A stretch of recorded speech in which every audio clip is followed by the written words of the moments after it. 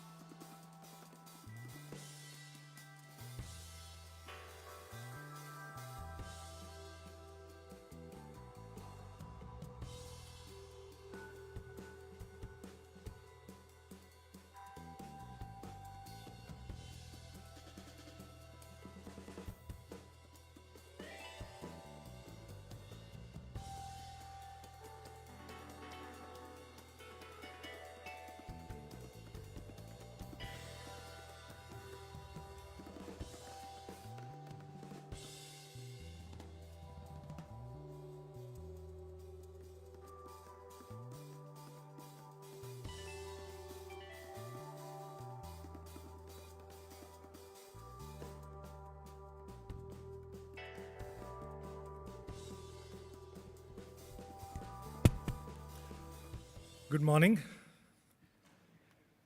So we're going to start off the programming for DeFi 101.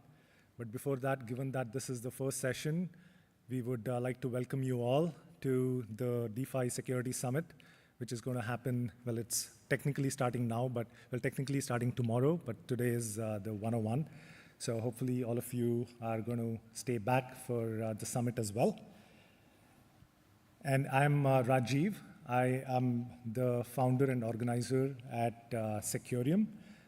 And the first session is a CTF, right? So if you look at the agenda, we have AmazeX, which is a capture the flag event. So hopefully all of you are prepared to participate in it. So let's dive right in. A quick note about Securium. So Securium, the mission of Securium is to educate and evaluate the security of Ethereum, right? So that's the origin of Securium, security and Ethereum, as simple as that. And it started as, you may have heard of Securium from its bootcamp initiatives, which started in Q4 of 2021. And since then, we've been doing a whole bunch of different initiatives. So AmazeX is our CTF, but we're really known for the bootcamp initiative that's entirely online. So what is Securium? Securium is an online community entirely on Discord, really, of people who are interested in Ethereum security, and specifically smart contract security, right? So why do we need this? So when Securium was created about 2 years ago, even back then, well, we obviously have Ethereum. We have billions of dollars of value, right, in thousands of protocols on Ethereum. And all these are secured only by hundreds of experts, right? So if you look around, I mean, you're all the experts that we are really relying on to secure these protocols. And that's not enough, right? We need more people for various reasons. So that is really the mission of Securium. We want to increase the number of experts in the space.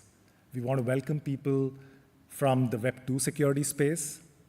We want to welcome people in the Web3 space already who are developers and who want to get into security or get better at security, because ultimately security is best done shift left. So we want all the protocols to actually implement all the security while they develop the protocols, right? So that is really the mission of Securium.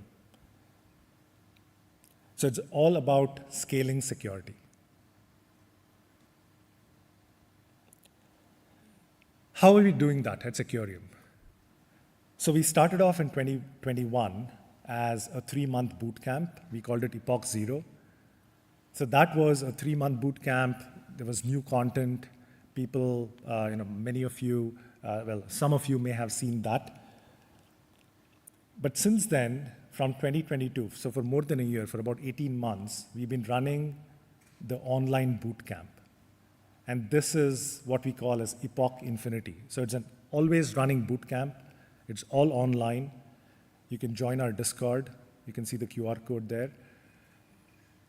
We already have some of the content. Some of it is already outdated, but many of you are producing fantastic content about Ethereum, about the various changes to it, about the various layers, about smart contracts. I mean, there are so many patterns that are changing, about all the security hacks, the vulnerabilities. So all that content is there. We need more, but there's a lot more coming up. So as part of the bootcamp, people read those content, they join the Securium community on Discord, and what happens on sort of a cadence is, the first one is the race. What's a race? Very simply, it's a monthly online smart contract security quiz. It's free, it's open to everyone. You can join the Discord. There are announcements about when the next race is going to be. And who designs these races? So when it started off, it was me, but then the whole of last year, we have got fantastic mentors in Securium. Many of them are speaking today and at DSS in the next 2 days. So these mentors are taking their valuable time.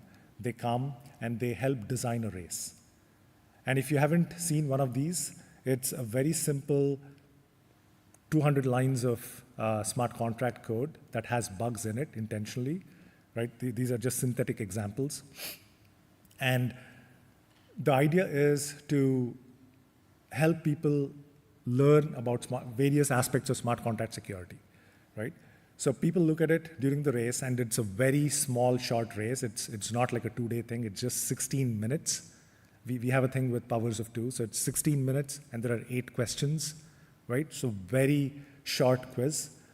And people take it, the answer, it's all multiple choice. There's no writing answers. I mean, it's unlike a CTF. It's theoretic in that sense. So people do these races, and we've been having more than 200 people take these races every month. Again, it's free, it's open to anyone, right? So you just have to jump on the Discord, see the announcements, register, there's a window, and then you get an access code. That's it. After that, you can participate in all these races. There's one every month, right? And what happens after that? So there's a leaderboard that is published, and you can opt in for receiving an NFT that shows exactly what race you finished, how much did you score, how many people, with all the details. So that's cool. And then for a few of the races, we have a corresponding care, right? So the top people from the races, maybe the top 16, top 32, they are invited to a care that happens in the following month. And that care can be different, but it's typically in the form of a workshop. And there, Securium has collaborated with the leading projects in the space: Certora, Spearbit, Sherlock, Trail of Bits, most recently Verides. So we invite people, only the top people from that race. So if you're the top 16 in that race, and if there is a workshop happening, then you get invited. You get to learn whatever is happening during that workshop that happens for a week. And that is, that may be a tool, it may be about fuzzing, it may be sort of like an audit. We had some of that a long time ago, but most recently it's all been focused on the tools and fuzzing and various other static analysis tools. So that is what care is. So Epoch Infinity is really the races and the cares happening in tandem, right? So that is what the bootcamp is. But today, we are here as Securium, we are a team, and we are going to be hosting the CTF. And we have some distinguished alumni from Securium who are going to be talking about the various CTF challenges. So if you have your laptops, please feel free to open them up and get started as they explain the various challenges. So with that, I'll hand it over to Eugene. Thank you.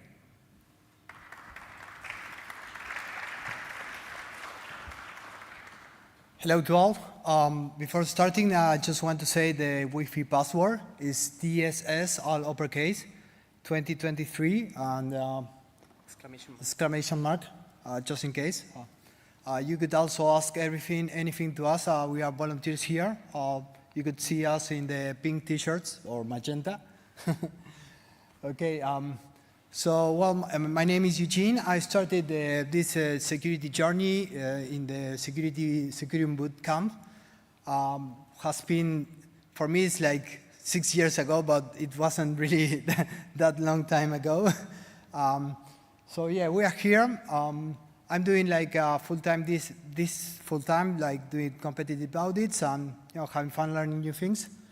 You could ask me anything. I have built a few of these challenges.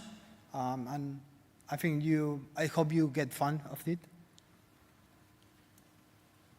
Hi, it's a pleasure to be here on stage. Similar to Eugene, my name is Lucas.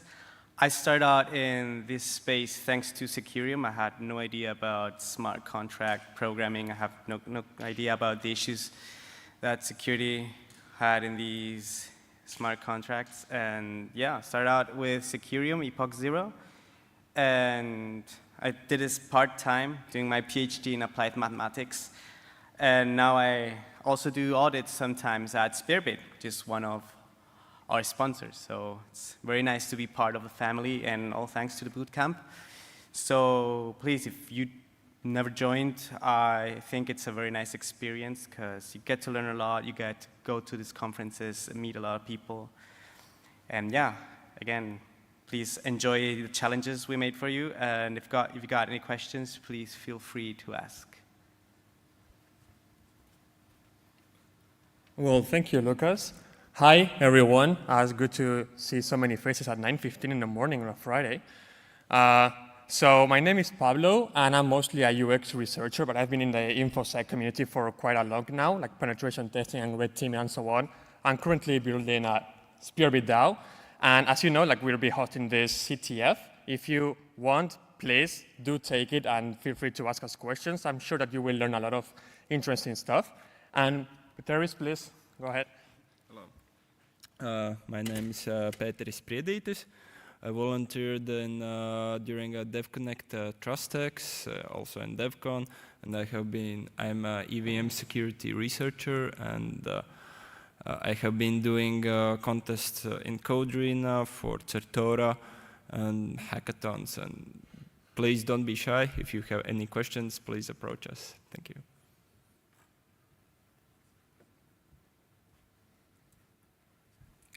Hello, I'm Laret. I'm a master student in computer science. I'm from Germany. I also volunteered at TrustX last year. And I've been doing some internship at Sigma Prime. Just having fun in the space. And the last guy. So I think Ali is missing because he's busy on the entrance. Okay, let's start with the first challenge. Okay, this is the CTF instruction, sorry. So we got the 8 different challenges. 3 of them are easy. You should be able to crack it without any trouble if you know regular Solidity. There's going to be 3-day competitions.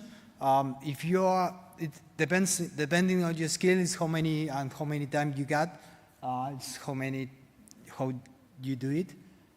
You could always ask for us for help. And after that, there's going to be a write-up and 30 minutes for explanation and solutions. Okay. I think it's yours. Yes. So some important DeFi concepts that we are going to treat, well, DeFi and smart contract programming concept that we are going to treat during these challenges are, first, the most important, the ERC20 token standard. Think about the functions, think about the ABI of the ERC20, think about how the state is handled in this standard. Also, flash loans, think about how they can impact state, how one can modify balance, how can that impact other protocols. Then create 2 opcodes. Some of you may know these are used to deploy smart contracts, and they function under the hood in very different ways. They're used for different scenarios.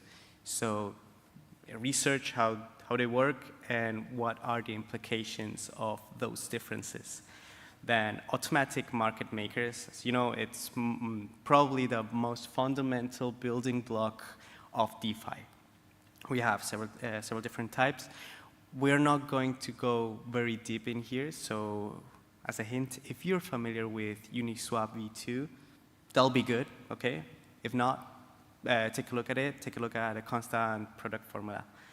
Then again, the most famous vulnerability in the space, reentrancy attacks. I don't think I have to explain that in depth, but for those who don't know, reentrancy attack is a computer science concept in which a process is interrupted by another calling process of the same nature. So which implications does that have in smart contracts? What can you do with it? What can you break with it? That is really important. Then lending protocols in DeFi. You may be familiar from several famous hacks. Let's say, for example, Mango Markets, for example. This has been a very tough one. It was a lending protocol, so make sure to research how lending protocols work in DeFi. That'll give you good hints to solve the challenges. And finally, Oracle manipulation and collateral liquidation.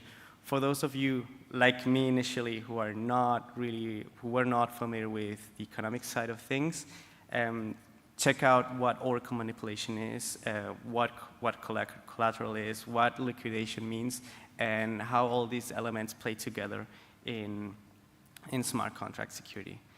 So now we can start off with the explanation of the first challenge. Eugene, please. Oh, you go. Okay, so the first challenge is mainly you choose to warm up. It's a simple ERC20 token. If you don't know what is an ERC20 token, perhaps you should start doing that. It's one of the more basic things that you could build. The main goal here is that you have to recover 1,000 ETH, that's the name of the token, the symbol, and redeem into it again to avoid further losses. The contract to hack is just magic ETH. So the concepts that you should consider here is that this token is pretty similar to WED. You could deposit, you could withdraw, it has an extra functionality to burn tokens, and that's all. It's basic on a recent hack that were lost like a couple of million of dollars, so take in mind that this is simple, but it happened in reality. The next challenge is, at first sight, could be pretty similar. It's mainly a modern ETH. It's a contract that has locked 1,000 ETH, and you have to rescue those funds. To be honest, I don't want to give any spoiler, but just take in mind that it's pretty similar to it. It has some extra functionality. You could always check for hints into the README. Just be aware if you open in a plain text editor, you will see the hints, so be aware of that.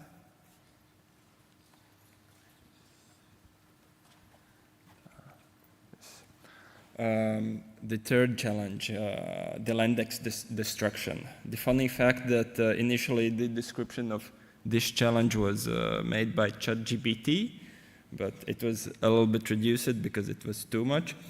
And the purpose for this challenge is to outline that the code on the blockchain is not immutable, and a couple of months ago, due to this, there was a hack done to a very famous and to a very famous protocol. Yes, how fun!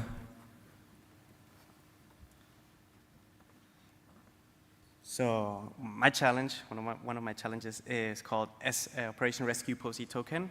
So what is happening here is that tokens are stuck at an unclaimed address. So, and there's a factory contract that deploys some smart wallets, right?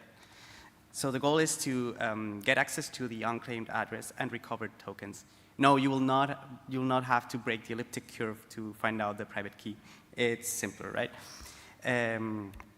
So the concepts that we're going to treat here are the create to opcode, the way to create deterministic addresses, and how message sender behaves under different contexts, right? So here, for example, you can see a pseudocode line that outlines how create2 works. That's a big hint. And below you have a diagram of interactions that, if you think about who's the caller and what is message sender in each context, that'll give you some good hints to solve this challenge. So, Eugene, please. Okay, so the first challenge that I present were easy. This one is a bit more complex. It's also a bit more fun to do because it's small. It's mainly an RC3626 vault. If you're not familiar with that, it's just a vault where you deposit token and you mint new tokens. So the main goal here is that Alice and Bob got found in danger. You have to rescue them. You will start with almost no ether, so it's going to be a bit trickier. You have to concatenate different attack vectors. Yes. Right. The next challenge is safe yield. It's about flash loans mainly. There's a DeFi protocol in the center which combines two basic concepts, flash loans and the DEX. So depositors can earn fees. It's like your basic DeFi protocol. Your goal is to drain at least 100 ETH, and you only start with a little. So you need to combine those two concepts to drain the pool. And there's one contract. And just for those who might not be familiar, but I guess most of you are, what a flash loan is, here's a basic concept. So the main idea of a flash loan is that it's all happening like in one transaction.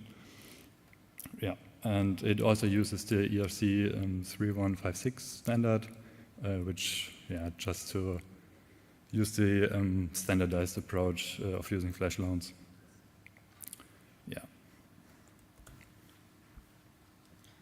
So yet another challenge regarding addresses and clones. This one is called Crystal DAO. It's inspired by a big fiasco that happened with some optimism tokens, if you may be familiar with. It's a big hint. So here we have a factory that deploys ERC 1167 clones of a DAO treasury contract. The admin can execute arbitrary logic as long as they provide the signature that shows that they are the admin, right? And the admin is set on deploy, right? The goal is to recover the tokens that are stuck at the treasury because somehow the signature of the admin is not working, right? So contracts that you'll have to hack is a Crystal DAO contract. So for context, concepts that are going to be treated here is the ERC 1176 minimal proxy standard, EIP 712 signatures, very important, and the way the EC recover function works, right? Here you have a small, simple diagram of how ERC 1176 minimal proxy work.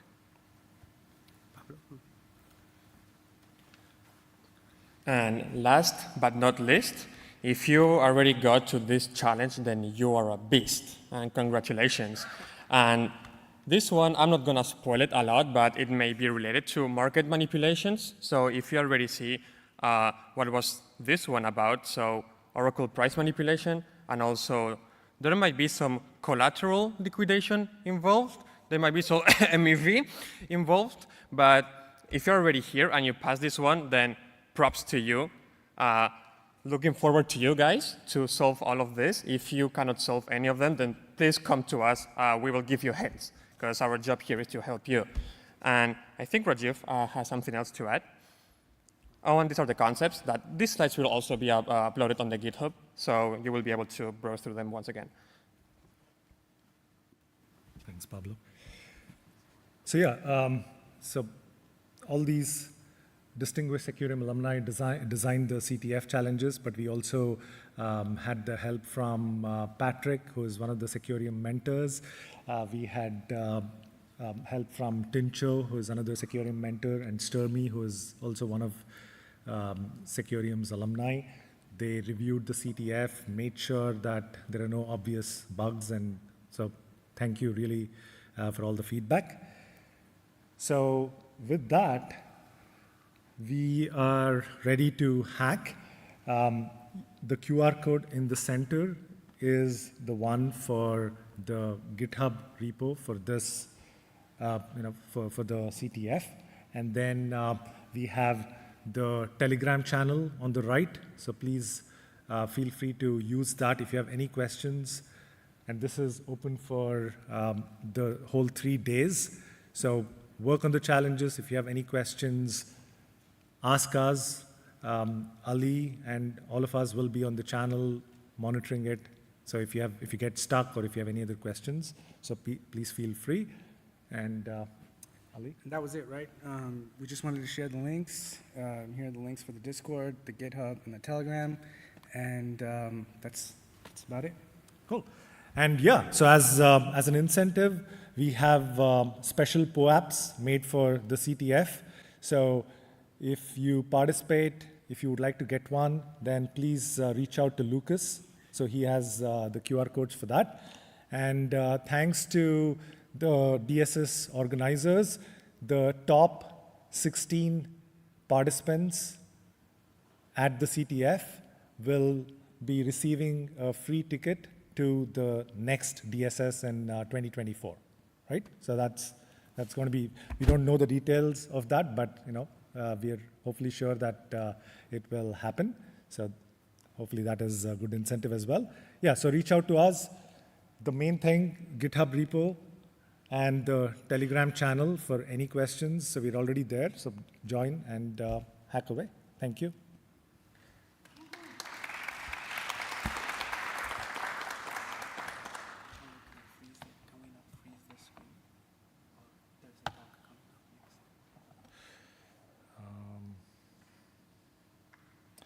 So we do have time. So if you start looking at the repo, if you have any questions in the next 15 minutes, we are all here. So just reach out, and we do have microphones for any questions. So yeah.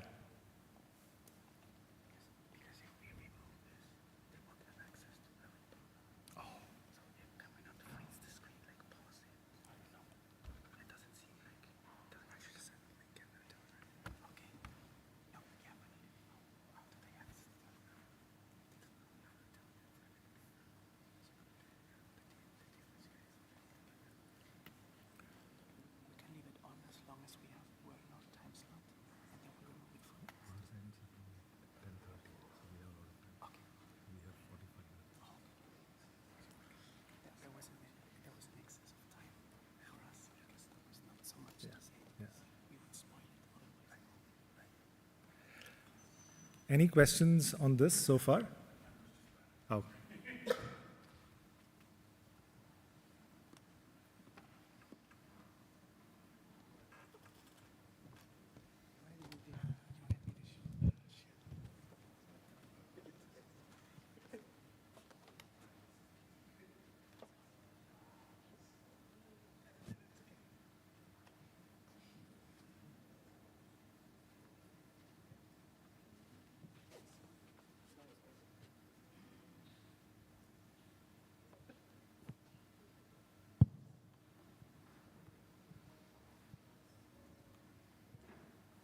So are people able to scan the QR code and look at the repo?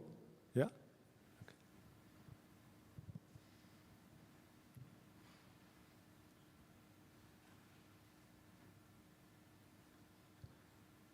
Yeah. Doesn't work? Did the QR code work for anyone? It did? Okay, looks like it's the one in the center, yeah? Or Discord is not working? Sorry, yeah, ignore that, yeah. So ignore the QR code on the left, so that is stale. So the one in the center is what is useful for today. But yeah, we'll post the updated one later. Or you could just Google Securium and hop on, yeah.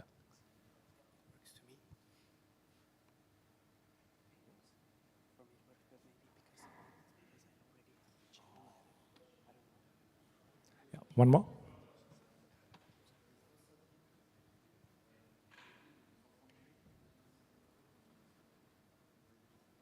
Sorry, can you pass the mic? Oh,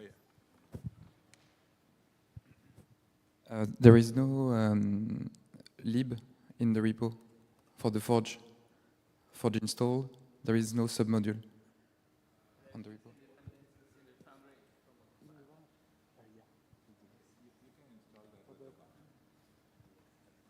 Okay, thanks. You're just missing Foundry dependencies.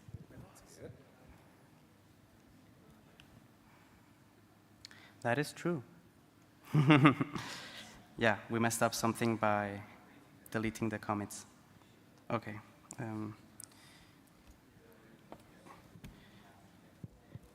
We'll fix it.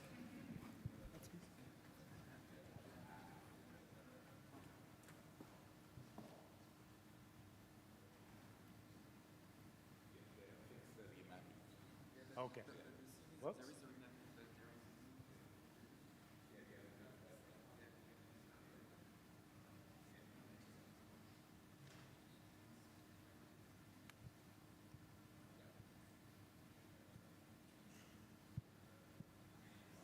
So again, so the CTF is open for the entire duration of DSS. Feel free to hack on it whenever you get time, tonight, during the talks when you take a break, and use the Telegram channel for any Q&A. And yeah.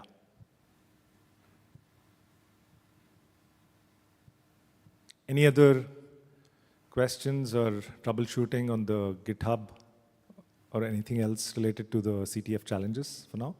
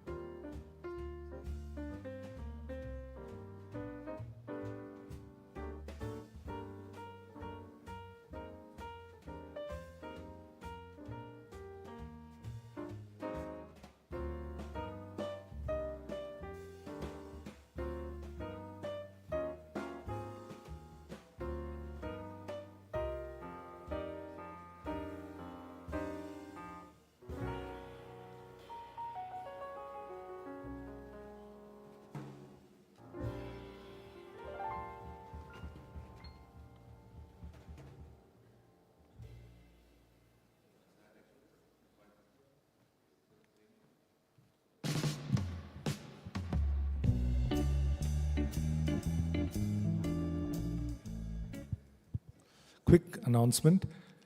So if there are any speakers who are speaking in the later sessions today, please just come and talk to one of us, identify yourself, so we know you're here and we can stick to the schedule. Are there any speakers for DeFi 101 here?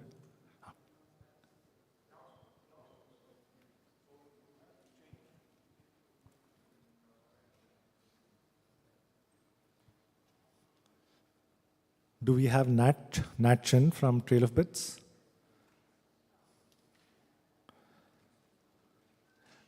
Do we have anyone from Sigma Prime? Yoran? Diligence? Okay, thanks.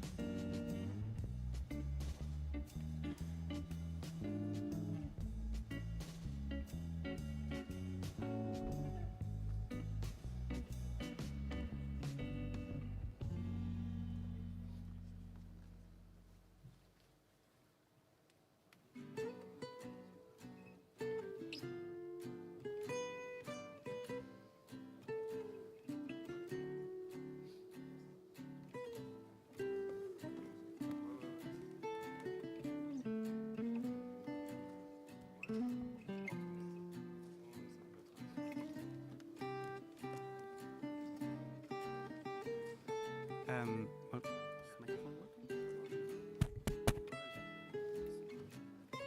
So,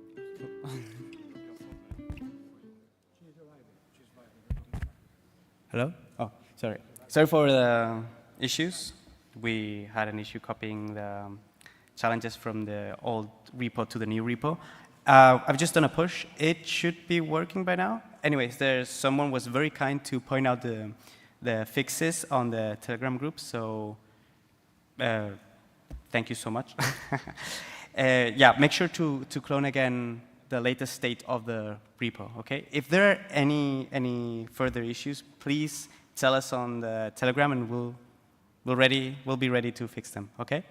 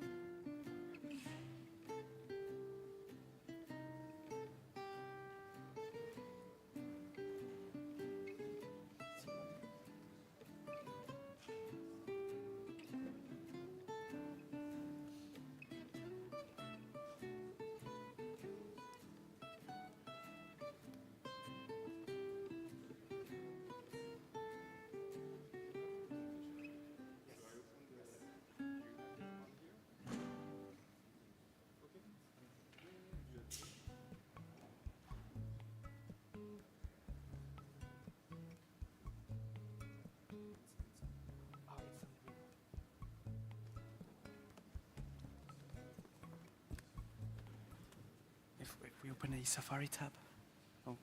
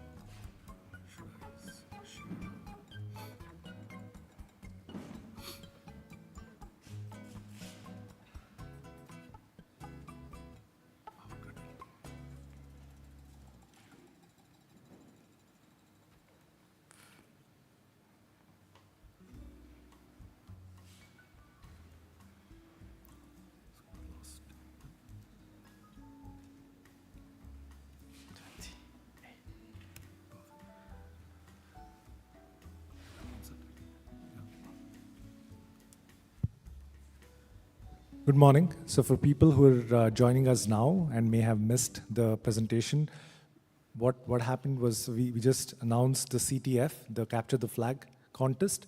So for people who are interested to join, there are two, just ignore the Discord QR code. The one in the center is the QR code for the GitHub that has this repo for the CTF and all the challenges. And the README does a fantastic job of explaining all the challenges and what is supposed to be done. And if you have any questions, please join the Telegram channel, that the QR code that is shown to the right. So that is something that the Securium, all of us will be monitoring for the next 3 days. And if you have any questions on the CTF, if you get stuck, if you have installation issues, technical questions on the challenges, please feel free to ask us over there. Thanks.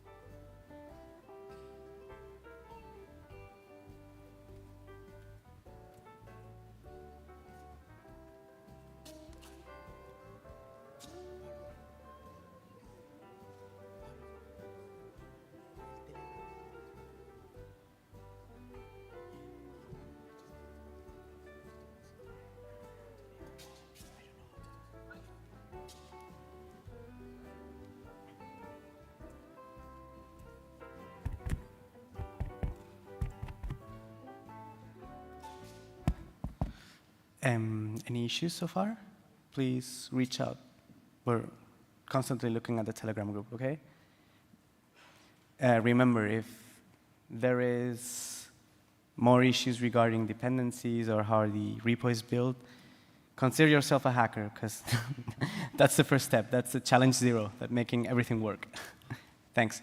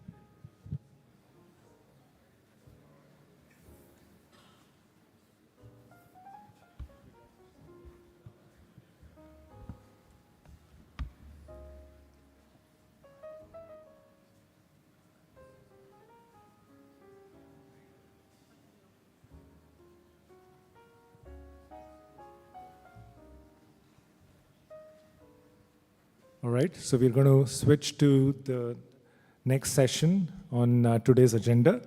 And for all of you who are participating or who started looking at the CTF, like we said, you can reach us at on the Telegram channel that we shared, and hopefully you've already got the GitHub. But if you don't, then reach out to any of the volunteers who have these T-shirts on, like this, for the CTF or for any other questions. So thank you. Thank you, Rajiv, for the fantastic, and the Secureum team for the fantastic introduction to the CTF, and also helping us, the volunteer team, for the whole DeFi Security Summit. Well, this, as some of you know, this event last year was started last year, and it's a recurring event. And last year we had an opportunity to have Natalie Chin from 12-bit doing the security track for us, and she agreed to do it again. Natalie is a leader in the security research. She is working on basically their security tools, and Kidna, this leader and others, and she's gonna present, right? Yep. Thanks. And also, if you have questions about Wi-Fi, other things, please ask us. There's extra room that you can use for eating, but we prefer that you stay here for a moment, so that, and but in this room you cannot have food, but in the other room you can have food. Maybe we'll see later. I think there are workshop by the Jocelyn from 12-bit, and also from by Tomer Ganor from Satora, and Ernesto from BGD. Maybe you want to sit there, or you can sit here. It's probably better you sit here, but it's a bit less comfortable with the laptop. Thanks.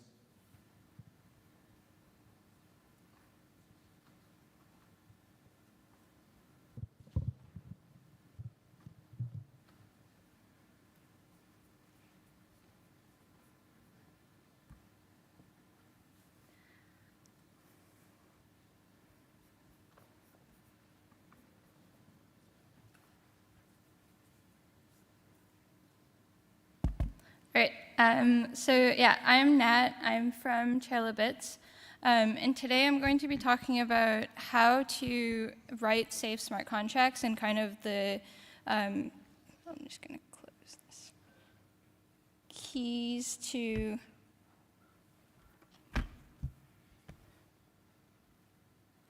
to writing safe code. A little bit about me. I'm Nat. If you want to find me on Twitter, my handle is here. At Trailabits, I'm a security researcher. So that means I do security reviews. I work on tooling, and I get to attend conferences like these to show how we're using tooling, and kind of talk about the public resources that we have available. Just to make sure that they're as accessible and as available as possible. Personally, I'd love to climb things, I like to fall off things, and generally that means I'm falling off rocks just around the world. On the Trailabit side, we like to try to essentially help people build safe software. What that means is we do a lot of research and engineering and R&D based on how to make sure that code is as safe as possible. But that means that everything that we learn from our research feeds into the creation and the development of our tools, which are all open source. You'll probably be familiar with a few of our tools and like our kind of skill set. Slither, Echidna, Medusa, and a few other tools that help essentially make that developer experience a little better. So I did say I was a bit of a climbing nerd. In climbing, generally rock climbing without protection is kind of a life and death situation. If you're climbing without bouldering mats or you're climbing without clips and carabiners, it's something that's considered fairly risky. The safety considerations that we consider in rock climbing are very similar to that of how to think about like smart contract security. We work really hard essentially to try to solve either man-made problems or natural problems, but a little bit of beta, which is essentially tips and tricks on how to get up a route, goes a very long way to actually understanding and solving a problem. So in this particular comic, the bottom beta in the bottom, it basically tells you in order to climb a route to either grow taller or just be better at climbing, which obviously is probably not the best advice. If we tie the concept of beta back into kind of smart contract security and security in general, there is a parallel around, like, for example, a Stack Overflow question and like the solution. If you consider asking a question on Stack Overflow, the beta is basically the answer. It doesn't necessarily matter what this question is even asking, but we're going to be talking about, I think I skipped. We're going to be talking about how to write safe code and how to write safe contracts. The beta here is probably going to be fairly self-explanatory and kind of something that should be easy to follow along with. And the whole goal of this is to create kind of somewhat of a framework and some more understanding around what would help security researchers in understanding your code base and what would help with making sure your code base doesn't have bugs while you're developing. So essentially allow you to catch your bugs as early as possible. So in climbing, we also have this concept of a start hold. This is where you start with your problem. This is where you start with your climb. Generally, this is marked with a start marker like this. So in this particular problem, you have to start with four limbs on that big square volume, and you have to essentially jump over to the others. This defines essentially what is the end and what is the beginning of your route. So in order to start, let's figure out where exactly we should start. This is an interesting concept because specifications, even though they're probably the dullest to write, are the most important to have for your code. By figuring out where you're going, there's a much better chance that you're able to determine how your code is not working properly. When you create specifications, this should include information like what are you actually trying to build, who your users are, and how your users are going to end up using your code, and especially how your code is intended to be used. Outlining these mean that you have a target to reach.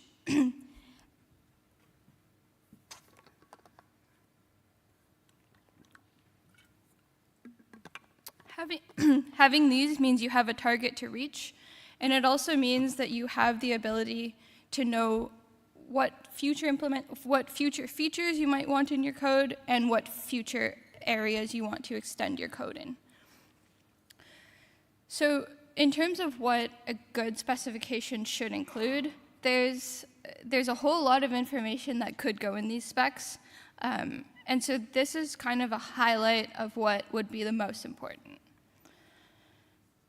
Generally, when we're writing code, we make a lot of assumptions around your code is only supposed to work under certain conditions, or a user calls your function with a certain input range, or the endpoint or the caller of your contracts is supposed to be a certain address. If you are writing down all of the assumptions that you're making and including that in your specifications, it means it's much easier in the future for someone to be able to read all those assumptions and understand when this code is supposed to work and what is supposed to happen if those assumptions don't actually hold. We'll be coming back to ways that we can verify that the assumptions actually hold. And there's a multitude of ways that that can be done, but having those assumptions and having that in your specification is going to go a long way to actually understanding what code you actually want to check and what you want your code to do more specifically.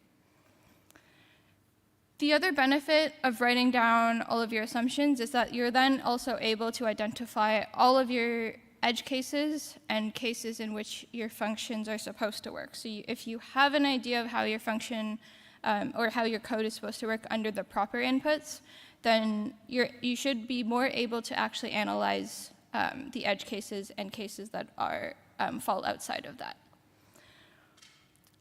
If in the case that you do have any mathematical computation and kind of assumptions, proving any kind of formula is going to be very useful to actually check that your math works as you intend.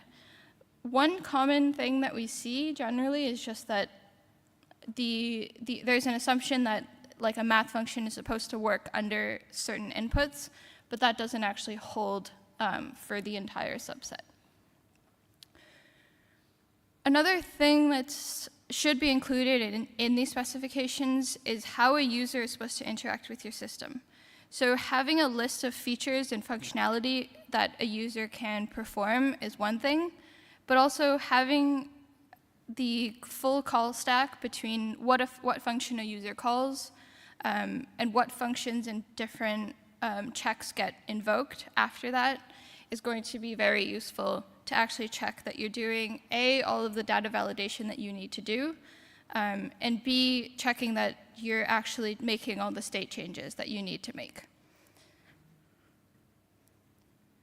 So that ties into data validation assumptions as well. By that we mean if your function is callable by an only owner modifier, then what other checks do you need to make based on the other inputs that are coming in? For all of the functions where you have even publicly callable functions with like arguments, are you actually doing the proper data validation that needs to be done?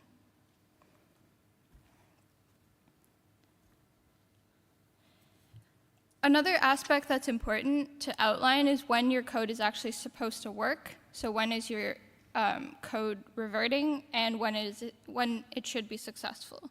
By writing down all of the cases in which your code is actually expected to revert, that allows you to have a better mental model of your architecture and allows you to see essentially end to end if your system is interacting with your system in one way, what impact does that have on your code base? And on the other side, specifying when your code base is, or when your function call or et cetera is expected to not revert. Outlining these is not just important for implementing automated testing, but is incredibly important for actually understanding how your code is expected to work. Going more into kind of the code side, having NatSpec on all of your publicly callable, or on all of your functions is useful just because you're able to specify essentially understand what the function does, what are the inputs that are expected to come in, and what are the expected return values. From that, you have a much better idea of, per function, what is expected to happen. This is one thing it sounds very easy, and especially if you have a small code base, it may be easier to do, but as your code base grows, having NatSpec is going to be even more important to actually identify how all of your functions work together and isolating logic in between those different functions. So similar to user flows, another thing that a good specification should have is creating user guides. Essentially, a user guide is outlining how a user is expected to interact with your system. If they're going to be specifying, for example, slippage values, how are they defining how are they determining like what slippage value to choose, and kind of examples in terms of how to choose these inputs. The benefit of this is that once you have all of this whole list of what a good spec has, it means from a review perspective and from a developer perspective, you know what your code does, and that assumption is the most important. Once you have it all written down, it becomes a lot more concrete as to what the code is expected to do. So the benefits is basically you know what your code is supposed to do, and you know how it's supposed to work. So it's not just, my code implements a liquidity pool and it does swaps. That's a bit too vague to actually verify that it has or to check that it has no bugs. If you have these detailed specifications, it's much, much more easy to essentially determine what the impacts are. So that brings up an interesting question, because if we're writing down everything as we're creating these specs, it doesn't necessarily mean that our spec is something that we create once and then leave it as is. The assumptions that we essentially are making for like writing this code is generally something that changes with time as we're adding new functionality, as we're making new changes to the code base, making sure that that spec is up to date and essentially updated every time you change code, in the same way that a unit test should be written for every function you add, is a way that you can make sure that that spec is always live and always reflects essentially your most recent changes as well as your most recent assumptions. There's generally a confusion with especially code bases where we have outdated documentation and new code. So then is your code the single source of truth? And if it is, how it's very unclear how to verify how your new code is expected to work in comparison to previous versions that are documented. So that's quite a lot about specifications, and that's one tool that we can use to essentially be able to help us essentially identify what assumptions we've made on our code and make sure that those are explicit. But there's a lot more tooling that can be used to help us make sure that we're actually making sure that our code is safe.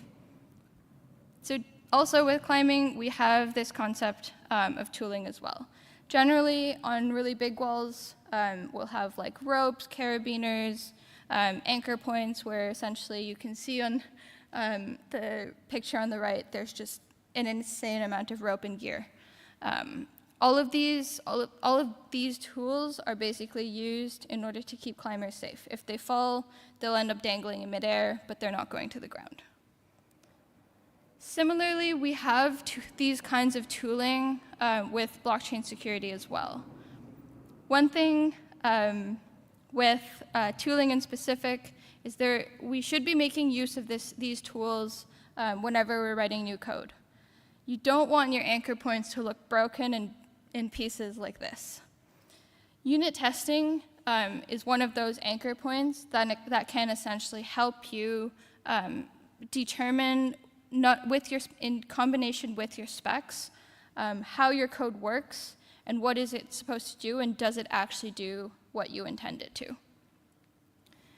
So it's an interesting conversation to have, because you need your specs first. You need to essentially identify what your expected behavior is.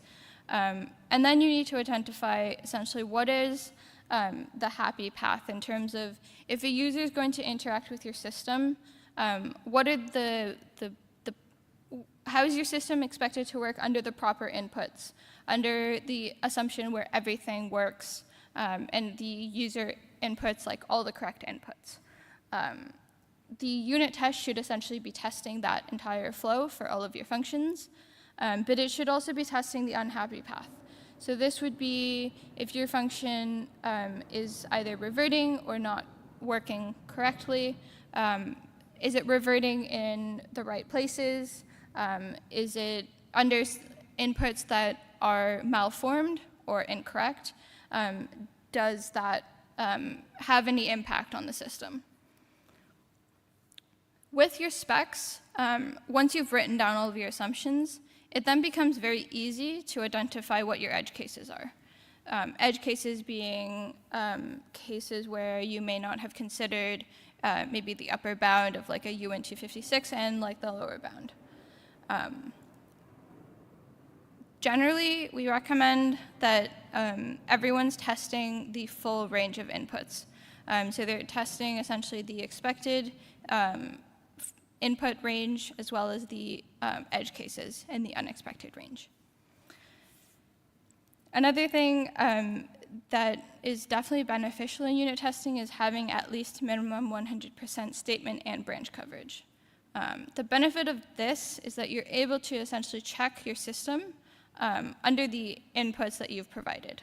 So this helps you, if like you can specify, certain inputs, certain checks that you want the code base to hold true, and under those cases, this 100% statement and branch should help with essentially checking against those specific input ranges.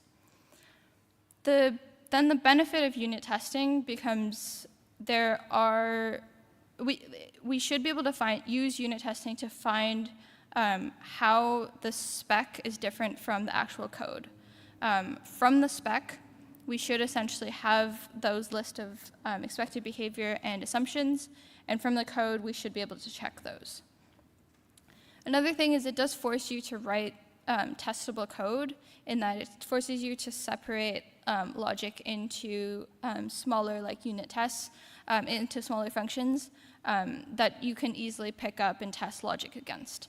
This is beneficial because you can then do unit tests against individual functions, and then you can pick up like integration tests with different modules. As long as you're updating code, these unit tests should be written alongside this code. It means every time you're writing like a new function, you should be checking like the correct input ranges, the edge cases, and making sure you're hitting that expected coverage. The benefit of this also means that in the future, if you're changing your code, you're refactoring, it future-proofs you from reintroducing that bug in the future. If you do actually reintroduce that bug, your system will essentially tell you that there is like a unit test failure. The whole goal of unit testing and these tools in general is basically to identify bugs as they're being introduced during the development process, as opposed to thinking about security at the very end. There are, however, limitations of unit testing, and this is generally in that the coverage of your tests are only as good as the inputs that you've actually tested against. So if you're, for example, your function works against UN 256, and you've tested maybe a smaller subset of that bound, if you're not testing the lower bound or the upper bound, those unit tests are not really conclusive. So even if you have 100% statement coverage on that kind of function, not testing those extra edge cases means that that unit testing isn't able to uncover bugs in those areas. The other thing, of course, is that it doesn't test integrations between components. So if you have a DeFi protocol set up, you're integrating with multiple other DeFi protocols, unit testing is not going to help you identify either how there are deviations in like expected behavior with those external calls, but it's just going to tell you essentially per function.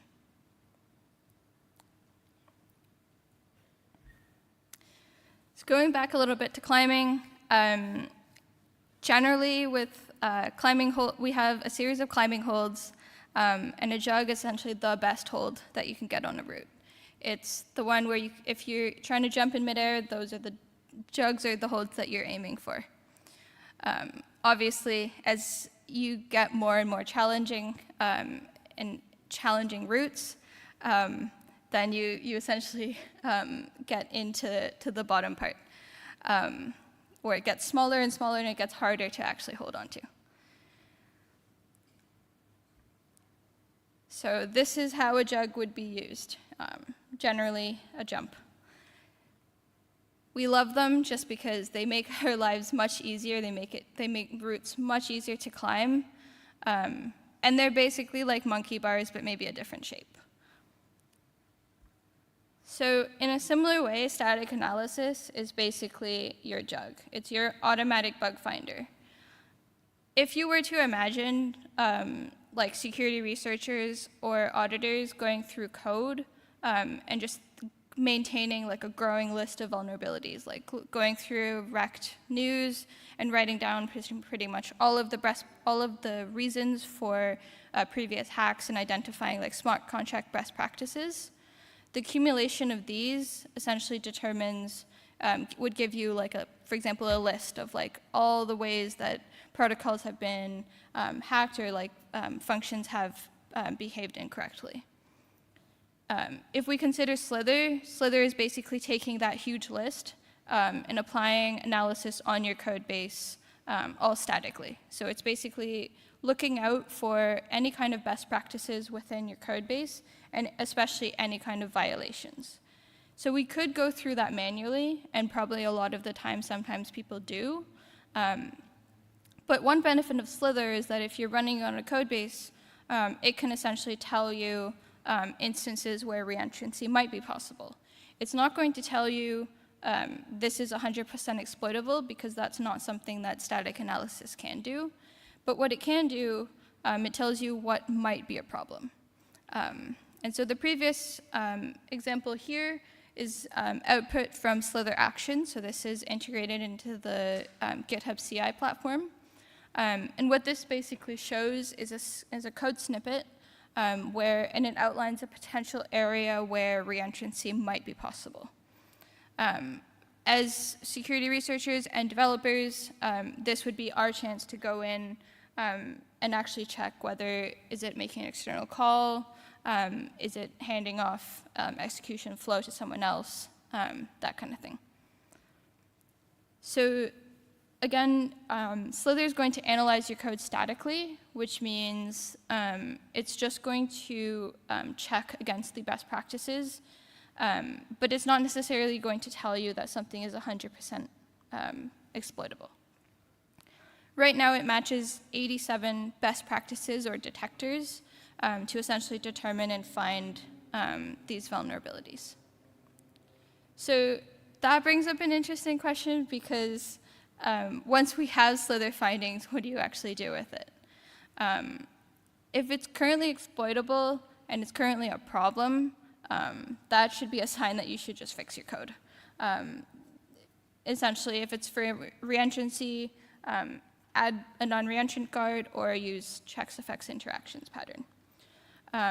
If the code can potentially be exploitable in the future due to like governance updates or some other code upgrade that might be possible, then that would be a case in which you would want to document and make sure that it's explicit that any kind of code update in the future will essentially will have these impacts on the system. So similar to unit testing, Slither also has its pros and cons. It runs quite quickly on code bases, which means that it gives us quite a quick view of what might go wrong, and it tells you what looks wrong, but it's not going to tell you what is exploitable. It's going to tell you there are violations of best practices, but it's not going to specifically say this is exploitable in this way. It requires human interaction to go in, triage, and determine what the impacts are. So in climbing, we also have this concept of a crux. This is the hardest part of a move or route. This is the part where you usually have to fight the most. This is essentially the most challenging part of climbing. And in the blockchain security world, this is basically fuzzing. Fuzzing will stress your code with random inputs. So kind of like a cat on a keyboard or a monkey on a keyboard. It's basically in, like, for example, that function that takes in a uint 256. Instead of being defined by the input range of a unit test, fuzzing is essentially going to generate pseudo-random values in order to test the breadth of how that function works. Fuzzing does also force you to identify how your system is expected to work through the creation of system invariants. In some ways, you can think of fuzzing as a robot unit testing, in that the fuzzer is going to determine what are the inputs to check, but as a developer or as a researcher, our goal is to essentially define in code what are those assumptions that we've made on how the code is expected to work. The other area of fuzzing is that it can be slightly more difficult to actually set up an end-to-end infrastructure, and especially as you get into more complicated bugs, can be difficult to get stood up. So in terms of tooling, we have Echidna, which is our open source smart contract fuzzer. And it will automatically generate inputs for your functions. So based on the properties that you define, or those assumptions that we were talking about in the documentation section, those are essentially converted into code, and then Echidna runs on a code base to determine, A, is it possible for those assumptions to be violated, but also, if violated, what inputs actually cause that violation. The benefit of fuzzing is that it provides more complex bugs and quite a large, quite an interesting subset of bugs that may not have been uncovered through unit testing. And it can help us better with determining those edge cases. Generally, it's considered more complete as unit testing, but the setup and the getting stood up with contracts can be a little bit more difficult.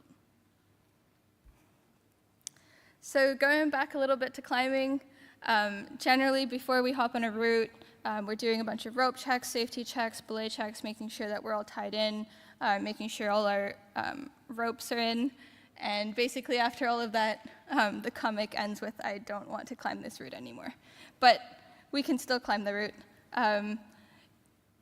Tying this back to the blockchain safety side, one thing to keep in mind is that blockchain, or security in general, is a continuous process.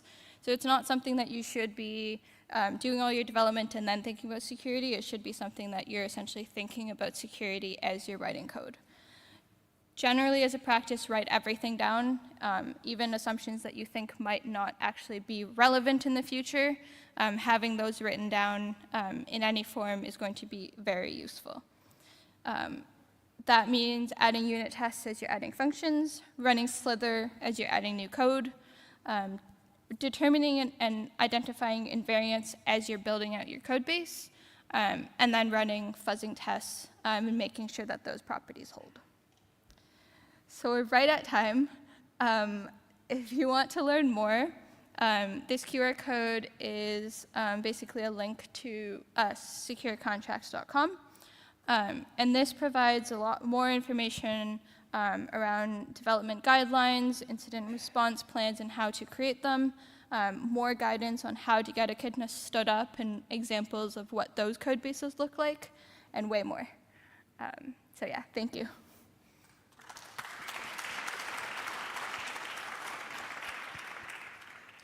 Thanks, Nat, for the wonderful insights. So hope everyone is ready to climb the slippery slope of blockchain security. So do people have questions for Nat? We have a few minutes. Anyone, just please raise your hands and we'll pass over the microphone. Thank you very much for a very clear and precise presentation. Can you just clarify just a little bit more on the 100% statements? What kind of statements would be expected to be written about the smart contract as opposed to what's in the specification? Yeah, so by 100% statement coverage, it means essentially as you're creating like a coverage report on your code, statement coverage is basically that you've hit every single line, that your unit test has adequately covered every single line of your code, whereas branch coverage, if you have like an if statement, the branch coverage may not be, like there may not be an else statement, but you should be checking, you should have a unit test that exists for that else case.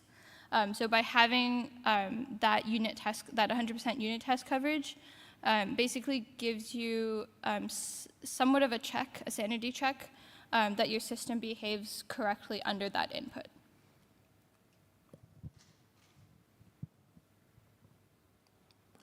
We have time for maybe one more question.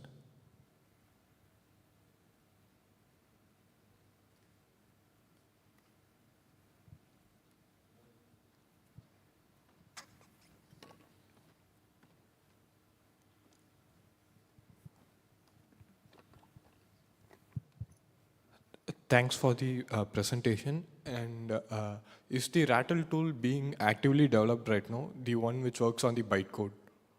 I'm sorry?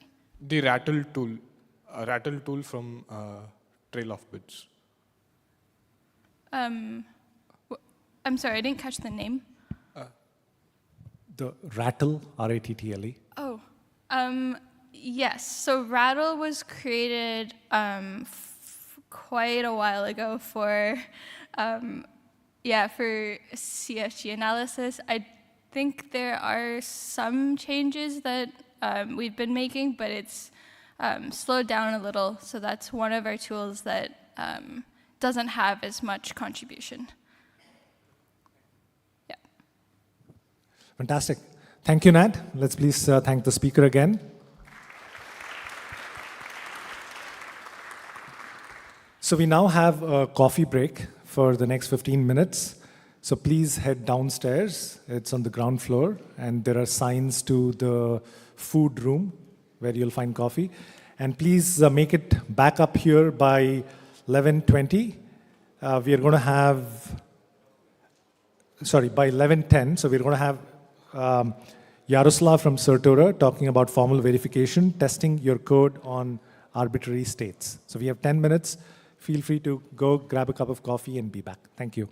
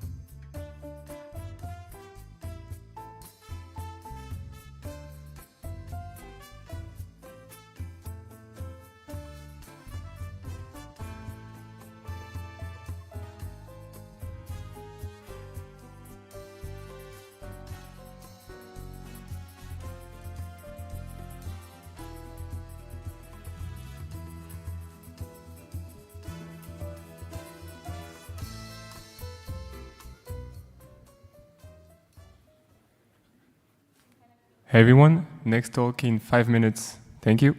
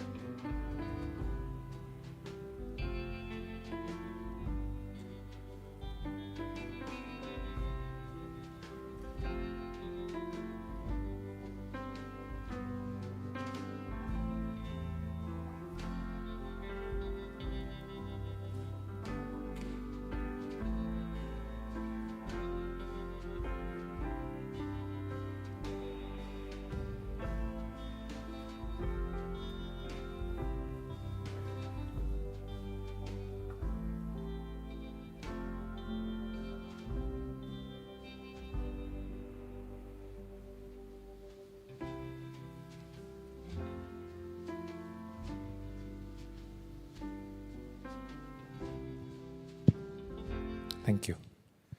All right, welcome back. Hope you had a good coffee break.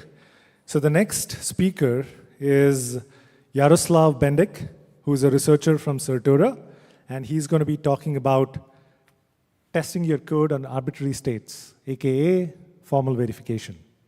Please give a warm welcome to Yaroslav. Thank you. Thank you for the introduction. Can you hear me? You can hear me, right? I want to basically show you how you can use formal verification to improve the security of your code. I'm sure that you have heard about many bugs that have appeared. They might have appeared in small contracts, they might have appeared in big contracts. In many cases, they led to losing millions of US dollars, but it's not just about money. The contracts are losing trust of the community. Bugs are issues, and I think we all agree that we want to get rid of bugs. We want to prevent bugs from being exploited, from being even appeared in the smart contracts. And the question is how to achieve this. There are many techniques that are usually used, like testing, fuzzing, auditing. You know these techniques. These techniques are actually used also in other areas of software development process. So, like testing is used in almost every software company, right? But in this talk, we are not talking about these classical techniques. We are talking about formal verification. And formal verification might not be so well known, and it might not be so widely used. It is the case. But I hope that after this talk, you will see that it has some value and it can be beneficial to use it, especially in the area of DeFi. So what is formal verification? There are many definitions. This is one from Wikipedia. And it says that formal verification is the act of proving or disproving correctness of algorithms with respect to certain formal specification using some formal methods of mathematics. Important parts here are proving or disproving. This basically means that you should get some guarantee, mathematical guarantee that there are no bugs. But what does it mean, no bugs? This is the other part of the definition. Formal specification. You need to properly, without any ambiguity, define what are the properties that you want to verify. Then you verify it. So if you write wrong specification and you run some formal verification, it says there are no bugs. It might not be the case because you might have wrong specification. So you need to write specification and then you can apply the formal verification. And the specification is not written in English. It has to be precise. Okay? So there are many myths and claims about formal verification. Maybe we have heard about these. I don't know how much you know actually about formal verification. Some of these myths says that formal verification can be only used to prove things, or that the hardest problem is computational, meaning that formal verification does not scale for real programs, okay? Because you are really providing this guarantee that there are no bugs, like no execution can lead to a bug. Another claim, you get a bulletproof code if you run formal verification, or claims that formal verification can replace auditing or testing, or that you apply formal verification once, at the end you are done with the code and then you verify. So these are some claims, maybe myths, and during this talk I will try to shed some light on these and tell you what is the reality at the end of this talk. Good. There are many existing tools that are using some kind of formal methods. This slide is showing just some of them, and we can classify these into two groups. One can be called proof assistants, and basically these tools are, for instance, Isabel, Daphne, Coq, Cake. They can be used to prove very interesting properties of your program, but on the other hand, the user has to be very experienced. So you need to know how to use these tools. You basically go over your code. You are providing some lemmas about individual instructions, individual functions in the code, and then you can prove complicated stuff. But it takes a lot of time, okay? And if you change your code, you need to adjust the proof. So very powerful tools, but hard to use. On the other side, we have fuzzing and static analysis tools. So these tools are easier to use. They are running quite quickly. The user does not need to really know how these tools works. And if you change your code, you can just run the tool again, and it gives you some quick answer. But these tools are limited in some sense. They can give you some false positive or false negative answers, meaning like They tell you there is a bug, but it might not be a real bug, or they might miss a bug. They are not exhaustive, okay? And at our company, we are developing something called Certificate Approver. We are trying to be somewhere in between. So basically, our tool should give you the guarantee that there is no bug. But the hard part is that the user does not need to know formal verification, but the user needs to write the specification. So you really need to understand the underlying contract, and you need to properly specify all the behavior and all the possible bugs that might happen. You don't need to say like, Alex is stealing 1,000 Ethereums, okay? But you specify some properties. I will show you some examples later. So in the rest of the talk, I will illustrate how formal verification can be implemented following the example of Certificate Approver. The input of our tool is your program and some specification, and the output is either execution of the program that violates the specification, or you get some mathematical guarantee that there's no violation. And since this problem of formal verification is quite hard, we are really checking every possible execution of the program. Then sometimes we time out. This problem is really hard. But we are trying to find the bugs or give you the proofs, but sometimes we time out. It can happen. So two things to explain now. How to write the specification and how does the tool work.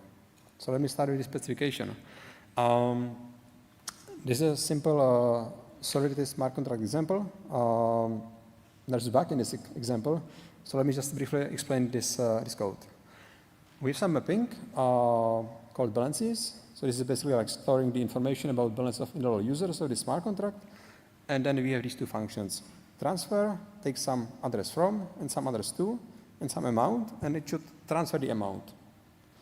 And then we have another function, balances of, which just takes some address and tells you the balance on that address. And now the question is, what is wrong about this function transfer? So let's just explain how it works.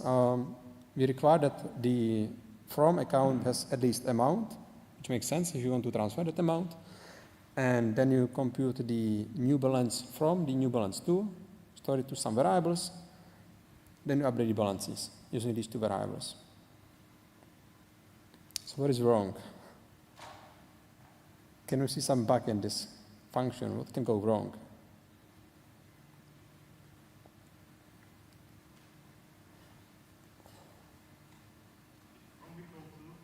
Right.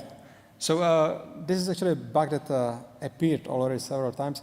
And I'm showing this one because one of our customers just introduced this bug in their, like it was not in production, it was during the development. This customer is using our tool, so they're writing some specification and running tests during CI, okay? So we have a rule that can catch this bug. That's why I'm talking about this one. And yeah, the bug is that if you send money to yourself, you can increase your balance. And yeah, it's because you first compute the new balance, like you're adding the amount, and then you decrease your balance, but then you override it again. So I hope you can see this behavior, okay? And now the question is, how can you find this bug using our tool? So as I said, you need to write the specification. And this specification might not be saying that when you send some money to yourself, you will increase your balance. It might be saying something else, but it should reveal this bug, okay? So here's the rule that was used in the CI tests. What is a rule? So our specification consists of several rules. Every rule is like a single piece of specification you want to verify with our tool, okay? This rule is called sum of, from, and to balances stay the same. So basically it is saying that if you execute the transfer function, then the sum of balances before the execution and after the execution is the same. So no tokens can appear basically, or disappear. How does it work? You say that you have some address to, and you have some amount. We are not saying what is amount, we are not saying what is the address, just that we have some address and some amount. Then you say that you have some environment E. What does it mean? This basically represents the Solidity global variables like message sender, message value, block timestamp, okay? So we are basically saying we are at some state of the smart contract, we have some amount, we have some address too. Then we compute the sum of balances of message sender and 2. Okay, by calling the solidity functions. And then we call the transfer. So we are transferring amount from message sender to 2. And then we check that the new sum of these two balances is the same as before the transfer. And our tool is basically checking if there is like any assignment to 2 amount E that violates this assertion. Okay? And there is one. In this case, not just one, there are many. Okay? And Alice is one of these examples because the initial sum of Alice is 14, like 7 plus 7, and then after the transfer, it becomes 24. So this rule will be violated, and it can get you to understanding this counterexample. Okay, let me show you another example. So this is some like a generic boilerplate, how to write specification in our specification language. So typically it goes like this. You say that you are at some state of the contract, so you have some like message sender, message value. You have some storage state. You do not say what is the current state of the storage. Then you can have some requirements, some assumptions about the message sender, for instance, or about the storage. So you might, for instance, require that there are at least 10 accounts in your smart contract, okay? And then the sum of balances is lower than 100. You can have some assumptions. Then you invoke some function from Solidity, and this function might return some value, some x, for instance. Then you can have some requirements, some assumptions about the result of this execution, like assumptions about x or assumptions about the storage that was changed because of the invocation of the function. Then you can call another function, for instance. Maybe using the same E variable, maybe you can define new E variable. So you have like two people that are calling the smart contract and they are somehow interacting. And then again, you can require something about the execution of that function. And at the end, you have one assertion, or maybe more assertions, that are talking about the effects of the execution of the function. Like in the case of Alice, okay, the sum has not changed. So you can have like arbitrary logical reasoning about the effects of the invocations of the functions. And yes, as I said before, our tool checks this for arbitrary value of E, arbitrary values of, state of the smart contract, but we follow the requirements that you provide. And this is not everything. Our verification language can, allow you to do more crazy stuff. So you can define some hooks and goes. These are basically, you can modify the underlying Solidity code. So whenever you invoke some function, you can count invocations of functions, or you can summarize some functions, meaning you can override some functions in Solidity, which might be very useful. For instance, if you are verifying some property that does not depend on some function, you just override the function. You just say, this is something simple, I don't care what this function does, okay? You can use quantifiers, like for every Alice, there is some John that does something. If Alice, or I don't know, you can have muffins, meaning we are not limited to using 256, you can have arbitrary numbers, and many other features. And actually tonight we have a session of Tomer Ganor from Certura. He will show you more. So this is all about specification from my side today. I will be happy to answer some questions or talk later. But now let's see how the tool actually works. So this picture summarizes the steps that we do during the verification. And I will now go individually over these steps and just tell you briefly something about them. The first step is that we take the Solidity and we compile it to EVM bytecode. And the reason is that different compilers produce different bytecodes. They might behave differently with respect to the specification. And sometimes the compilers even contain some bugs. And we've actually identified some bugs that are fixed also because of us. We are very proud of this. But the important information is that we need to verify the bytecode that is uploaded to the blockchain to make sure that, the bytecode that is used by our customer. And I might be saying like, this is something not nice. It's not nice, so there is some drawback. And the drawback is that if we find a violation of the specification, we need to show to the user what is the violation, like what is the execution of the smart contract. So we need to map it back from the bytecode to the Solidity, and this might be hard. Another issue is that the bytecode is complicated, it's not easy to read. It is using so many basic instructions, and this code is really hard to automatically analyze. And we are trying to automatically analyze the program. So even bytecode is not good for us. And hence, in the next step, we take this bytecode and we convert it to our custom program representation. And we call this one a 3-address code. I'm not sure, maybe you have heard about some 3-address codes before.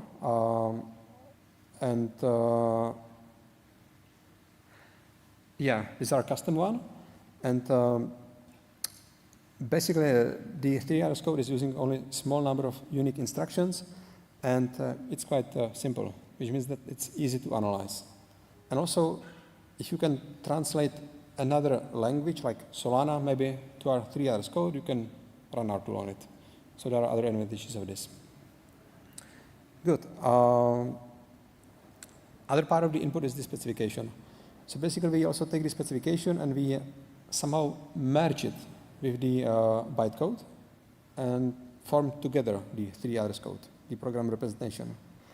And we take the assertions from the specification, put these as assertions to the tag program, and then actually it's about trying to reach and violate an assertion in the tag program. This is the verification task now.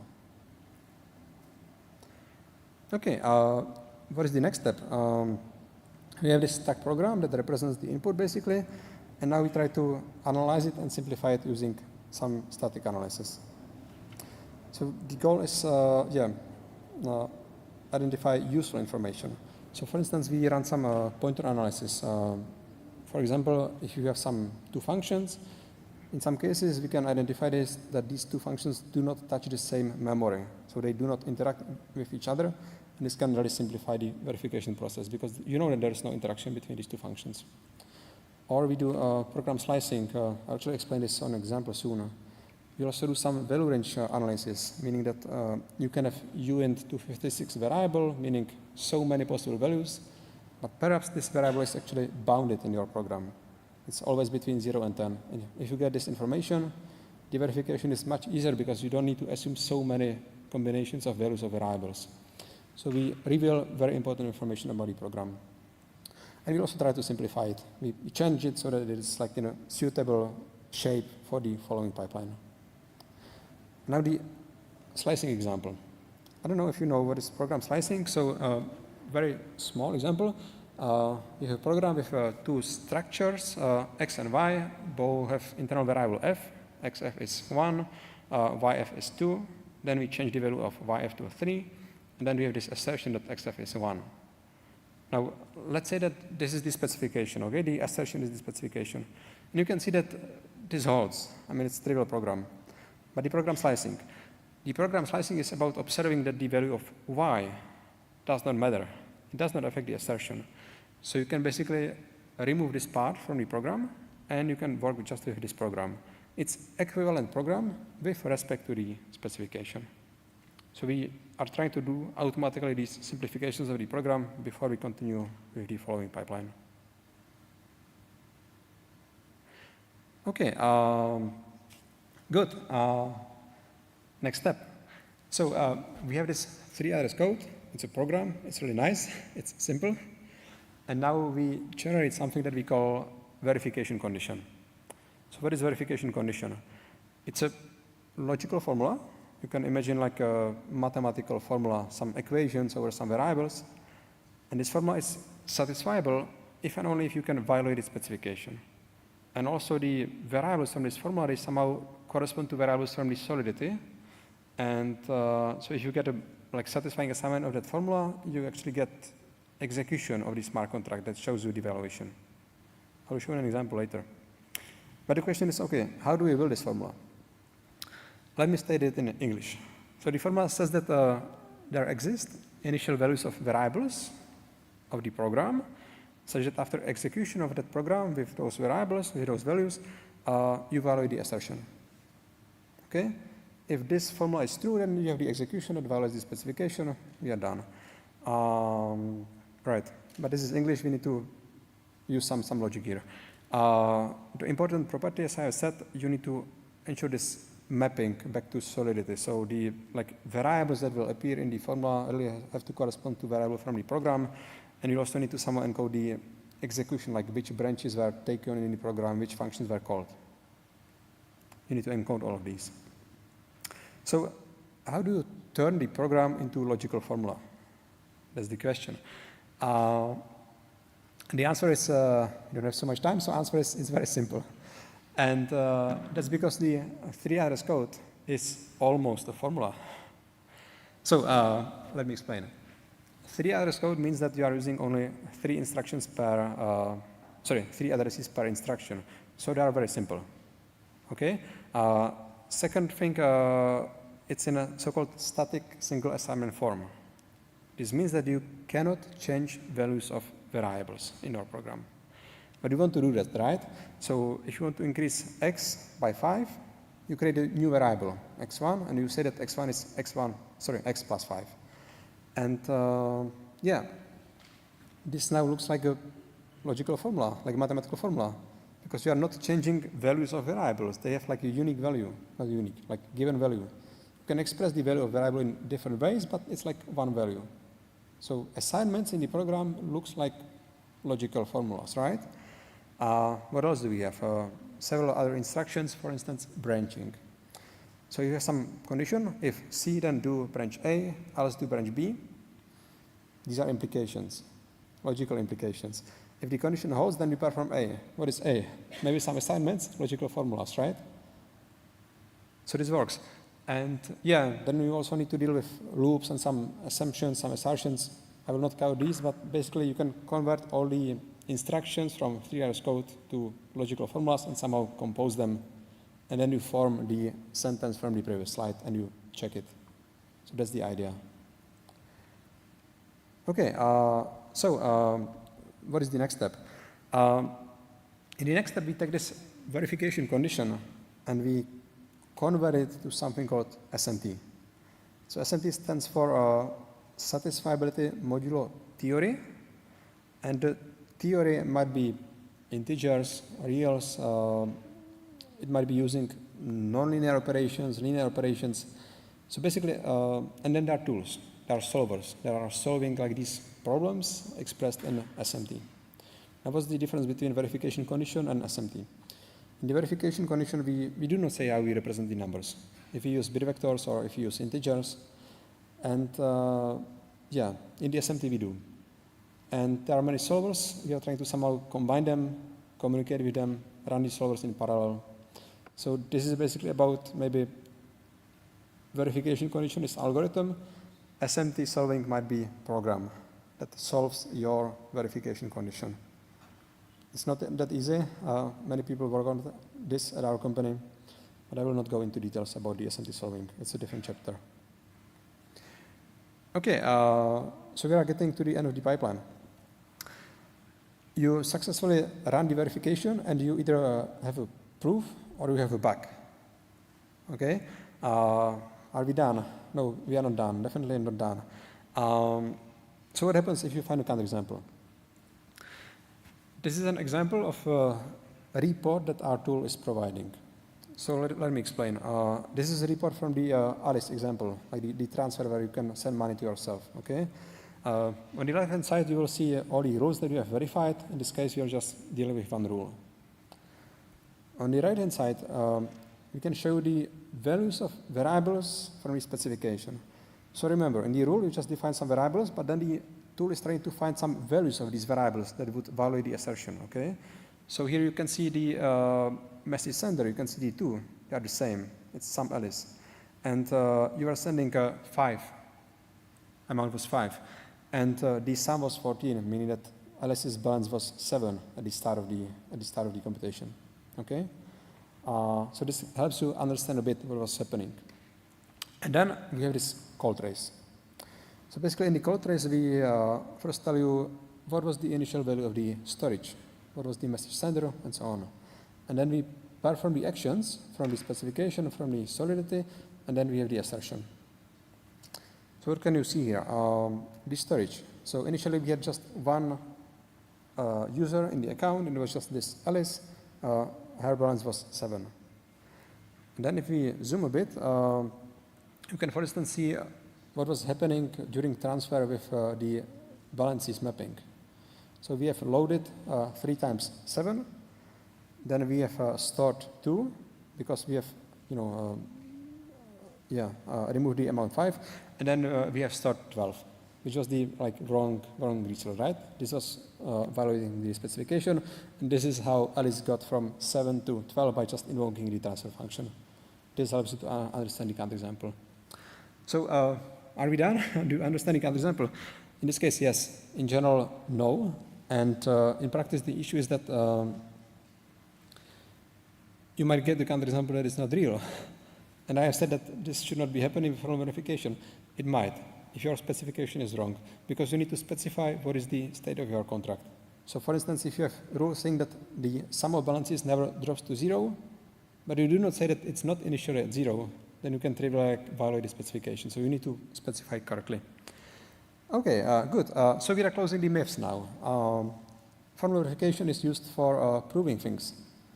It can be used to prove things, but it's also very good at finding bugs, violations.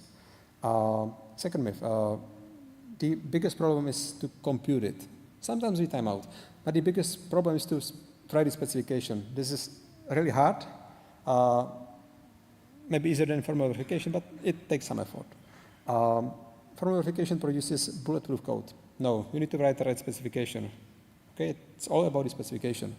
Formal verification replaces auditing. It does not, it's something else. Formal verification should be done just once at the end? No way. You should just use both. Okay, and this is my almost closing slide.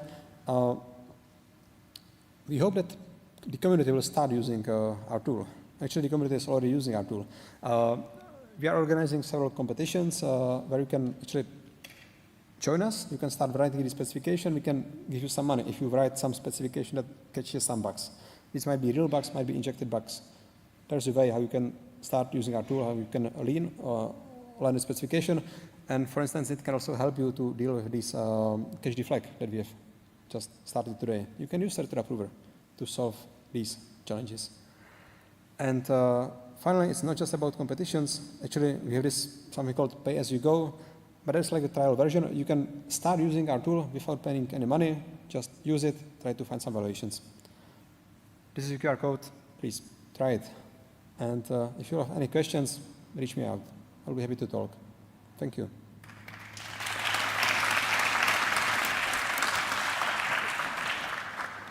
Thank you, Yaroslav. That was some fantastic insights into formal verification. So we've run out of time for this session, but Yaroslav from Certura is going to be around for the whole weekend, DSS. So if you have any questions, I'm sure you have a lot of questions on formal verification, so please reach out to Yaroslav. He'll be around. So thank you. Thank you, everyone.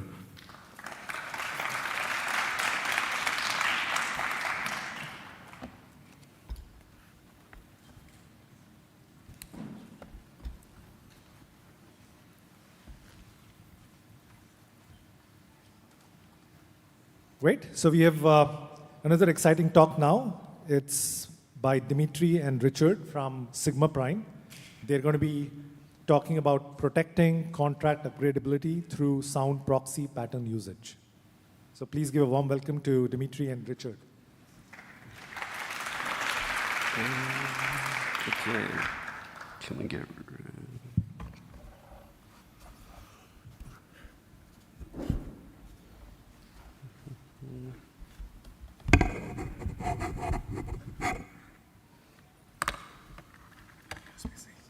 Oh, yeah, perfect. Thanks, mate.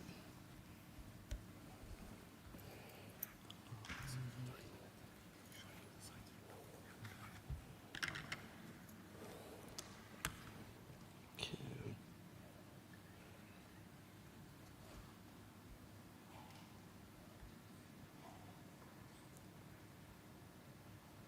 Cool. Yeah, okay. I think we're ready. Hey guys, my name is Dimitri. I'm a blockchain security engineer at Sigma Prime. This is my colleague Richard. We work in the same area, basically looking at security issues in DeFi protocols, EVM compatible smart contracts, as well as non-EVM stuff like client implementations. So today we're going to talk about sound proxy usage. Yeah, basically we'll cover what is a proxy, transparent versus UUPS proxies, and some best practices when it comes to implementation. Okay, thanks. So what is a proxy? Well, one of the key attributes of an Ethereum or Ethereum-style blockchain is that basically once you've deployed your code, your code doesn't change. There is one specific exception, but for the most part, this holds true. Once you've deployed your contract, your code isn't going to be modified. It's not going to change. You can't change it even if you want to. And this has some upsides and some downsides. The main upside, of course, is that because your code isn't going to change, people can trust your code not to change, which is useful if they're going to put a lot of money or valuable tokens into your code. But it has the downside that if your code has a problem, maybe a bug, maybe a security issue is discovered, then you can't modify it, and you can't also upgrade to add new features. So proxying is a system which gets around this. It doesn't directly change your code. It works by sort of borrowing code from other contracts, which we will get into. So let's imagine we've got a proxy contract here. This is contract P, a proxy. And the proxy doesn't have much code of its own. It has a variable telling us where we're going, where the code we're interested in actually exists. And in my example here, that is inside contract A. Here is contract A, full of lovely code. So this is the code that you would write or the project developer would write. That's the code we're interested in. And proxy contract P is going to sort of borrow it. P does contain code as well, of course, but it's just the code to make a proxy work. So to have an example, we've just got a very simple set of code in A here. We've got a variable called number. And then we've got one function which gets it and returns it, and another function which changes it. And it works like this. Proxies work like this. You call the function you're interested in on the proxy, and then, like I say, it sort of borrows the code from the other contract, as in this example. So the function there only exists in contract A, and contract P sort of borrows the code from A, and then it runs it using contract P's own contract address, and it sets it in its own storage, right? If you notice inside contract P there, we've got number equal 3. So we've set the variable inside P's own storage, even though the code was from A. And we can imagine, you can sort of duplicate this out. So imagine we had another proxy contract, just the same as P, but we've called it Q. It's also using the code at A. And you could then call the function on Q as well. And as you can see, because it's using its own storage, we've got a different value of number in the storage of Q. And the storage of A remains unchanged. We could, if we wanted, call it directly on A, like that. And we're then modifying the storage of A. This is a different type of operation. It's the sort of more basic operation, right? And this is called a standard call. When we're talking about proxies, one of the key concepts to know about is that there are these two types of calls going on, a standard call and a delegate call. Now, a standard call, as the name implies, is the sort of call that you're used to, the calls that contracts generally make to each other if nothing else is going on, the calls that users make into contracts are standard calls, and they use everything of the contract. So there's called contracts code, the called contract storage, the called contracts address.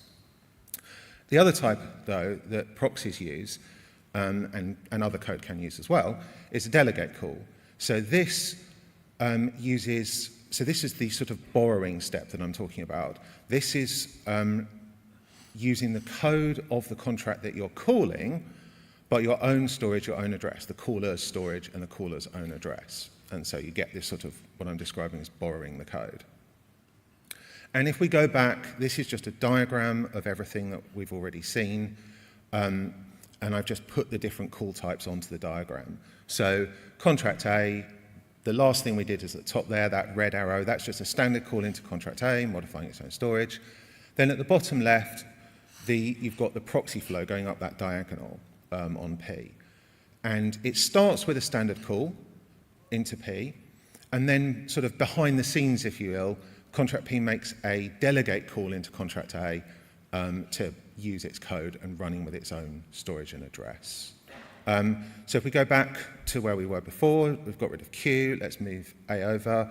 And now let's say that we want to upgrade, right? So if we want to upgrade, what we do is we create a new contract, But note down in contract P, note where that red ring is, we've changed our variable. We're no longer using the code at A, we're using the code at B. And if we look at the code of B, B is just the same as A, but we've added this very simple function, which is just returning double of that stored variable. And just getting rid of A there, just to tidy up. And then if we call that function, our new function, on P, again, it goes over, it borrows the code from B just as it did before. It's borrowing the new code that we've added. Note that it's running, though, again with P storage. So it's setting that using the value of number that we set previously, actually using the code of a completely different contract, right? It was contract A's code that set that variable in P storage, and now we're doing operations on it using the code of B. And that's the basic idea of upgrading. Cool.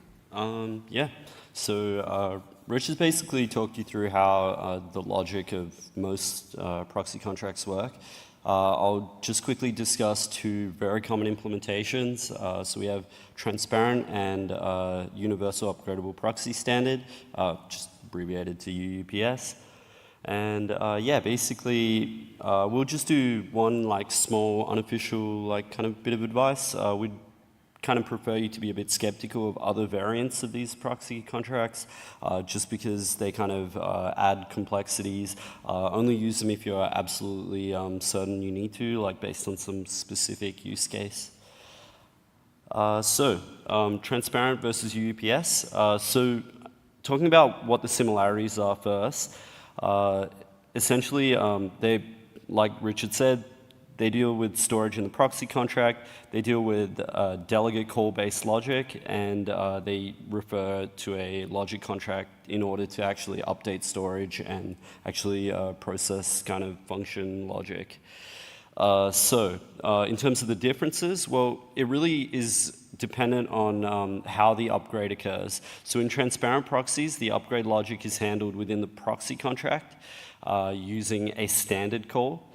So just a regular function call, whereas on the UUPS side, contracts basically are forwarding all calls using delegate call, so it's the actual implementation contract that handles the upgrade process. So if we kind of zoom in a little bit more, so in transparent proxies, we need an admin user or a contract that's whitelisted. The admin user will call this particular fallback function, and in doing so, the transparent proxy knows that this should be something that is an upgrade process, because the admin would only ever call it during upgrade.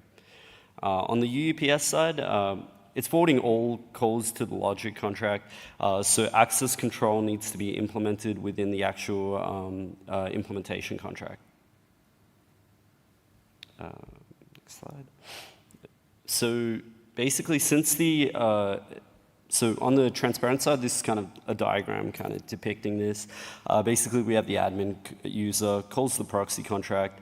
The proxy contract doesn't need to forward any calls to the logic contract. Instead, it just updates its internal storage slot for where the implementation contract is, and it will just change it from logic 1 to logic 2.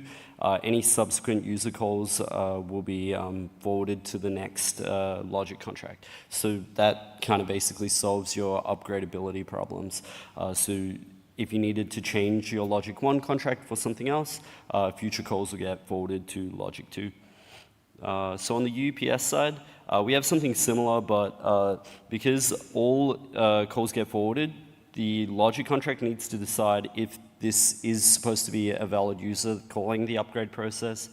Then it will trigger a storage slot change in the proxy contract, and then the next logic 2 will be what other users are interacting with when all the calls that they are making get forwarded to the implementation side.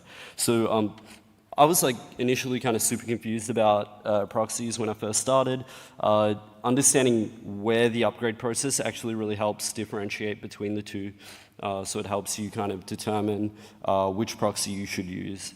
Now, it is worth mentioning that there is some gas overhead in the transparent side, and that's because they need to account for the logic changes or deciding whether the admin is a valid user or not to be calling the upgrade logic. So yeah, UUPS contracts are typically a little bit, have a little bit less gas overhead, and kind of zooming into that, for the transparent side, we can see this is actually the gas overhead that I'm talking about. So it's quite like a bit of a complex logic in terms of whether a user is able to upgrade or not. The key line really is just under the function call. Just checks if the message sender is the admin or not. And yeah, basically all other calls would just get forwarded to the fallback function. If the user isn't the admin. It's worth mentioning here that this call, this logic, this small gas overhead, is actually called on every single interaction with a proxy. So let's have a look at the UUPS side and see how that compares. So it's much leaner. This is only called when an upgrade is happening. So it minimizes the gas usage. Yeah, and without any extra on UPS side of things, we will talk about some best practices with implementation. So when it comes to best practices, proxy contracts might not seem complicated, but it's because a lot of the logic has already been kind of abstracted away. And it's easy to like change a few things and kind of end up in a more complex situation again. So we kind of recommend you basically to basically don't use upgrade logic if you don't need it. Don't use complex unnecessary proxy patterns when they aren't required. And don't create your own version of a proxy when you can use EIPs that have already been built and tested. So often proxy patterns are kind of neglected, like a developer will build their suite of smart contracts, kind of implement proxy patterns without kind of maybe considering whether it's necessary or not, but just because it's on trend. And yeah, sometimes that can have some genuine security issues as a result. Yeah, okay, so then we need to talk about constructors. So constructors kind of don't really work with proxies. And the reason for this is because of how constructors work. Constructors, although in a bit of Solidity code, they do look a lot like a function, they're not really a normal function at all. They just run when you deploy the contract, and then the code is basically just thrown away. So the constructor doesn't hang around as a callable function the way that all the other functions do. Which means that you can't write a constructor in your logic contract and then call it with from the proxy contract. You also can't really do that sort of thing in the proxy very easily because, of course, all of the stuff that you use constructors for, which is sort of starting configuration, all that stuff tends to be kind of defined in the logic contract. All of your complicated variables and your mappings and structs and all this sort of stuff, it's all over there in the logic contract, and so not very accessible from the proxy. So the solution that we have is this thing called an initializer function. And an initializer is just a normal function that you write in the logic contract, and it's designed to be called by the proxy to do the job of a constructor. They're often called initialize or have names like that. They don't have to be called that sort of thing. But that's how they work. They're called during the proxy's deployment usually to do that initial configuration using all the advantages of being able to code it within the logic contract. But they create dangers and complications of their own. One of the biggest issues with an initializer is that it's still sitting there on your logic contract. And it's possible for somebody to attack you by just initializing your logic contract directly, right? No proxy business, they just directly call the initializer and initialize it.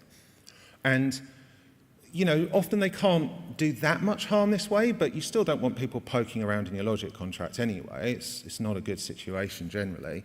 And there are some dangers, like catastrophically, they could potentially self-destruct your logic contract, which is obviously not good.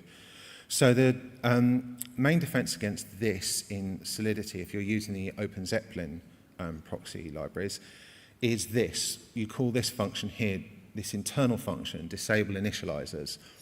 Disable initializers tells your logic contract that it's been maximally initialized. And you might be thinking, hold on, didn't you just say that we don't use constructors here, and now here's a constructor? That's true. But the reason why we're using a constructor here is we're actually not dealing with proxies. This is protecting the logic contract from being directly called itself and interacted with as a contract normally, which is why this very limited constructor that just shuts down the initializer is useful. So another thing worth mentioning is basically setting up and initializing in one transaction.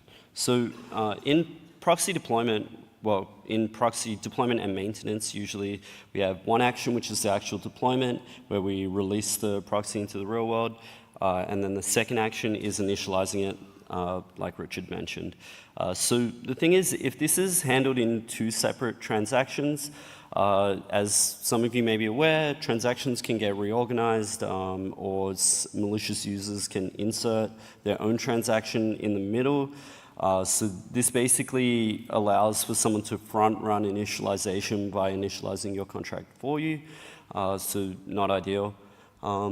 To avoid this, basically, we recommend you just do deployment and initialization in one transaction. Sometimes there's complexities around this where you may run out of gas doing both in one transaction. Then you need to think about how you're going to implement access control in order to split them across transactions to make sure a user can't just come in and front-run one of your initialization transactions. Kind of talking about the risk of not doing this, basically a malicious user could kind of take over your contract or potentially, mess around with the values that you would pass into the initialization. Right, yeah, and we also have one little pitfall here, which is that it's possible to use both transparent and a UUPS pattern together, probably by accident. They're not actually mutually exclusive, and they are actually sort of technically compatible. They don't break each other. But it's probably not what was intended. Most likely it would happen because maybe you start with transparent and then without realizing sort of install a UUPS logic contract, or perhaps there's misuse of a sort of automated installation tool. Somebody might accidentally set up both. And they will seem to work. Well, they will work. The danger really is just because it's probably not done intentionally, there's a much higher risk of human error here. Maybe the transparent proxies admin gets forgotten about, and maybe comes into the hands of somebody else in the future and does an unwanted upgrade, something like that. Yeah, I'd like to just add a quick point on this. Without mentioning who it was, this was a quirky misconfiguration we found in the real world on one of our client engagements. So it's kind of easy to not consider what kind of framework you're using for proxy deployment and what the default values as to which proxy it's using. So it's worth checking that. Depends on what framework you use. So yeah, basically, another thing to mention is, as Richard kind of mentioned with delegate call logic, you're forwarding kind of control of a proxy contract to some other contract. So basically this sensitive opcode called delegate call is basically directly acting on the proxy contract, so it can take over certain storage slots, and it can even self-destruct the proxy contract. So it's really important to only pass in contract that has been vetted, so code that you actually trust. Yeah, and without further ado, I think that's it for best practices. Any questions?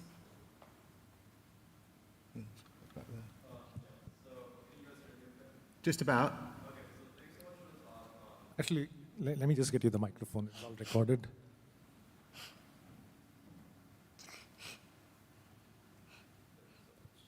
Yeah, so thanks so much for the talk. Just had one question on the transparent versus UUPS. So I remember seeing on like the Open Zeppelin library in the docs, and they had this like official recommendation to switch over to UUPS. So I'm kind of curious what might have prompted them to be like so opinionated. Is it just the gas overhead? Is it just one less contract to worry about, like because you don't need the proxy admin for UUPS, or if there's any other reason? Yeah, those are good reasons. I mean, the fact that you've got a slight gas overhead on every single call is a perfectly good reason to prefer it. The other reason I've heard put as an advantage of UUPS is that you can shut down the upgradability if you want to. If you ever want to, you can upgrade to a UUPS, upgrade a UUPS contract to one that doesn't have upgradability at all. But with a transparent proxy, because the upgradability is baked into the proxy itself, you can never remove the code. You could try to make the admin inaccessible, but you can't remove that code entirely and sort of lock it in forever in a way that everybody can see as logs. Okay, yeah, I think that makes sense. Thanks so much. Okay. All right, we have time for one other question. Right.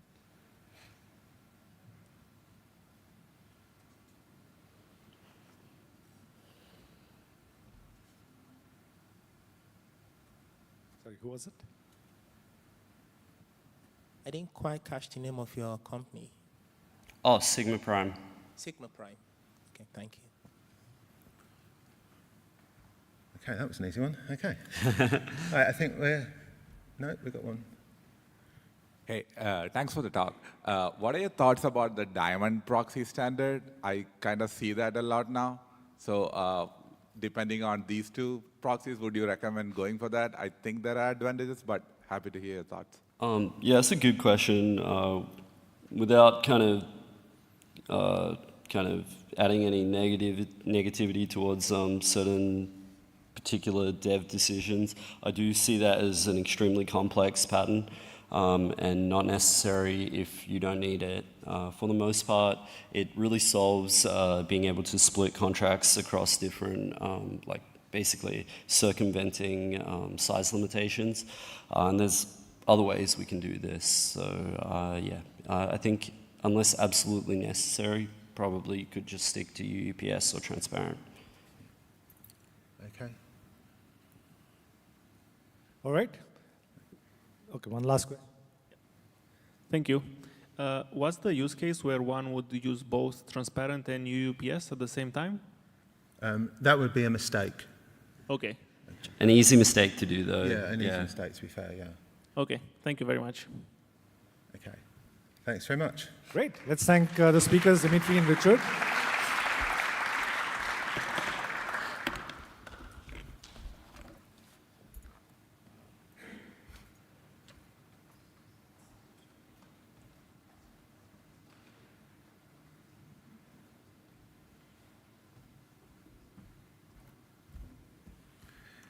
All right, all really important topics. So we have the last session, but before lunch, and another really interesting one for all the people here. So this is The Road to Becoming a Web3 Security Specialist by Joran Honig from Consensus Diligence. Please welcome Joran.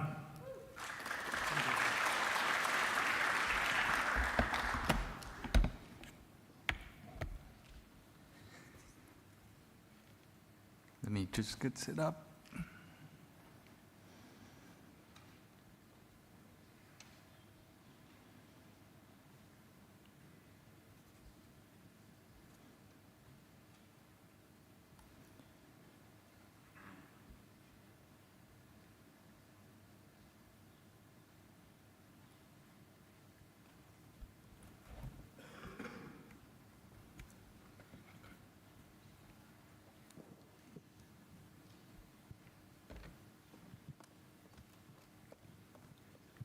Oops. Interesting background. All right. Awesome. Oh, shit, no, I gotta stay here. Thanks for the introduction. Yeah, so I'm gonna be speaking a little bit about the road to becoming a Web3 security specialist. to give a little bit of background, I myself started my journey on Web3 security by implementing Mithril, symbolic execution engine for the EVM. This is maybe a little bit of an unconventional way to start out doing security things, and it's also, well, does work, works really well. It might not be the most efficient way. So today I want to talk about like how you can design your own like pathway or road to becoming a security specialist, what things you need to look out for, and also kind of like what not to focus on, like what's the important things and what's not the important things. So kind of what I want you to do is not waste all of your time doing like only reading blog posts all the time and never actually trying to do anything related to security. All right. Well, that doesn't work. Okay. Unfortunately, the picture is not working. Let me see if I can fix that real quick.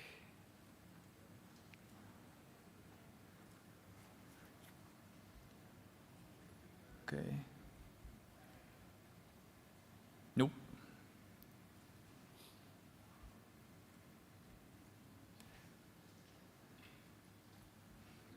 Fingers crossed.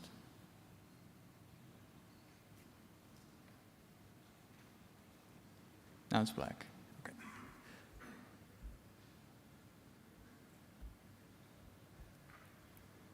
Awesome. Pictures. Yay. 10x improvement for the talk. Okay, so very simply put, there's going to be two parts to this talk. How do you get there and how do you stay there? And it's interesting how kind of getting to be a security specialist is very similar to staying there. Like the types of things you focus on end up being the same in the end, although maybe the activities are slightly different in your approach as well. Okay, so first, how to get there, which makes chronological sense. I think that it's very easy to focus on the wrong things when you just get started. I feel like personally, like 80% of the information you need to learn to become a security specialist is just like the basics, like how does Solidity work, how does the EVM work, but there's a key thing here is not enough to just know like how to deploy a smart contract, or it's not enough to know like that opcodes use gas and like that you kind of know how things work on a high level, but not really when anybody asks you real questions. Like you got to know these little details about the EVM that are very important. And I think, so there's a short quote on this slide here from 5 Elements of Effective Thinking, which is a very short book, but I think it's very much worth reading. And one of the things, so this is a book written by some mathematicians that teach math in a university, and they figured out like what are the patterns that students have that make them succeed at math, and those things actually work like pretty generically for learning in general. And so one of the things is that what sets the specialists apart from the common crowd is a very deep understanding of like the material. So in the book, there's an example of a violin player being really, really good at a very simple piece of music, even though, and practicing this over and over, even though it's very simple, like they would get so much better at it, and in doing so become a much better violinist. And I think the same is true for DeFi security. Like if you have an insanely thorough understanding of the EVM or Solidity, this just gives you information at the time you need it to find bugs that others would have missed. And I think to give you like, oh no. To give you like a kind of a benchmark for how deep I think you should go with learning the basics is, I think you should know most of DeFi architecture better than the developers themselves. And this is kind of a very vague benchmark because it's just impossible to define anything. Yeah, and essentially what you're learning here is security agnostic. So you're not necessarily thinking about security or learning about security when you learn these basics. Like you can play around with Huff or build your own symbolic execution engine, maybe build a fuzzer. Building tools is an interesting way of getting to learn something deeply. You are not necessarily thinking about how to exploit smart contracts using the EVM, but just building that knowledge. And that knowledge on its own will pay its dividends later on. All right. So there are so many ways that you can go about like building the basics, learning, setting up your basic knowledge. I think like there's tons of blog posts out there, projects. There's so many roadmaps on GitHub, you know, with all the links. There's a couple of good ones out there. I think it's difficult to go wrong. If anything, don't stay reading the same kind of blog posts too long.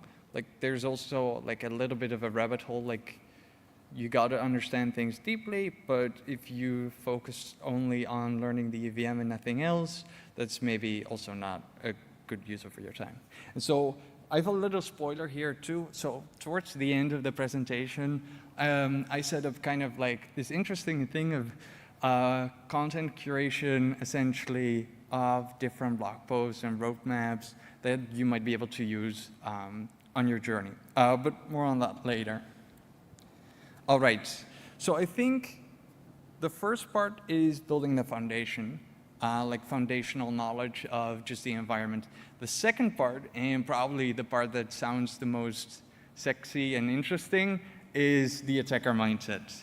And this term is often used without any definition. People just throw it around, oh, you gotta think like an attacker. I don't know, what's it even mean? So to me, the attacker mindset is a couple of things. On the one hand, it's like these thinking patterns that are both innate and come from experience that allow you to just take an idea and mess with it. So this is also something interesting and why I put in lead Web 2 hackers. I have full confidence that a lead Web 2 hacker that's built these mental models of how to play around with ideas in such a way that they can see the perspective that the developers don't have to actually see if there's something possible with the system that wasn't intentional. This is, here's another book by mathematicians called How to Solve It, way older, I think it's like early last century. And this book also describes how, or the difference between students and experienced mathematicians. And in one of the early chapters, it shows like a simple like puzzle, really, where you had to connect like multiple dots. Like maybe you know the game where you have 2 red dots, 2 green dots, 2 blue dots, and you got to connect them all without crossing the lines. And this was an interesting example because the author explains how mathematicians have this, because of their practice, like in their toolbox, their mathematicians, attackers mindset, they have this kind of thing where I think he called it the concept of isomorphism. Like they instantly in their brain map the configuration of dots to a different format where it's very easy to connect all the dots. And I think a phenomenon like this is exactly what the attacker mindset is. It's like the ability of your brain or your experience really to take something and play around with it, look at it from different angles that allow you to find issues. That said, I think there's more to it. I think, yeah, that's going to be on the next slide. Okay, so I don't think you can build a universal, infallible attacker mindset. Like, it's not perfect. Like, everybody is kind of unique, in how they built their experience, and this is kind of why everybody wants multiple auditors to look at their project, because they'll just find different things. This also means you'll miss things, inevitably. This is just, yeah, a problem of being human, I guess. Although AIs also miss almost everything for now. Also, it takes a very long time to really build this part of your tool set. Like building a good attacker mindset will take you quite a time. Okay, so how do you even build this? I think, so I was talking to a couple people the other day about security training, like how do you get to become a very good auditor? And one of the things that came out of this discussion, or what we talked about, is what's happening around Code Arena. So, and Sherlock, or this type of contest model. And I think, and so the phenomenon that we see happening that is so great for building your attacker mindset is the ability to have what's commonly called deliberate practice. So you have the ability to try your hand at a real smart contract, like you try your hand at auditing, and this is the important part, you have a feedback loop, I don't know what the timeline is, 2 weeks to a couple months later, where you can actually check back and see what you missed. And I think this is the most important thing to do when you're like kind of starting out, is this part. Like you try your hand at it and then review what you missed. And that kind of deliberate practice will allow you to build up like this kind of expertise. And it's important to go over the issues that you missed and then see kind of why you missed them and kind of make a general pattern for yourself that allows you to find this bug in the future. So I wrote down imitate and make your own, like just looking at bounty reports or whatever, something like this, figuring out how the bug actually happened. So maybe the Euler bug was like a liquidation event with some environmental situation that made it vulnerable. So, oh no. So you can look at this and think like, hey, liquidations are probably very difficult to implement.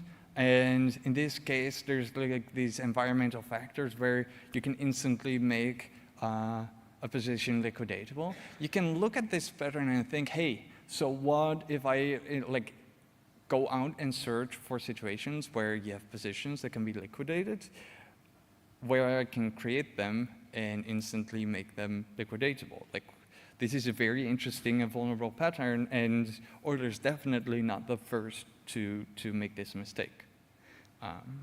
So, yeah. Once you have this, you have kind of this additional tool in your attacker mindset toolbox, and you can continue. And over time, you'll also develop these more generalized mental patterns. Okay, how to stay there? So what do you do when you actually achieve being a security specialist, which is still a pretty vague term, is pretty much the same. I think the thing that most like smart auditors do is, and not even to stay a smart auditor, it's just because they're interested, is they just keep exploring. So once you're into Solidity smart contracts, you have like understand them pretty well. Now go and look at Cairo or something else. And I think in all of this, it's very important to keep going for that deep understanding. So one of the topics for today, maybe 1 or 2 talks, I'm not sure, is kind of like using fuzzing and doing property-based testing. There's kind of a couple levels of depth that you can go here. You can first learn how the tool works, like how do you set things up, how do you do a fuzzing campaign, all that fun stuff, and you can start finding bugs. But I feel like this is still like a fairly superficial type of understanding, and I would recommend you to like play around with the tool itself and actually try to figure out how it's doing the fuzzing. Because once you get to a point where you actually understand how the different fuzzers work, how Foundry works, how the Echidna fuzzer works, you actually achieve something that's going to help you also use the tools better. Because all of these tools have flaws. Like, there's just certain things that are very difficult for fuzzers to do, and there's certain ways of going about writing properties that make a lot of sense if you know how things work. And this type of understanding is just not available to you if you just do the basic tutorial and use it. Although over time, of course, like you'll build a better understanding as you use it, but I would just go deep down the rabbit hole, enjoy the rabbit hole, and then continue. So to build the attacker mindset, I think it's important to kind of build this feed of information. And I think there's kind of two prongs to this. So, or this is at least what I look at. On the one hand, there's the stream of bug bounty reports and postmortems, and I think these are probably some of the most interesting because these are the bugs that other auditors and developers missed. And so it's important for you to also know about them so that you don't miss them next time. It's also usually a stream of critical bugs that are super interesting and worth checking out. But I think it's also worth not sticking to just this, the cool hacks like, whoa, 10 million, 100 million got hacked, I want to know how it works. I think it's also pretty much worth checking out audit reports from or reports from Code Arena, cool. And audit reports from some of the top auditing firms, just scroll through them and see if there's any type of bug that you haven't looked for before that you think you might have missed. I think a quick skim of a couple of alert reports every week or every month, and then just taking a few and diving a little bit deeper on those issues, definitely worth your time. And it's important to also do these because there's always new things in security. And these are going to be kind of the bugs that auditors are looking for right now. So if you don't know about these, you'll be one of the auditors that lets it get into production, into the first class of bugs. So yeah, I would definitely do both. And then the other thing is practice. So,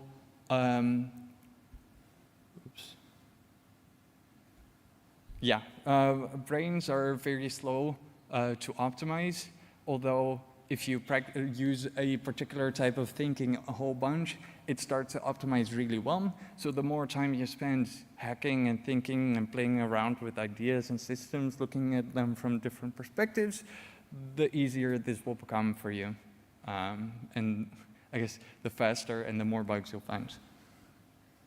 Okay, so how does this learning and approach reflect in practice? I feel like auditing in a way, or finding bugs, is all about just asking questions. So here, I hope it's readable, I think it is a sequence of questions and in a situation that kind of highlights which parts are this foundational knowledge and this, which parts are the attacker mindset. So this is loosely based on the Euler hack, not really, a couple of details don't match up, but it's just to highlight this idea. Okay, so the first part is asking the right question. So this is the attacker mindset, knowing which questions to ask.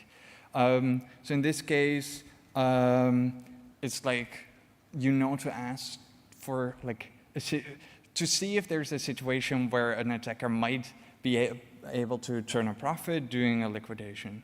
And so the answer to the question is also important. And in this case, you'll have to look at the code. So again, so in this case, I'm assuming yes, it's possible. Second question, it's very important to make the profit instantly. If you can make a profit and it takes you months, it's not very interesting from a security perspective. So this is also kind of the attacker mindset. Then another code understanding answer. And eventually you have this question of, okay, I gotta send these 2 transactions, and is it possible that someone might mess with my attack? So this is like also the attacker mindset, like, is someone gonna hack you while you try to hack this thing? And the answer is gonna be yes, potentially here. And that's part of that foundational knowledge, like knowing what guarantees you have when you submit a transaction through the mempool, or even like what are the conditions that you have when you submit it through Flashbots. Because Flashbots has a lot of edge cases and interesting pieces as well, where you might think, oh, I just submitted and nobody knows about my transaction, nobody can sandwich it or whatever. This isn't always the case. It's not that simple. And that's why it's very important to have that foundational knowledge. Yep. All right, so I'll make this short, Paths and Quest. So one thing I did was like, there's a lot of content out there, it can be a lot. So I thought it would be cool to do this thing which I call Paths and Quests. It's loosely derived from other things as well. It's kind of these bite-sized adventures based on curated content from all over, like content from people in this room right now as well.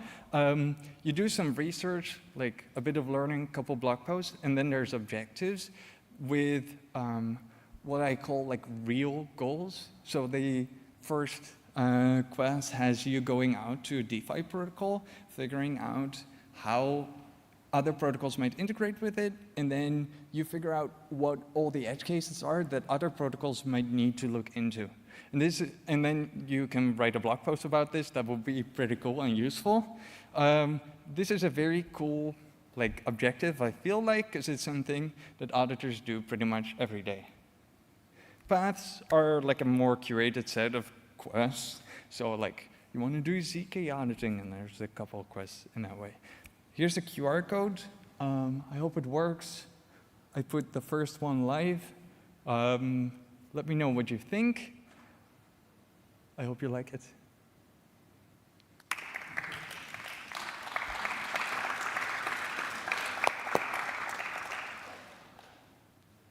Great advice from Yoran. So we have time for a few questions.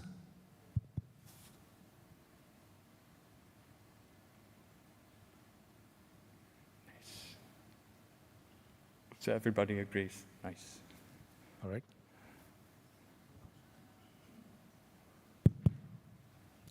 Hi. What about using AI to discover pattern for learning?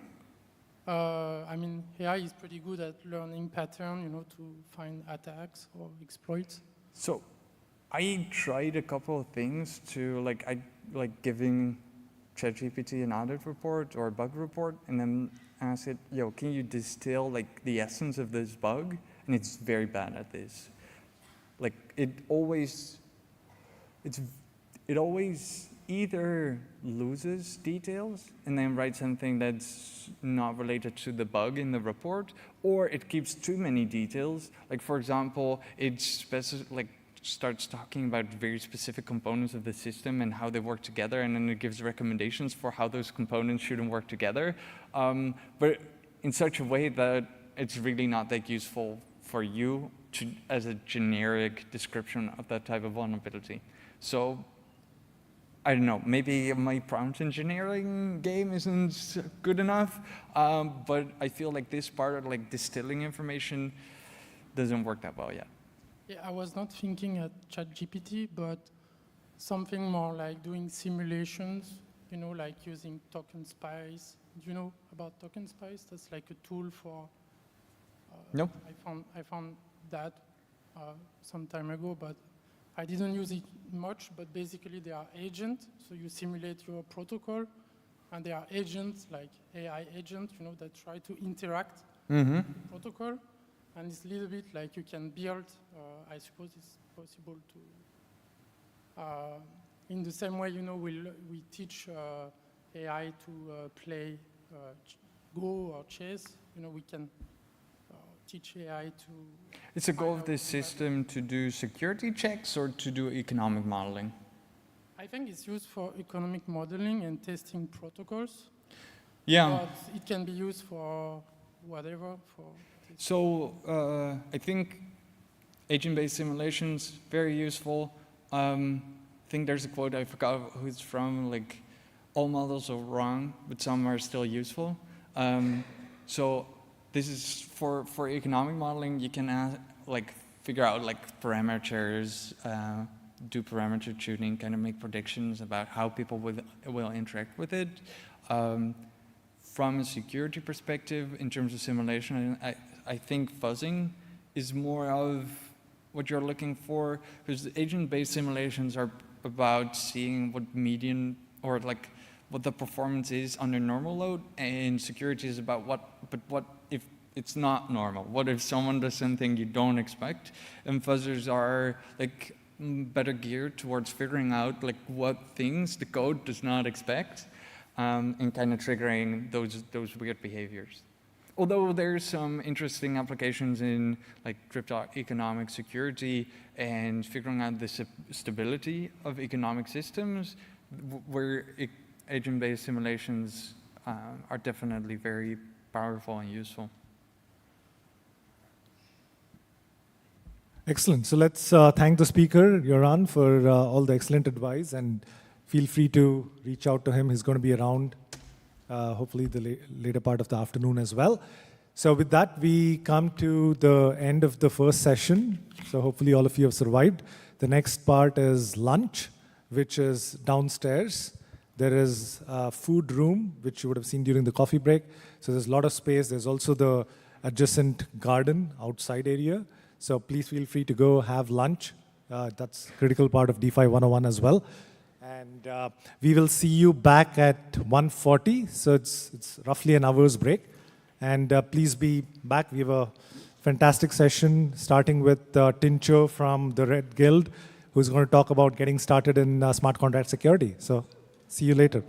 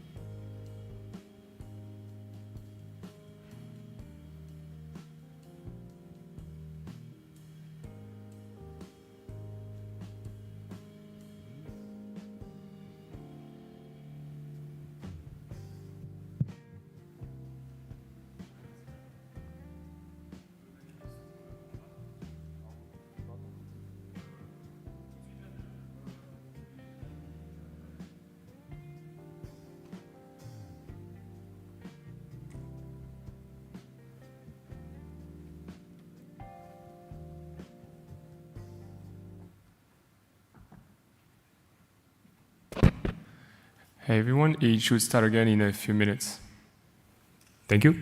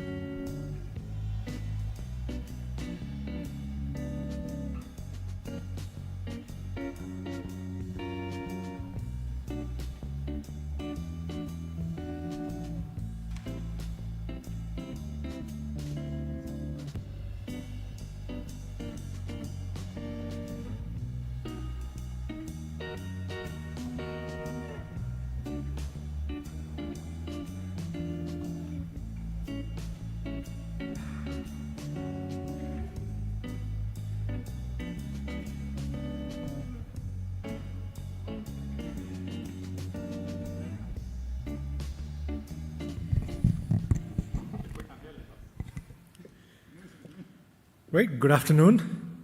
So hopefully everyone had a good lunch, and we'll make sure you won't fall asleep because we have a fantastic session planned for this afternoon, starting with Tincho from the Red Guild, who's going to be talking about getting started in smart contract security. So please give Tincho a very big hand.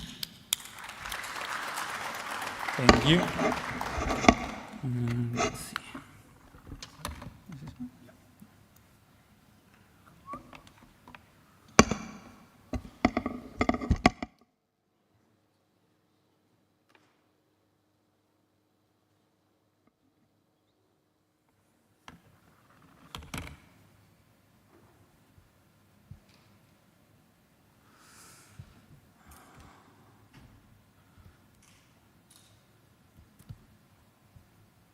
Okay.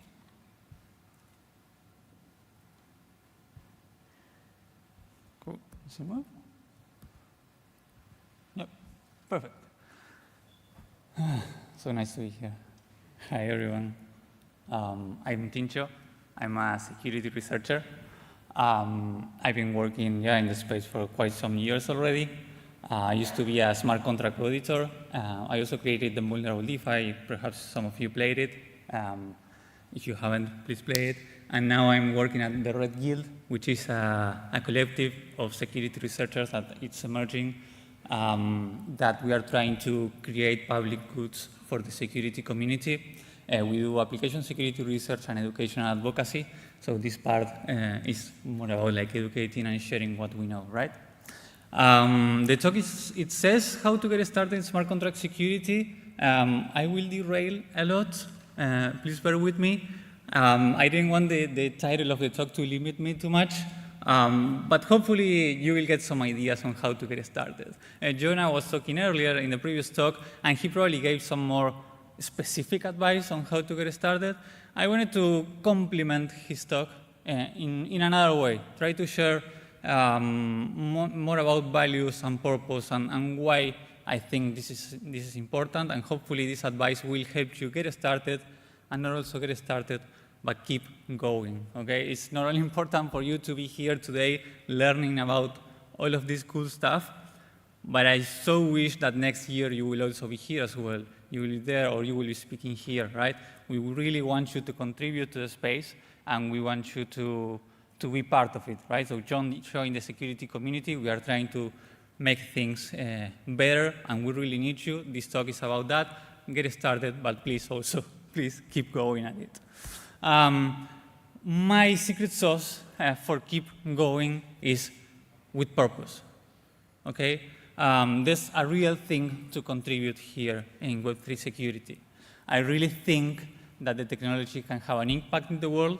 I might be too optimistic about it, I don't care, but I really think that this is the main thing that has kept me in the space throughout all of these years, and hopefully I can share some of that with you, okay? So there's a real sense of belonging, there's a real sense that you can help shape the industry, that you can have purpose in working in Web3 security, and you can keep going at it, right? So you can keep contributing.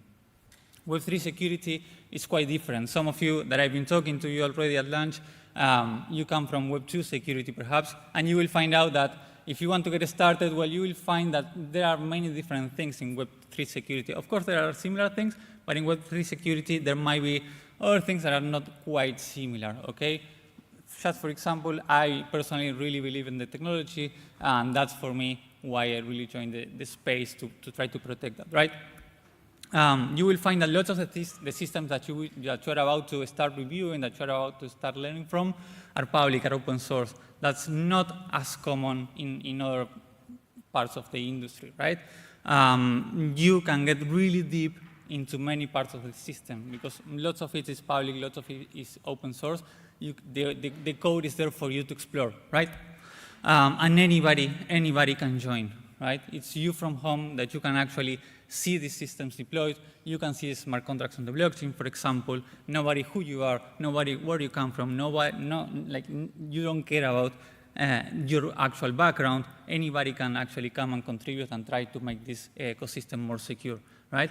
And that is a double-edged sword because if anybody can join, the good people can join and the bad people can join, right? So there are lots of people with not that many good intentions in the ecosystem that can really, for instance, hack smart contracts, right?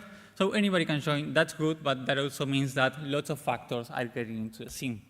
And of course, there's billions of TVLs at risk, all right? And you can actually look at the blockchain and see how much money is stored in there. This is very uncommon in other places. In other parts of, Web2 security, you might not know exactly how much money you are actually protecting. And in Web3 security, you might realize that, well, it's quite clear how much value you are protecting, right? If you only want to speak about value in financial terms. It's all good, purpose is fine, whatever, but why should you care, right? We all come from different backgrounds. We all have like different histories. I personally come from Latin America, and I think that the technology has a way to propose a different approach to things, to create more fair social coordination mechanisms, to create more transparent mechanisms, to give access to financial systems that in the traditional world many people don't have access to. I've seen cases where crypto is really a saving line for many families, for many friends, and I really believe that I wanted to protect that technology, okay? Hopefully this talk also gets you started in the same line, right? Not only care about like the stars and the followers and the engagements and whatever, but there's really something meaningful that you can contribute back. And hopefully in the next year you will be here and you will continue contributing to this ecosystem in such a way. Purpose is obviously not enough, okay? So that's why many people are tackling this problem of smart contract security and Web3 security in general from many places. There are many actors today involved. All of these are ways in which people are organizing themselves to contribute. You have people working alone.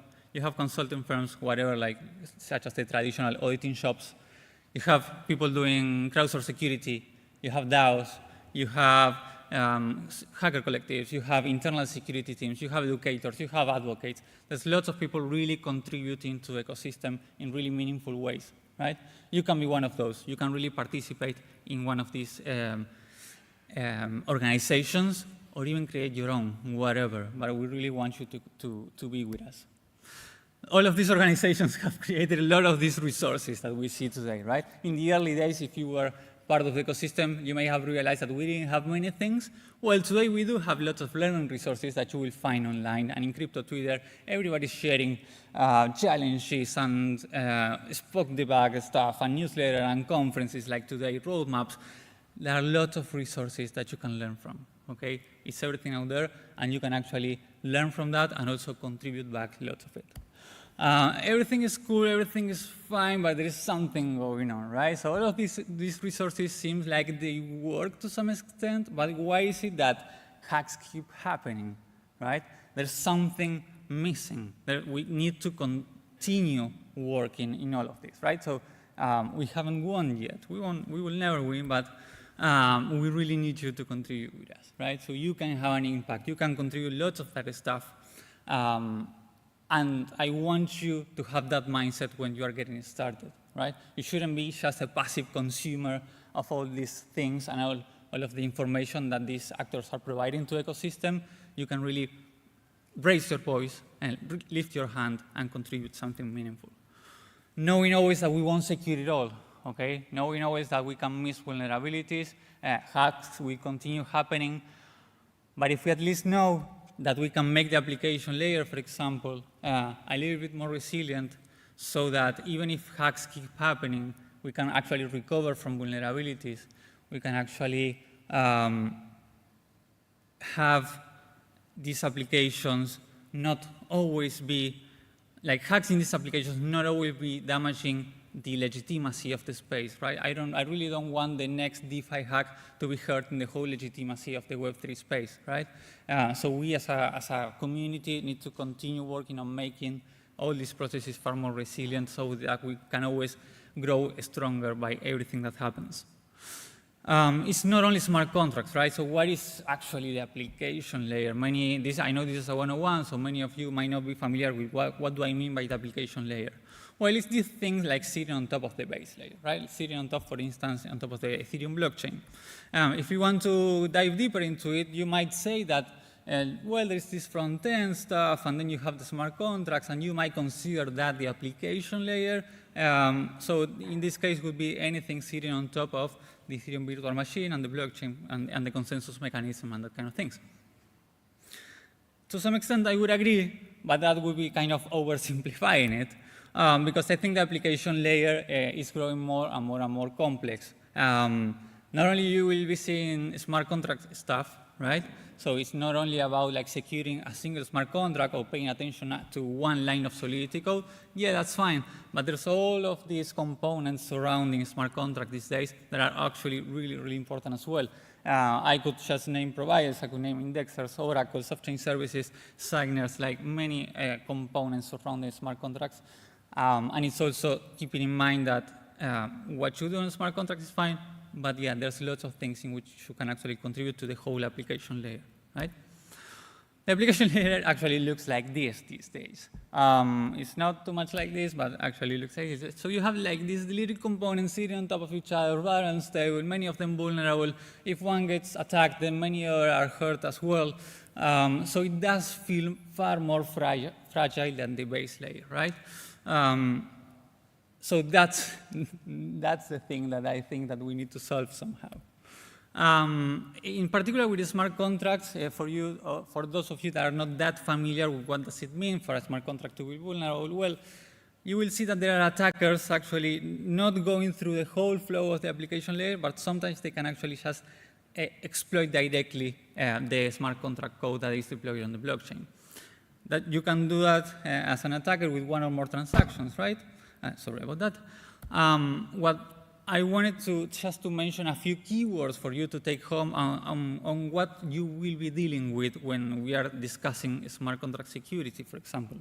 So in this case, you will be dealing with denial of service, theft of funds, price manipulations, integration issues, business logic flaws, step corruption. So there's lots of things to learn from, right? And you won't be learning everything in this summit. You really need to do your homework. You really need to start step by step, as Jonah said in the last talk, really getting deep into many of these kind of attacks or vulnerabilities of threats that we have in the ecosystem. And little by little, you will be gaining experience and you will become more familiar with all of the things that you as a security researcher perhaps need to be aware of, okay? And this is what you will look like in a month, more or less. Perhaps another month. But on day one, you will be looking at code. On day 35, you will be far crazy. It's weird that this thing of actually looking at code on a screen has become so popular these days. It's rather, I don't know how, but somehow it's fancy to be looking at code and trying to find vulnerabilities, which is cool, kind of nerdy, but it's cool. But please don't go too crazy on it, right? So stay healthy. Yes, you will have all their energy, all the momentum after the summit, but take it slowly, have patience. There's lots of things to start with, lots of things to learn from. So take care, okay? We really want you to be here with us next year. So yeah, go slowly, please. If you don't like smart contracts, you can do many other things, okay? So yes, you can get started with smart contract security, and that would be awesome. But if you want to keep going, there are other things that you can do. And Jonah in the last talk also mentioned similar things. At some point, you might get bored about smart contract security and you want to do something else. Does that mean that you need to leave the ecosystem and not do anything else? No, I don't think so, okay? Many of us that have some experience have little by little been looking at other things beyond smart contracts. So why am I telling you this? Because you will get started, but if you want to continue working in the ecosystem, just know that there are many open opportunities for you, okay? It's not only about Solidity stuff. There are many things and ways in which you can contribute. Just a very limited list of things that you can do, and I won't mention them all. But we are maturing as a community, as a security community in Web3, and I believe that if you don't do a smart contract security, you can check out many of the things. And throughout the summit, you will see many talks related to security and Web3 security that are not strictly related to smart contract security. Okay? So you will see many experts that know about all of these things, and you can reach out to them, and you can talk to them, and you can actually push them to share their experience with you. Okay? So use the summit also for that. Take advantage of this gathering that we are having in the next few days. I think it's quite important to also open your minds, knowing that you are contributing to a little thing, and there are many other professionals in the space also working to secure stuff that perhaps is not just smart contracts, right? Many of the, I don't know, bounties that you see and contests that you see on Twitter and what's hitting the headlines, it's just about bugs in smart contracts, but know that there are many professionals that you might not know of, but that you should respect, because they are actually contributing to many of these things behind the scenes, okay? So please reach out to them, say thanks, and get in touch and try to learn a lot from them, as much as you can, probably. Just wrapping up, I think there's a real offer on the table that you have here on the summit, and as you get started in smart contract security. As I said at the beginning, you might just focus on the followers that you have, on the likes that your latest post got in Twitter. You might just focus on where you make it to the top of the leaderboard that is ranked by money that you want or whatever. You can take that offer if you want to. Everybody has their own histories and background and interests, and that's totally respectable. I think that's another offer on the table that you can also take, which is like meaningfully contribute to the ecosystem. Knowing that there are professionals working at this that we really care for the technology and the possibilities that can bring to the world. And you can also contribute in that way. And hopefully that's the offer on the table that you take, and that's what keeps you going. That purpose is what is keeping you going throughout the days and throughout the years while you contribute to Web3 security. You can actually help shape the industry. We're in a nascent industry. We haven't had the final word on it. I think lots of people in this room will have different opinions, and we try to do things in many different ways, and that's really valuable as long as we are really meaningfully contributing back to the ecosystem, trying to make lasting contributions that we can all learn from, and that we can all share, that will last for many years, not forever, but for many years, and we can actually all together, hopefully in this room, make the space a little bit safer. That's the offer on the table. I want you to really contribute back. I want you to not only be a passive consumer of everything that you see, but empower yourself to know that with what you learn in this summit, you can take all of that, digest that, and create your own things and meaningfully contribute back with things that are lasting for the ecosystem. I think that's the way to get started in smart contract security. I didn't want to share about roadmaps or specific links or whatever. You will find lots about that in GitHub and in Twitter and whatever. I just wanted to share a more broader perspective on why I think that you should get started in smart contract security and get going at it. I'm Tincho. I work at the Red Deal. Thank you very much.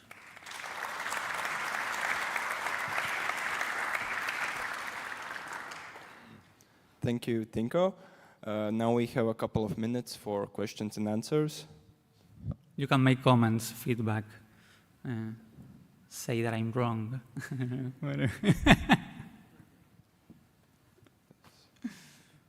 You can also reach out to me like later. I don't. Yes. Yes, please. Yeah. Yes, sure. So we're a team of, I would say a security collective. We are 3 people right now. We do mainly application security research, which means essentially bug hunting, for example. So we go after projects that we think matter, in this case for the Ethereum ecosystem, that really are aligned with Ethereum's vision and that contribute meaningfully to Ethereum's long-term game. So we try to protect those by doing bug hunting, and what we learn from that, we don't keep it to ourselves. We try to share all of that with the community, with educational articles, with videos, participating in events, with workshops, creating them vulnerable DeFi and contributing challenges to that. So that's our way to contributing back to the ecosystem, right? I think that many in the, lots of people in, like, there's lots of people that are very technical and highly skilled in the ecosystem, but as a community, we are missing this bridge with the beginners or with the real users. And at the Red Guild, we try to produce valuable educational content that can be seen as a public good. So hopefully one day the security research work that we do can be seen as a public good contribution to the ecosystem. Right now we are funded by the Ethereum Foundation, but hopefully in the future many others in the space will see value in what we do and can also fund us. There's Matt there. He's my partner in crime. Other questions, comments? Okay, cool people. Thank you very much for listening. See you later.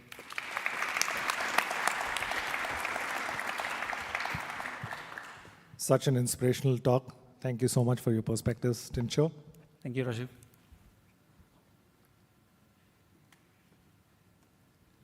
All right, so we have a few more minutes, but I guess the next speaker is ready. So please welcome Anton from Chain Security. He's going to be talking about, well, a deep dive into DeFi invariants, examples, and challenges. So please give Anton a warm welcome.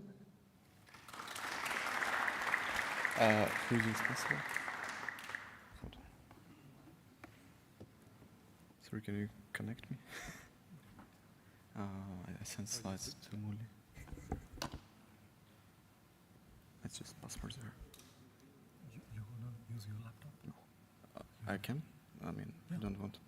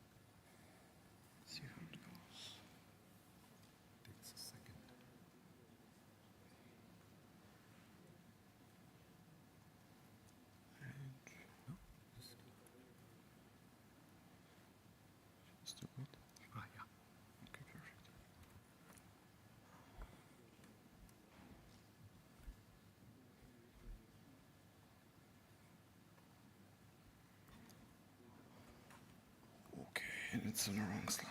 1 second.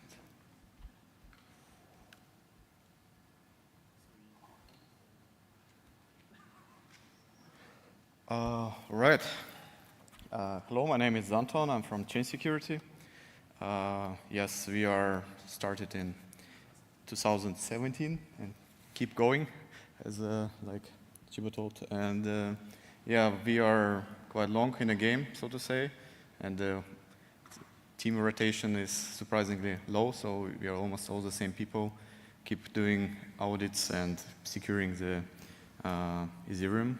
I mean, we are, I think, at this moment still somewhere 5th place on the Ethereum Foundation bug bounty leaderboard, and yeah, we are trying to secure whoever comes to us for advice, and also like trying to find bugs in our, like, so to say, free time. Yeah, maybe some people know about read-only reentrances. This was kind of discovered by one engineer of ours. And yes, I mean, as the previous speaker told, like, it's really hard to navigate this field in terms, right? And here I want you to tell about this kind of mental model. Like we are sort of were initially a spin-off of ETH Zurich University. Its name is funny looking, but it means like something like Federal University of Switzerland. But basically, one of the things that I believe like developers and auditors, no matter what you do, I mean, I think anybody who is more or less involved with code can profit a lot, is this kind of mental models, how to deal with complexity, how to deal with code that is hard to reason about. And one of them is like invariance. So, I mean, in a nutshell, like what you see is like a definition of invariant. It's just some property of a, in our case, program, but it's a smart contract that is always true, right? So, one of the such kind of really intuitive properties that you might maybe see first time is that maybe total supply of ERC20 token, if you have experience with ERC20 tokens, is equal to sum of balances, right? This is kind of makes sense to do because you don't want to have like tokens in balances but not accounted in total supply, right? So here I'm going to use a bit more complex example, like it's compound V2 I think actually. It's let's say not so popular nowadays. I really don't know how they're doing, but like we started long ago, and when honestly we started in 2017, most of the audits, most of the contracts we reviewed, this was like ERC20s. Like, this was peak complexity in most places.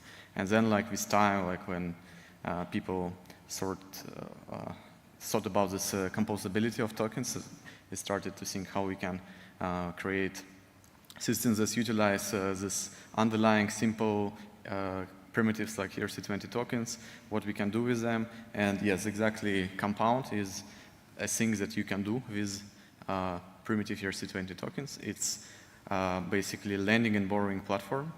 So you have here DAI.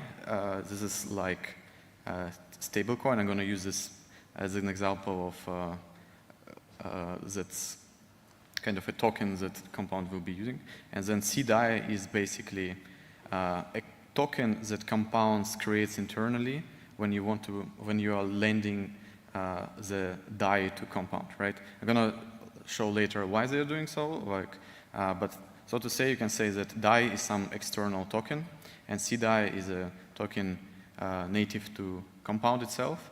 And of course, like there's going to be either it's a native token. Yeah, you're as well going to see why we use it. Okay, now like once we saw like these three basic blocks, let's first go into the first part of our like Compound dive in, right? And I'm going to just explain a system, and then like after I explain like first steps, I'm going to try to show you how you can kind of abstract the complexity out of this complex, quite a complex behavior with quite small and simple formulas that's easy to understand. Okay, first it's in Compound. I told you it's lending and borrowing platform. What is lending? Lending, it's you can say a process, right? When a party, some lender, it could be you with your Ledger wallet or MetaMask, whatever you're using. You have some DAI tokens lying around, and you basically want to give them to get the yields, right? I mean, if you know what yield is, this is exactly why people are lending. They either putting it into some liquidity pools or something to make the kind of capital work, right? And like you see, it's usually if you put them inside, so this is we're going to call like supply, this kind of step. If you're supplying tokens, in exchange you're getting CDAI, right? This is like a virtual token, so to say, that represents your like position inside this Compound system, right? And after a while, time goes, and you actually want to get your gains from the Compound, right? You say, yes, I'm done with farming Compound, like I actually need DAI, because DAI you can use for many other things, like withdrawing from exchanges, centralized ones, and actually like buying pizza, what to so not. And with time, how Compound works, why you actually incentivized to give your tokens to Compound is because you'll get more, right? You see here you'll get like 105 tokens and not the initial 100 that you have to put. Like, so with time, like when you'll be withdrawing, this is process we call it, you will get more. And this is, I would say, one of the simplest invariants that you can kind of check when you are doing audits or as a developer when you're writing a code, right? And like a bit more complex example, but in the same nature of invariant is that price of die to C die with time should be monotonically increasing, right? So there should not be moments like when C die is not, like let's say I put 100 die and I got back 40 C die. There should not be a withdrawal where I'm actually getting less die, right? I mean, this is compound invariant. It's not doesn't hold for all kind of protocols you're going to deal with. I mean, even for example, I know Sertor who works with Auer. In their case, there is some potential like rebasing that actually permits this balance to go down. But in general, as a general rule, like this shouldn't happen in most lending borrowing platforms. And this like exchange rate of you can say DAI to CDAI, like or any other token to like internal share that represents this token should always go up. Yes. Now we're going to go on the other side of this compound is borrowing.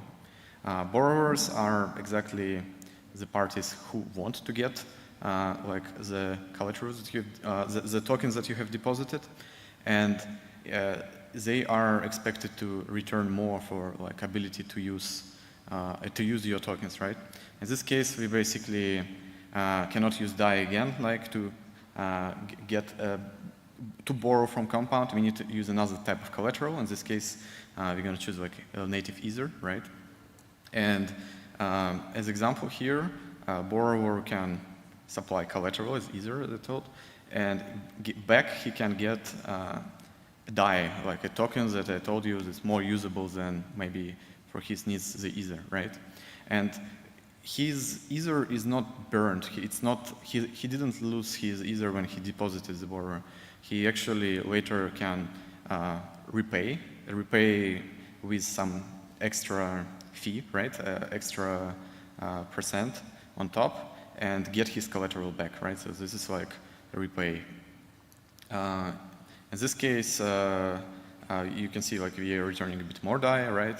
And this basically, just to spoiler you, like, and people who know this is like quite obvious, profits of lenders come from borrowers, right? This like system itself doesn't print new DAI, right? It's only can kind of redistribute what lenders or what borrowers kind of have to put on top, right? And invariant for this is quite simple as well. It's a repaid amount. It should be more than borrowed amount, right? So you want borrowers to pay for ability to use your DAI, right? Other type of collateral that lenders had put into the system.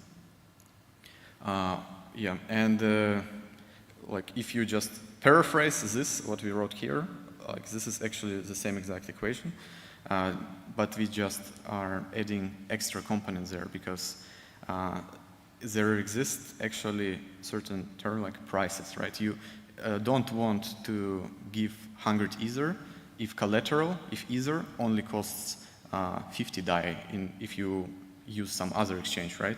It will be really bad deal for a compound as a protocol, right?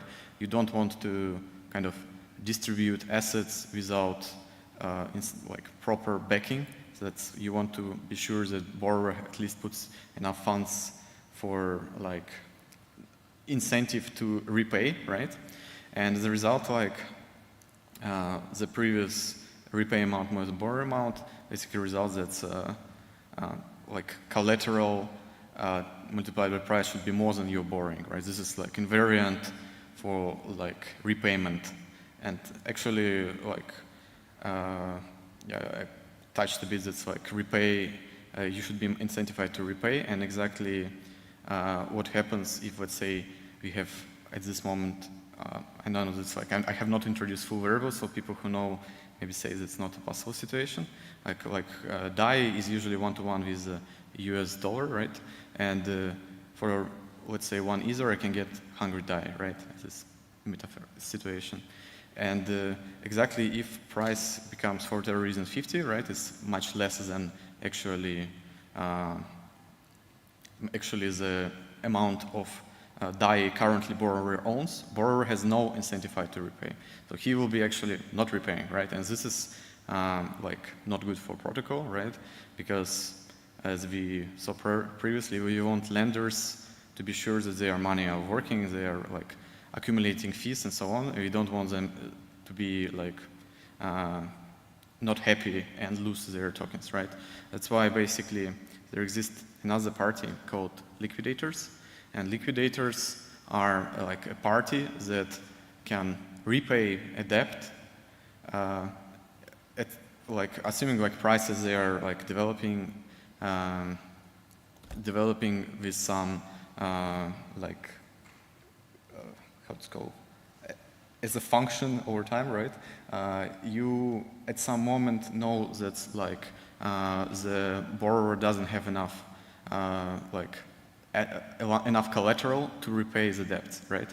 And at this moment, like in Compound, something starts, some process starts that is called like liquidation auction, and it allows liquidators to like basically liquidate the borrower's position by repaying DAI. You see, like he needs to return what borrower has borrowed at some like smaller price, and as a return he gets a collateral that potentially can worth more, right? Like invariant that you want to establish in this case is like to make sure that liquidator is has all the incentive to like liquidate position is that basically the like I'm going to read formula, it's quite big. Collateral amount multiplied by price of collateral multiplied by collateralization ratio, I'm going to tell us a bit later, is more than borrowed amount times price. So in our case, collateralization ratio, it's the factor that resulted in borrower's amount here not to be 100 but to be 80. Why it's 80 is because you exactly want to have a safe gap like in time in which liquidator can come and liquidate your position. And for that exact reason, for 100 USD tokens, you're not getting 100 back. Like this examples that we had before, they're technically like no protocol works like that, I think. It's collateralization ratio of 1 is a thing, but it's quite a rare thing. In most cases, you will get something like 0.8 in this case, which basically means that borrower cannot fully utilize value of his collateral. He can only do it partially.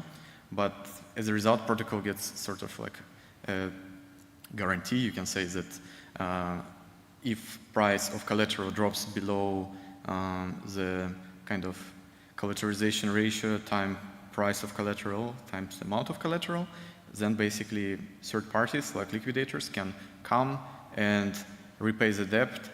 They are really motivated to do so because they actually, you can see, getting like Ether is 99, right?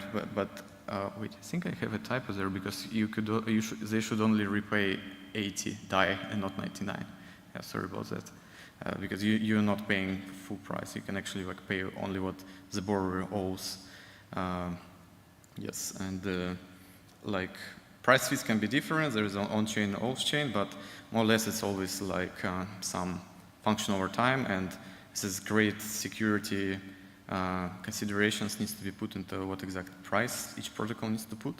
But more or less, like you can say, the heuristics is such that you want to be able for liquidators to be fast enough to liquidate the positions.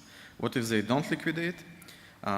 There's like bad debt as a term exists that exactly if like for example, borrower has borrowed 99 DAI, but liquidator repaid only 9 DAI, right? This 9 DAI will be considered as like a bad debt. It's basically protocols usually have like a special pools to protect from bad debts, like they are basically funneling parts of their protocol fees into the special pool that in case if they accumulate bad debt, they can repay certain risks, right? But in general, they never want to have any bad debts on any of their borrowing or lending positions, right? And there is a huge effort put into analyzing what exact collateralization ratios needs to be in each system. It's more not security in DeFi sense, but it's still security in DeFi sense, but it's more economic parameters and not software code that can be broken, right? Okay, and yes, for desired invariance that we would like to hold is that collateralized amount multiplied by price of collateral. Price in this case, you can say it's in dollars, right? And multiplied by collateralization ratio should be borrowed amount times price. This is the old formula that you saw, and basically what it really means is that intuition behind it. It's kind of one of the things hard to get is you all see these formulas, and with time intuition starts to build up, and here intuition is that basically what borrower puts in should be less valuable than what he gets out, right? And yeah, this is, I think, enough for borrowing. We can now go for connecting both pieces of the puzzle together. It's lending and borrowing. So there's lenders who come and put DAI, there's borrowers who come and get DAI and put another asset as a collateral, and later they repay, and their repayments go and basically result in profits of lenders, right? And yeah, this invariant, if you sum up stuff on the left side, on the right side and on the left side, they should be equal, right? Because the inflow of a system, assuming there is no protocol fees, it should be net zero.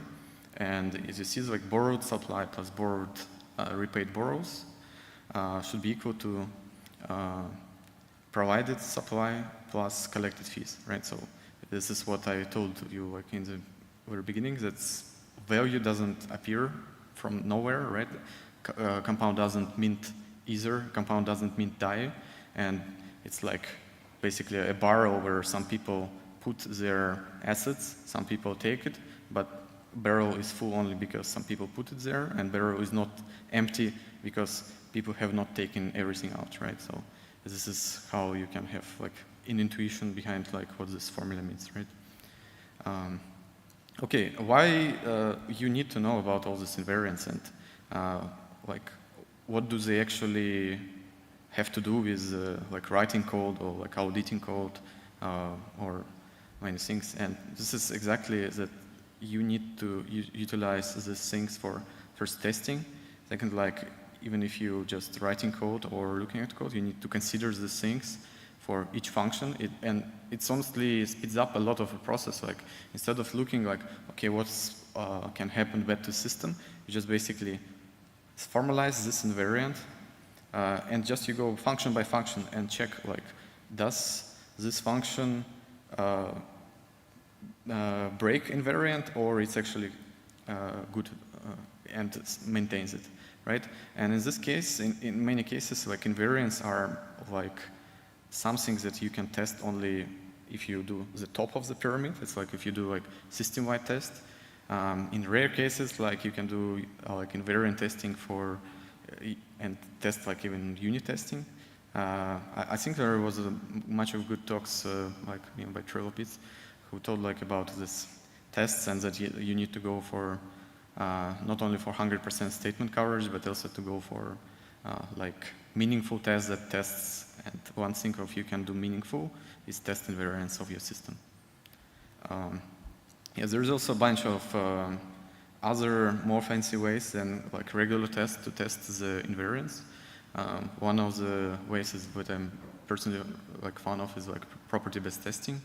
Yeah, I showed some examples how that of libraries and builder tools that can help you with writing such tests. I mean, Python is Brownie, Foundry is where you can write tests directly in Solidity. Truffle, it's a bit harder. There's like only fast check exists so far as I know. But nevertheless, like property-based tests are really good. I'm going to tell you later what exactly that is, but stateful testing is another variant of property-based testing, but where you like maintain a state. And formal verification and monitoring is kind of, I say formal verification is super advanced kind of testing technique, but it gives you the most guarantees. And if you want to go the last mile and basically be sure that you're safe, it's maybe like exactly what as a protocol developer you want to do.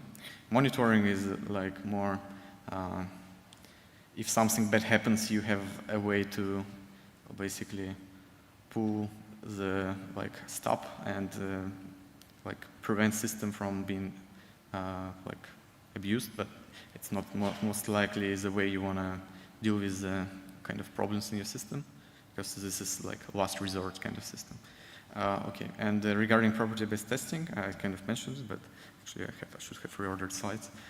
That's basically if you consider a unit test for like something like deposit function, usually you just run one value through it and you just see if it's like passes or fails. Maybe you have after deposit you're actually doing some like queries and like asking smart contract if the state is okay, right? If I want to deposit, I want to see that something total collateral in the system has increased, right?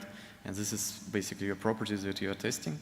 Property-based testing is pretty much the same, but you are like bombarding your like unit test with many random inputs, right? And you still checking all the same properties, but just not on one input, but on many different inputs. It's still like good, I think as Nat from Cherylbits told, like to limit basically, if you're using really big integer values or really small integer values, there is this basically corner cases that you want to capture, but in general, this is like really good testing technique and yields, in my like experience, a lot of results, surprisingly, with little time invested, sort of. Especially like for us, audits are time-bounded, and it's always trade-off between like testing the client's code and like looking at code ourselves. Yeah. I think I'm done. I don't know if I'm on time. Yeah, I guess questions, if anybody has.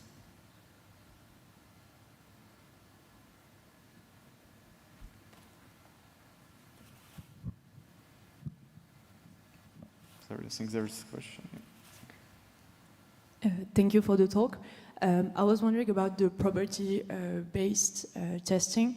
How do you choose the corpus that is used for injecting? Sorry, what do you choose? The corpus, like on the next slide, you have like 110. And okay. I was wondering about the corpus and also the seeds that generate maybe the corpus. Yes, okay. So this is like really depends on library. I mean, I can, for example, tell you about Bug Brownie. There's basically you're writing testing like in Python, and there is a like well-established library in Python called like Hypothesis that basically allows you to annotate certain input argument of your test as parameterized test with a certain strategy. The strategy you can specify minimum value, maximum value, seed. That's exactly like where it can be specified. And then this test will be basically run multiple times, and it will be every time like a random value from these parameters of your strategy picked. Yeah, I mean, I guess it really depends on like libraries, right? I don't know what's Foundry honestly doing there. I can only like speak about Brownie just because I looked really into internals, but more or less I think there is a standard, the way of how things you are doing is the same. Like you basically have a special way to write in like testing library that certain test needs to be needs to receive random inputs. Yeah. I don't know if it answers. Yes, I was wondering about how to optimize actually the good choice of corpuses. Oh, this is like really good question. Okay, good. So like in my experience, it's like you know for a given function that this function somehow mutates the state, right? And this like mutations of states, they are usually, and you can end up in a bunch of new other states. But for example, if you have, let's say, in our case, whatever, like deposit function, you can have deposit that, let's say, makes your collateralization ratio healthy again, right? Or it makes your collateralization ratio unhealthy, like if you maybe like withdrawing, right? So you basically, in my experience, it's best to look a given function and see what can be possible results, right? And then maybe you even like can target the values such a way that you say, okay, please, I want to deposit exactly enough assets with some random parameterization around it, so my collateralization ratio becomes 1, right? Something like that. And then you kind of, sort of, you can say, trying to fuzz around edge cases, right? You most likely, from like system, know like edge cases, let's say like even transfer functions, like you know maybe critical parts is like when you're trying to transfer more assets than somebody somebody has, right? Or you're trying to mint really, really big value, right? This is where usually problems can happen, right?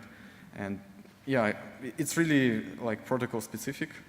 Yeah, I can like say from my experience, we had like really one hard property we had to fast, and there like exactly was, you could say, like Uniswap v3 kind of system, where you could, when you're swapping, you can swap and cross the tick, or you can swap and like not cross the tick, right? And then you were exactly trying to give all these values as a pool of arguments to get from, right?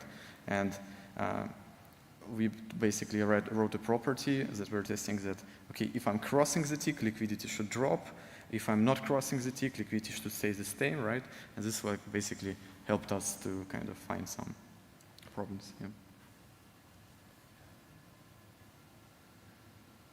Hi. On the previous slide where it said formal verification, how does that differ from the others, or is it like an umbrella term? Did you mean something more specific? Oh, yes, I guess Certorum. Yeah, I mean, it's really like a wide term, but what it results is you are having usually like high-level specification of your programming system, right? It's maybe like, I want to create a token, and in token you can like mint and burn, right? This is like in plain English, I have a specification.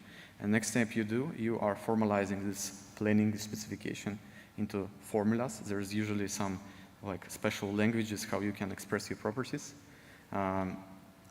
Exactly like, for example, for tokens, you can, I think like Sertor did talk, like you can have this kind of rules that tell you if user A transfers 100, like X tokens to user B, balance of user A should be decreased by tokens, and balance of user B should be increased, right? So this kind of formalization happens.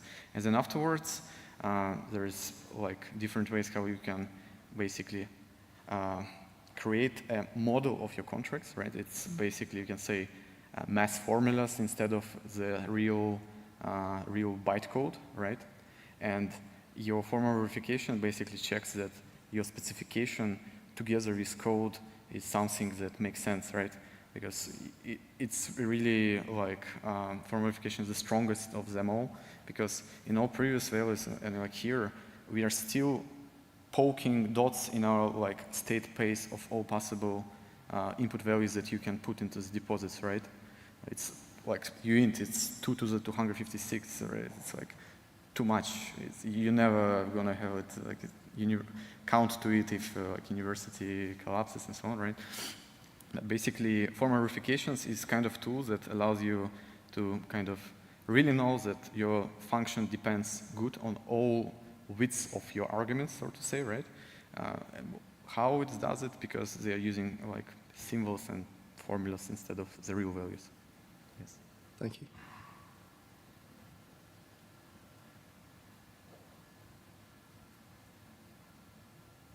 What are the differences between fuzz testing and property testing? Which testing, stateful and property? Or? property-based testing and fuzz testing? What are the difference? Fuzz testing and properties. It's actually almost the same. There is like, I think, like, there are many people who kind of, especially like in science, who are really, let's say, zealous about the terms. So fuzzing usually in their terms means like you are doing black box fuzzing, meaning that you don't have idea about internal representation, you don't have idea about internal properties. Property-based testing is basically fuzzing, but you have idea about what exactly system is built of. As I told you, like you have idea about possible transitions and you try to like basically guide your fuzzing into these edge cases, right? This is basically it. In most cases, people use them interchangeably. I think if you open like Foundry documentation, they basically have fuzz testing and then the next, but the HTML link has property-based testing, right? So it's kind of synonyms, I would say, in crypto community. Thank you.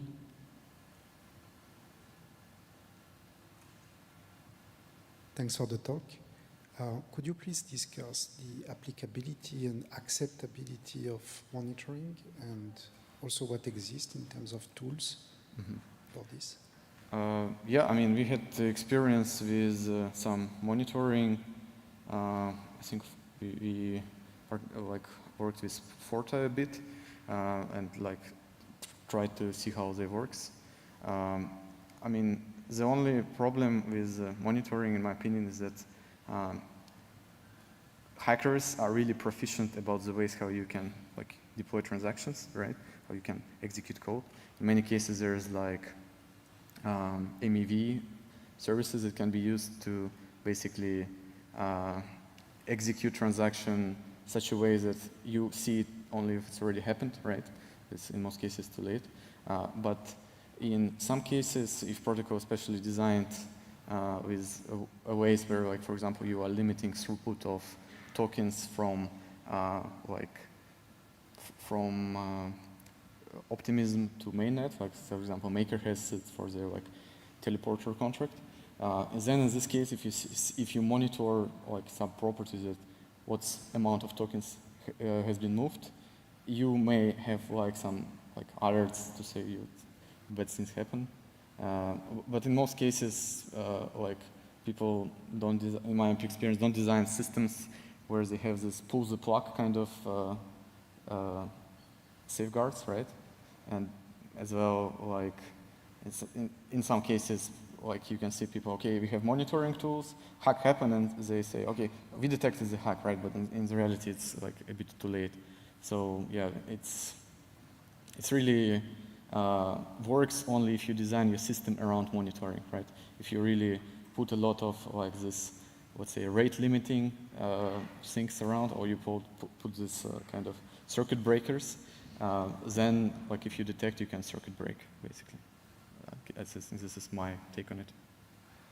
Thank you. Okay, good. Thank you, Anton. Thank you.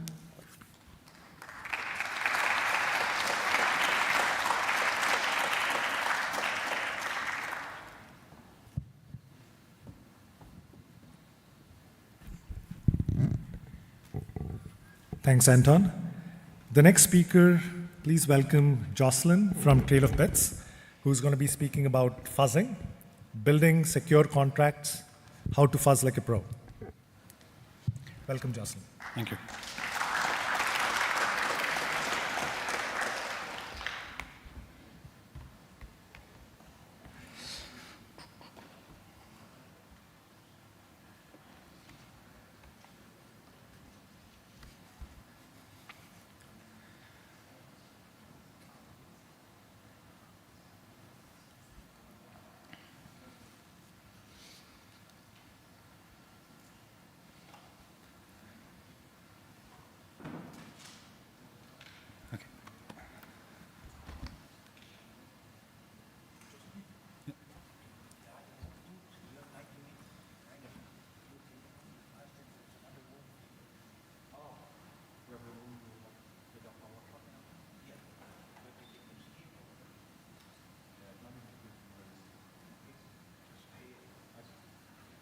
thanks. Okay, hey everyone. So this is going to be a workshop. We are going to have a couple of exercises we are going to go through. If you already want to take all the material, you can take the QR code or go through this website. You will see 5 exercises. I'm not expecting us to go through all of them. If we can go through maybe 3 of the exercises, it's already good given the time we have. Let's say if you want to, if you like challenge or if you are really fast, go for it. We have 2 spare tickets for the security summit. So if you go through the 5 exercises and you don't have a ticket to the summit, just let us know. Okay, today we are going to talk about property-based testing that was introduced in the previous talks, and we are going to have an hands-on approach on how to develop invariant and how to use fuzzing to develop more secure contracts. My name is Jocelyn Feist. With me, Natalie Chin and Justin Jacob from Trail of Bits. If you have any question about our company or about what we are doing, don't hesitate to let us know. Natalie already introduced us this morning, so I will skip this part. So today we are going to focus on kind of trying to understand how to find bugs in a contract, how to find vulnerabilities, what are the different types of techniques we can use, and we are going to focus on a specific technique, which is property-based testing, as you guessed. Let's say you have this piece of code. You have 2 functions, a function to buy token and a function that computes some price, and you want to find bugs in this example. Don't try to look too much. There is a bug there, but we will see it later. How can you find vulnerabilities? On a high level, you really have 4 techniques that you can use. The first one is unit test, manual analysis, fully automated tool, and semi-automated tool.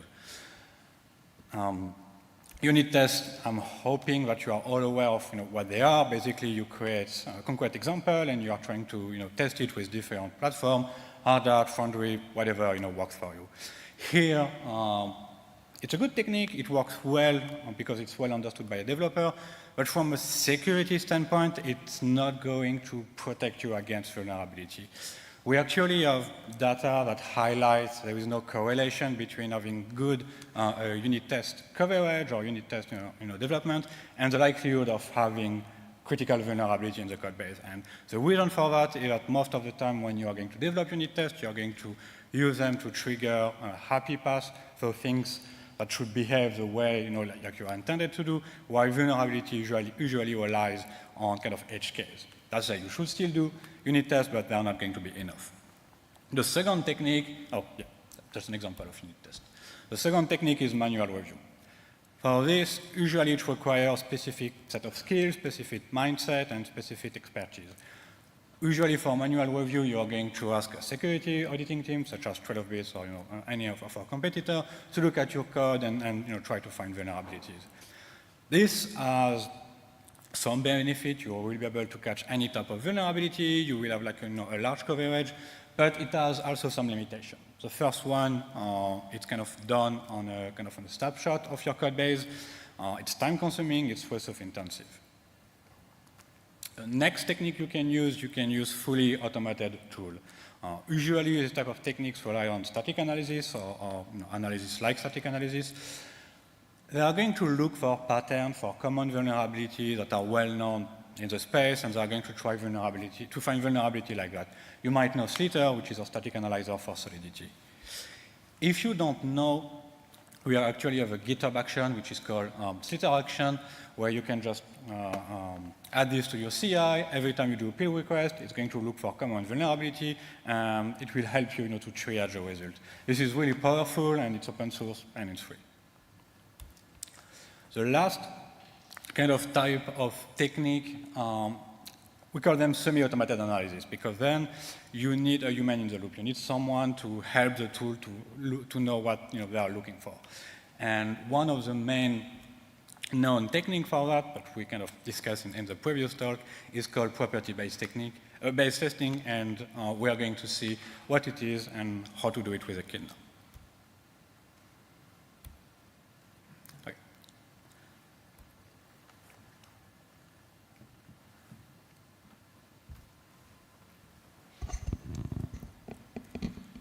So as I mentioned, as a precursor in the previous talk.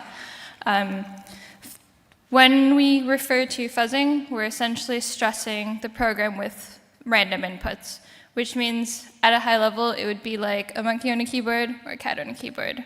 And essentially throwing random inputs into your smart contracts and seeing how your system behaves. Fuzzing in general is fairly well used in traditional software security, and you can see that through the use of, like, for example, AFL and GoFuzz. Generally, these platforms are testing for crashes. So they're looking for, are there opportunities in which malformed input can cause a program to crash and therefore cause unexpected behavior. That's not exactly what we're going to be testing with smart contracts because there is no concept of crashing.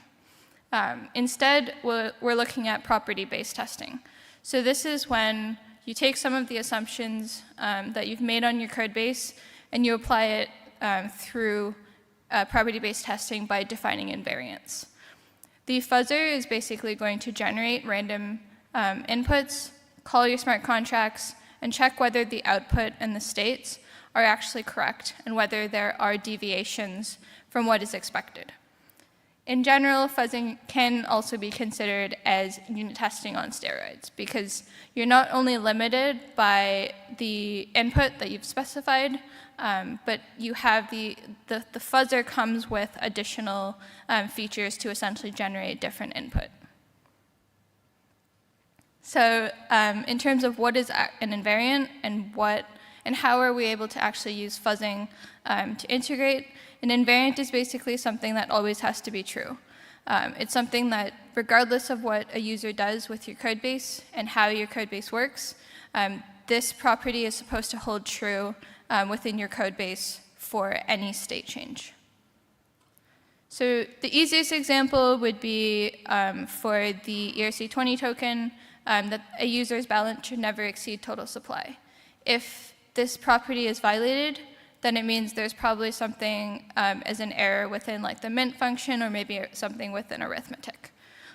This property tells us that if there is a violation, that there is an underlying bug in our code base.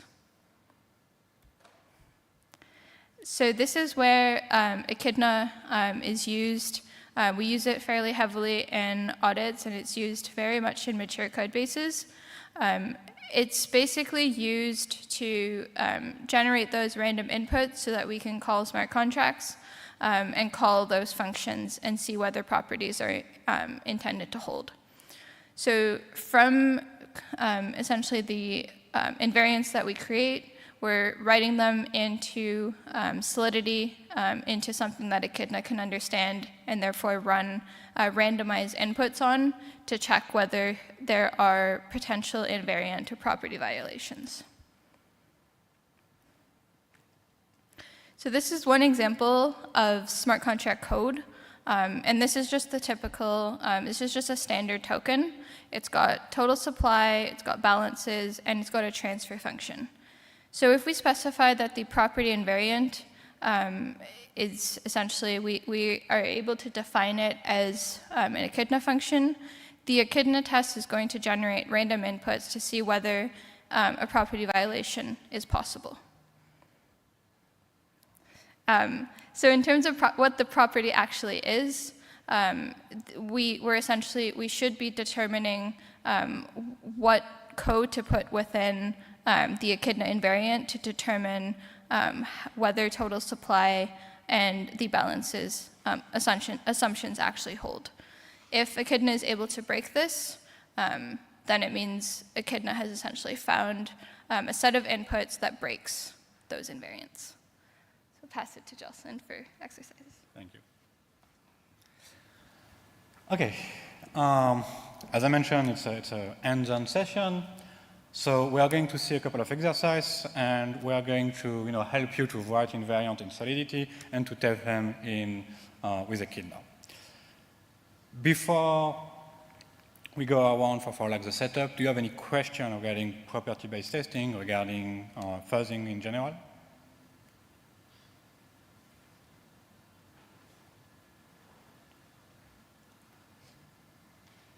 Okay, so you can go on this website.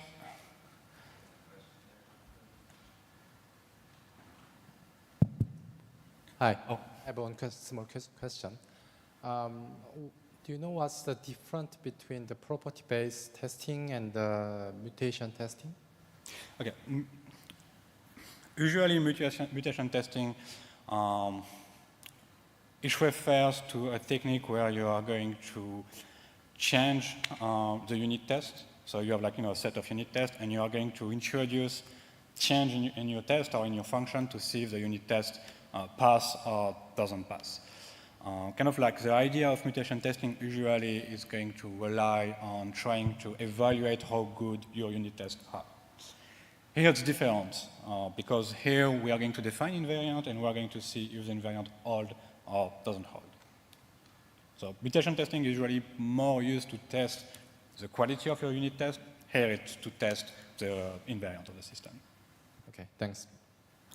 We have a tool which is called Necessist that does mutation testing if you're curious. Okay. What time is it? So let's take 15 minutes to go through this first exercise. So if you go here, you can just follow the links.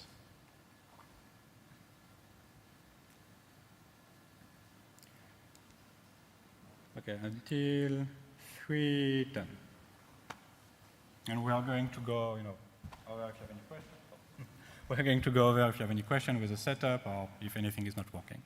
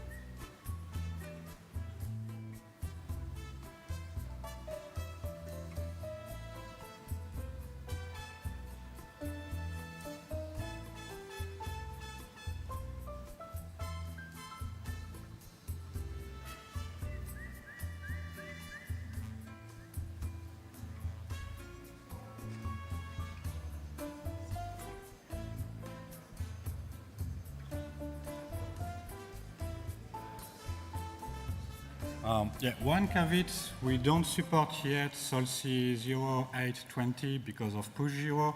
It's going to be supported in the next release. So you need to use SolC version B for 0.8.20. And you can use SolC select to easily switch between them. Let's give it 3 additional minutes and we'll go through the answer.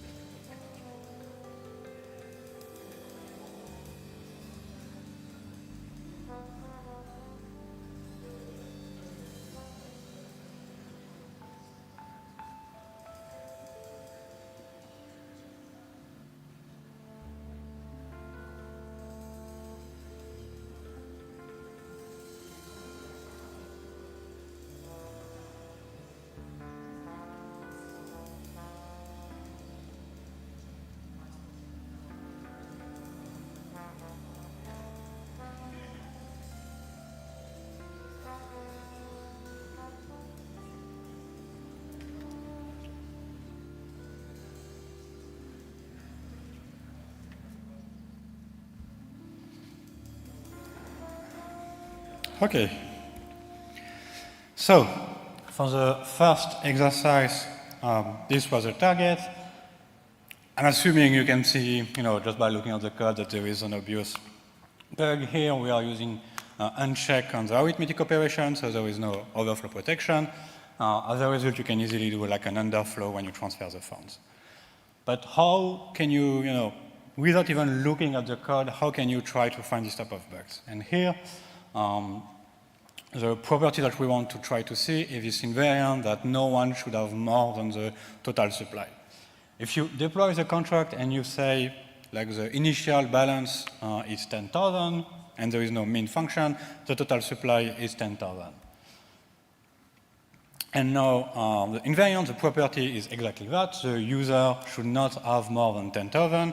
As you can see here, something which is really straightforward is that you can define the invariant in solidity. Everything is in solidity, it's just a function with that return a Boolean, like a condition, and this condition is our invariant. If you run a kernel on that, it's going to say, yes, I can break this invariant. Here is a sequence of transactions to trigger and to reach like this condition. And it's just a call to transfer with 10,000 and some number. And yeah, obviously it's because of the underflow here. Is there any question regarding the first exercise? How many of you managed to have Echina running? Okay. How many of you managed to finish the first exercise? Okay. So let's go to the second one. Here, we are going to try to have a system where you can pause the system, you drop the ownership, and we're going to use Echina to see if we can unpause the system. So let's take 15 minutes again, so 25.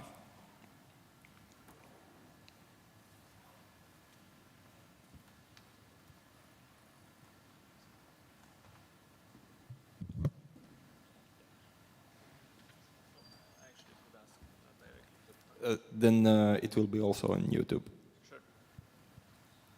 So can you tell us a bit more about how Echidna works underneath? Like, does it just realize what the functions are and calls them in a random order with random inputs? For example, in this case with the pause and pause, I guess you just write this invariant saying, make sure the contract is not unpaused, and then it would just try out these pause and pause functions by itself.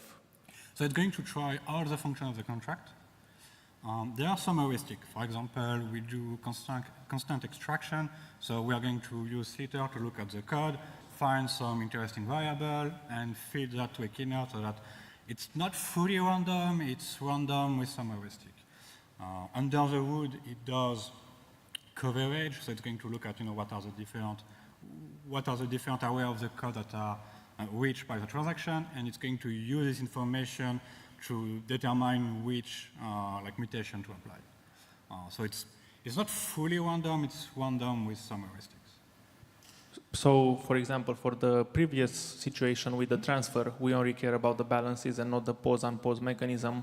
There is a way to guide the Echidna to say, yes, this is the only thing you should use, try to break it with that. Yes, there is a configuration file, so you can say, okay, just call 5 function, or just call this function. Like if you have a really large code base and you want to kind of narrow the search, you can do that with a configuration file. All right, thank you. Any additional question?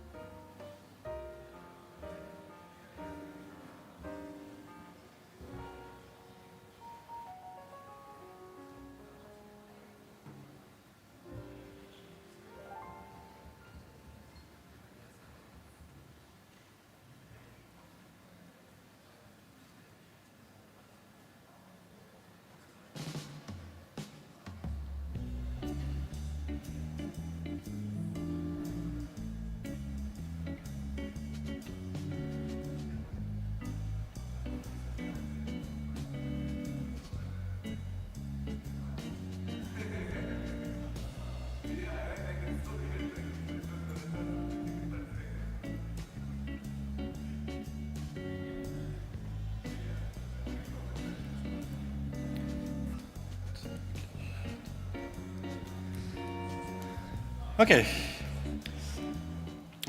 Just to get a quick overview, how many of you managed to finish like the second exercise? Oh, way more than the first one. Congratulations. Okay. So here we have a contract with multiple functions. We have a feature where the owner can pause and unpause the system.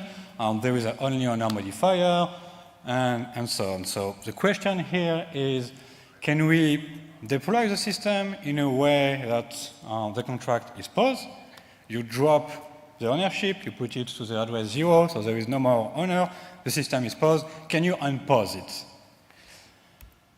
And here, again, the property, the invariance, is going to be described in Solidity. It's simply this function. So it's a function that returns a Boolean, and the Boolean is a condition, is pause is equal to true. Yeah?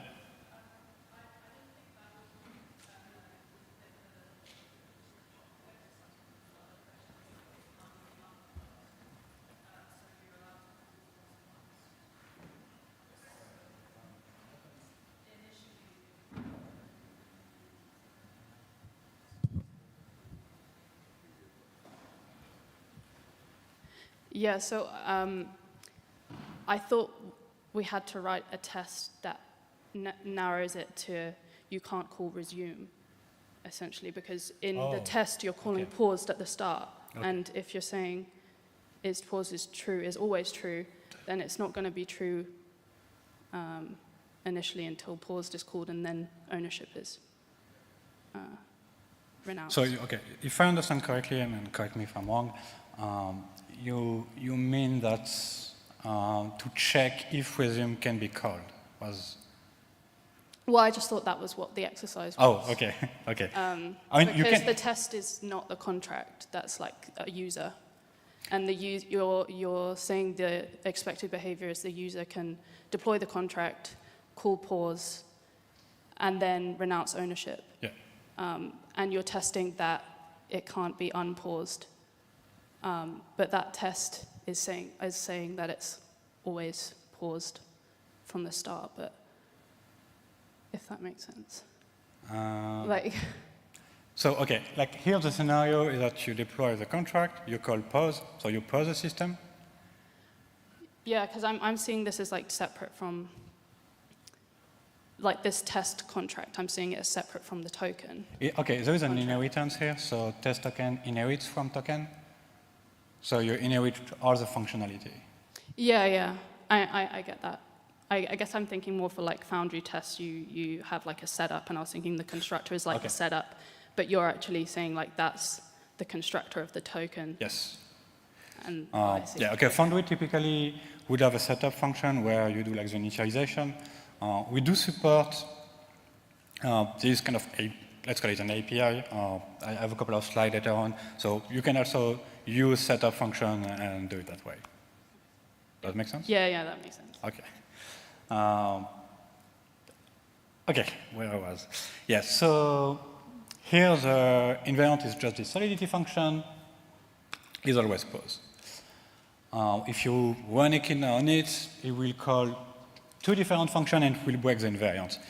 Here, just to remember, we did not look at like the different function. Maybe we don't even know there is like a resume function.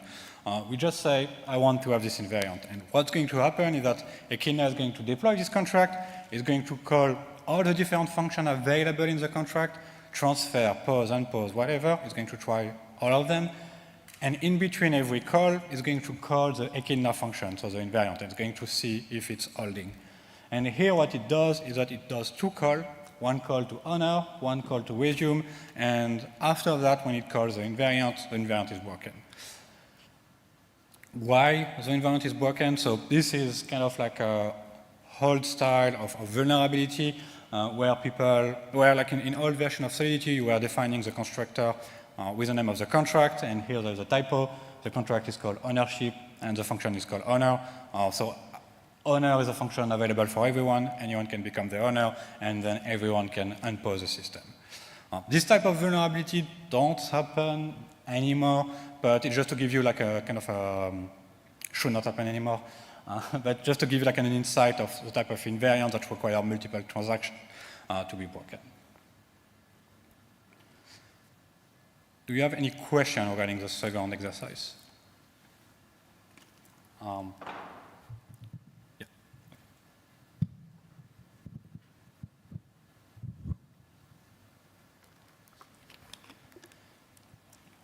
So regarding the functions you call, is it like brute force, or do you have any strategy on doing this?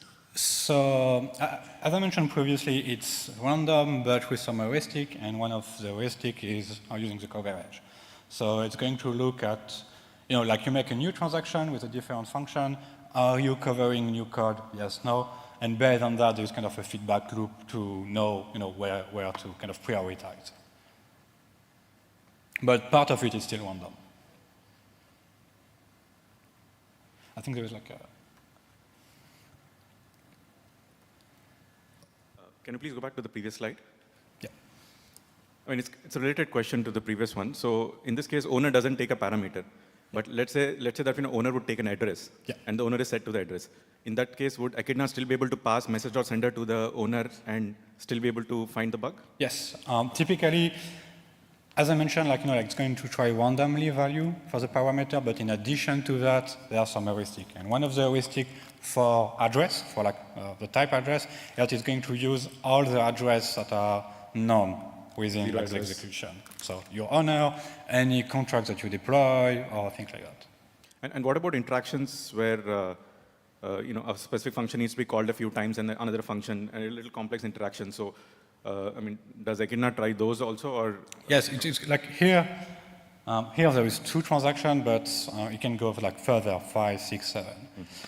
Something that can happen also is that you call 20 transactions, you break the invariant, then Echidna has a strategy where it's going to try to reduce the call so that it's a bit easier to debug. So you might break it the first time by calling 20 functions, but then Echidna is going to try to say, oh, okay, maybe I just need to call 10 of them and there's this process. Okay, thank you. Okay. Now the question that it's sometimes difficult, to have a good insight and to go behind is how to define good invariants. Like the example we just saw, the invariant was pretty straightforward and very simple. But when you're in front of a code base, the invariant might be more complex. So how can you kind of define them? How can you understand them? And I think the best process is to have an iterative approach. Start really small. The first invariant that you are going to describe for your contract should not break. The first invariant should be something really straightforward that should not break. It should be something just to kind of get used to the code base and get used to the system. You should first define the invariant in English. Don't try directly to write them in Solidity. Open a Markdown, open a text editor, whatever works for you, and start to think about them in plain English, like what the system is supposed to do. Then write them in Solidity and iterate. You run Echidna, does it break? Does it not break? If it breaks, either you found a bug, or maybe your invariant is wrong. Maybe you made assumption about the code base, and the assumption that you had was not correct. So that's why you need this iterative approach, and that's why trying small is usually better because you remove complexity. As I mentioned, start early on, even before. It's kind of like a paradigm shift. Even before starting to code, like if you're a developer, before even starting to code your contract, you can think about what the system is supposed to do, and this will help you, down the line. So it's really like a process of thinking about what the system is supposed to do. Just to give you some example, if you have an arithmetic library, if you have a fixed point arithmetic or something like that, then you can think about what are the arithmetic properties that you should have. Commutative, identity, inverse, and so on. So you have a couple of math-related invariants that should hold for most of the properties. Then you have something that can be more complex. There is a supply, which we already saw. Then you can start thinking about some function, for example, transfer, what the transfer is supposed to do. The transfer is supposed to decrease your amount, right? And it's supposed to increase the amount of the receiver. if you go and you define an invariant that does that, you will realize that this is actually false, because one of the edge cases is that if you do a self-transfer, you don't decrease your balance is going to stay constant. This is just an example of invariant that might seem straightforward, but actually there are a lot of edge cases and things to consider when you are building these type of things. Something to consider also is situation where the system should revert, or return false. So it's also important to create invariant on things that should not happen in that way. So if you have a transfer and you don't have enough funds, either you should revert or return false depending on your implementation. There are kind of two categories of invariant. You are going to have function level invariant. So those are going to be invariant related to the execution of a specific function. Most of the time, not all, but most of the time, they can be stateless invariant, so you don't manipulate the state. And those are usually the simplest to test, because you can just look at the specific function and you can just focus on that. Then you have system level invariant, so invariants that must be true for any function within the contract. The balance of the user not being greater than the total supply is one of these examples. So it's not just with respect to a specific function, but it's respect to the system as a whole.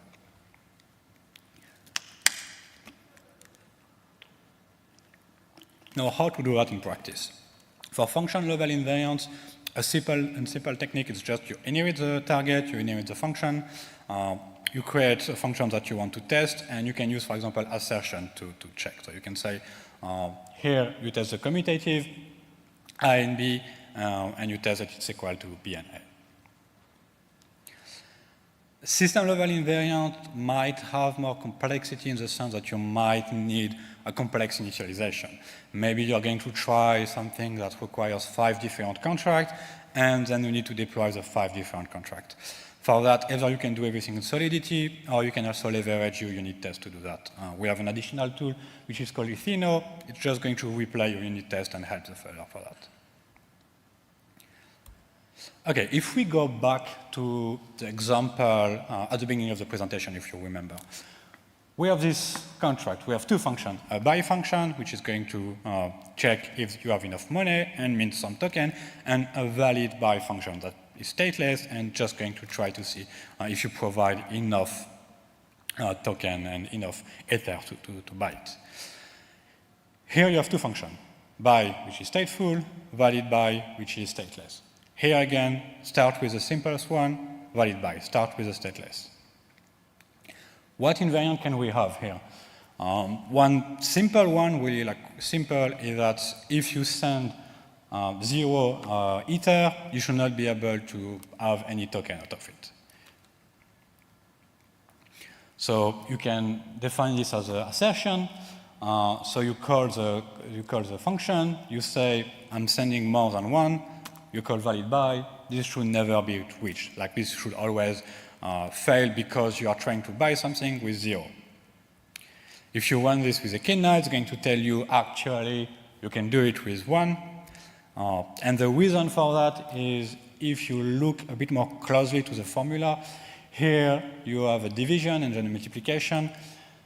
If the number of tokens is below 10, the division is going to return 0 because it's going to run down. So the amount of Ether that you have to send is going to be 0. So for any token from 1 to 9, you can basically buy that for free. Does that make sense? Any question? I have hinted a bit the assertion mode. So in Echidna, we have what we call API. So we have 3 ways to define invariant. We have the Boolean properties that we saw with the first exercise. We have the assertion that we quickly saw. With like the previous slide, and we also support the DApp Foundry API. The DApp Foundry is mostly the same as the Boolean property, but you have the setup function and so on. Boolean properties, we already saw them. Assertion, you just add additional assert to the code base.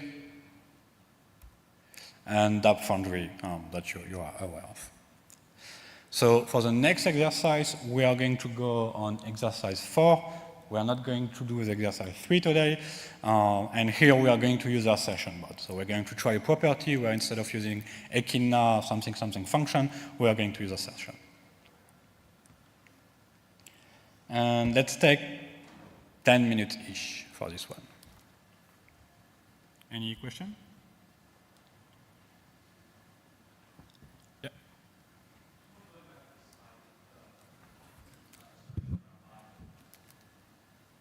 This one?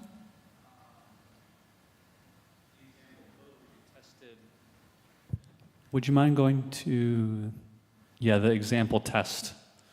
Thank you. This one? Okay. The slides are also in the GitHub if you need them. Do you have any question regarding this one? Okay, just okay.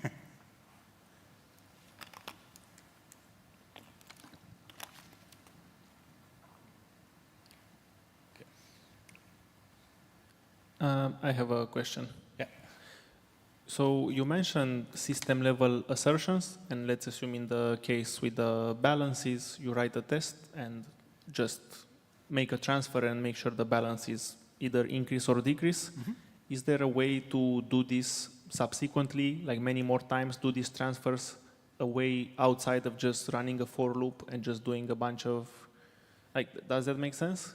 I want basically to do a lot of transfers, but the state is maintained after each of them. So it's what was already happening here. Like you are going to define an invariant where, after the execution, the state should be which, this invariant should be true. Echidna is going to try multiple calls. If you remember on the previous example on exercise 2, Echidna was calling 2 functions. It was calling owner and then resume, I think. So here, Echidna could also call, if you have a transfer function, Echidna might call transfer 1 time, 2 times, 3 times, 10 times. It's just going to randomly try different combinations. Okay, perfect. So let's say in a case like a lending protocol and so on, it would just try a random number of iterations of random number of things, and it would just see if at some point reaches an inconsistency. That's correct. Okay. There is a notion, if you look at the configuration of sequence length, basically it's a number of calls before the state is reset to the beginning. For example, if you say the sequence length is 1,000, it's just going to try 1,000 calls, and at some point it will just reset the system to the initial state. Okay, thank you. And is there a way to kind of target its inputs to something? For example, like it's in Forge, I think. You basically can limit the inputs in some ranges. So the best way to do that is to do input filtering and solidity. We have some tutorial in Secure Contract about that, and we have some helper in a repo which is called properties. Basically, you use modulo. So, if you want to kind of narrow the input from an integer to 100 to 1,000, you can use modulo operation. You take the uint, you use modulo operation so that as a result, it's just going to be between this range. And so that the further doesn't waste time. You can also use require. You can just say, require this input to be that number, but require will waste resource from the further because transaction will wait that. Okay. Yeah. Thank you.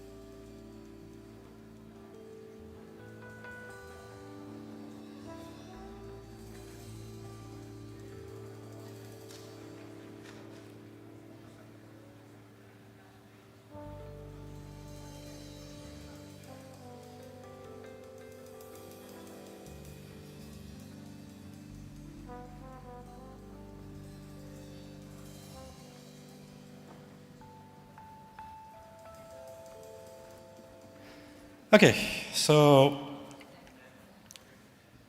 here the goal was to use assertion, and we were trying to, break the transfer function.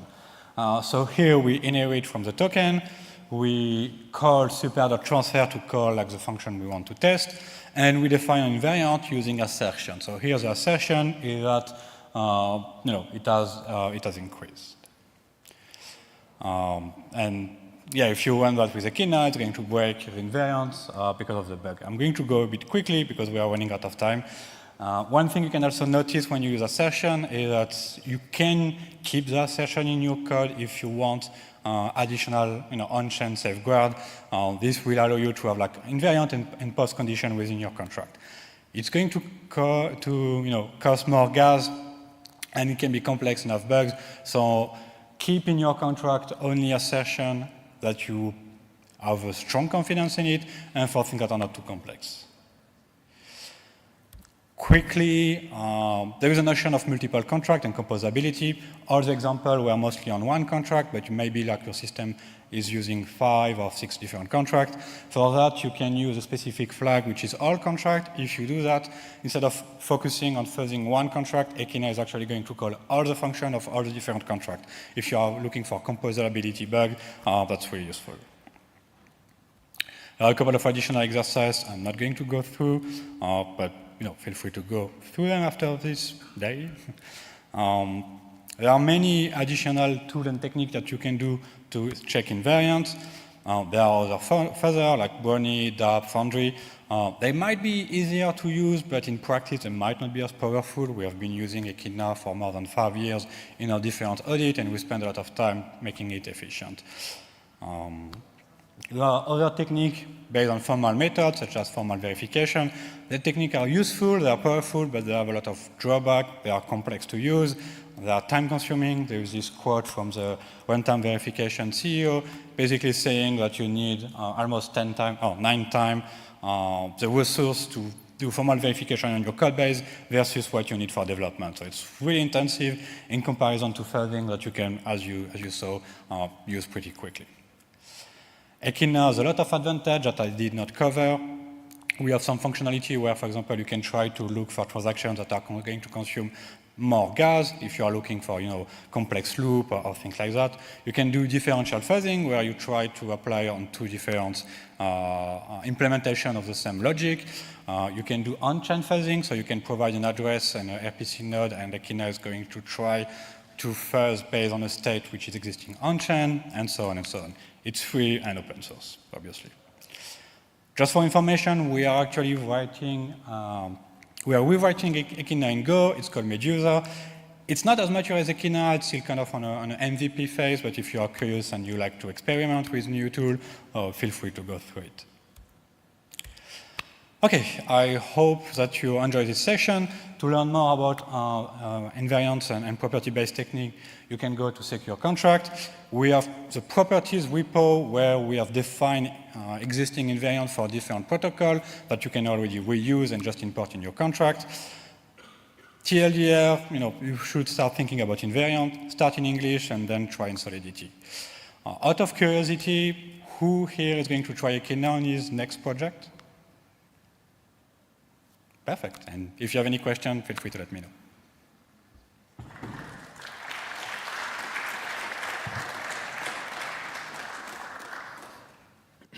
Thank you, Jocelyn, for workshop.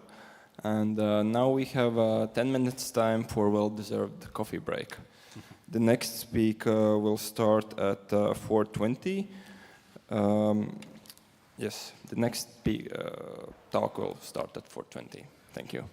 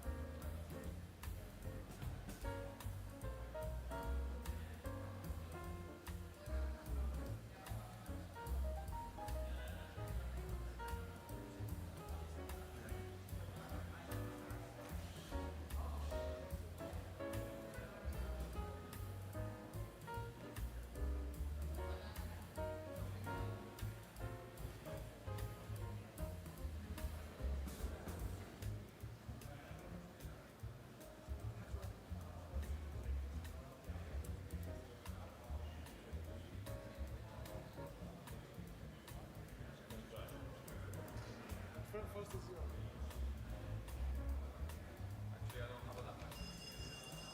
hope they come.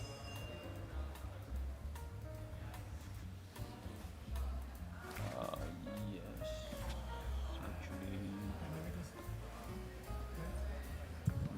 Yeah. But that is.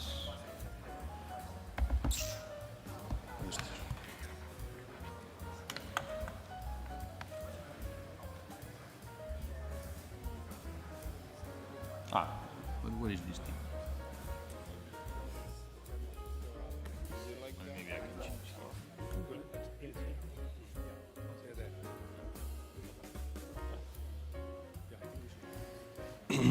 Excuse me. It's now time to get back to place, to seat, and enjoy our next talk from Ernesto Boado from BGD Labs and Tomer Ganor from Certora. It's a workshop, 90 minutes. Kind of works. So, should I do something then? I guess not.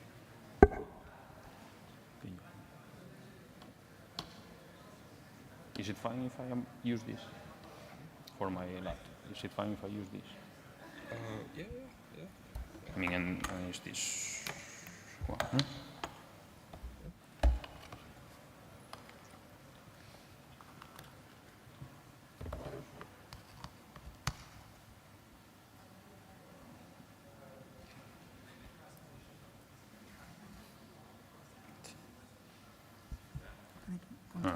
Yes.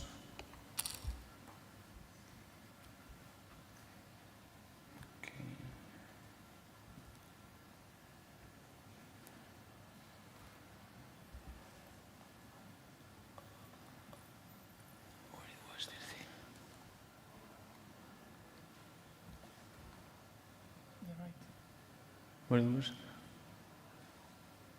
The slideshow. The slideshow, huh? Right.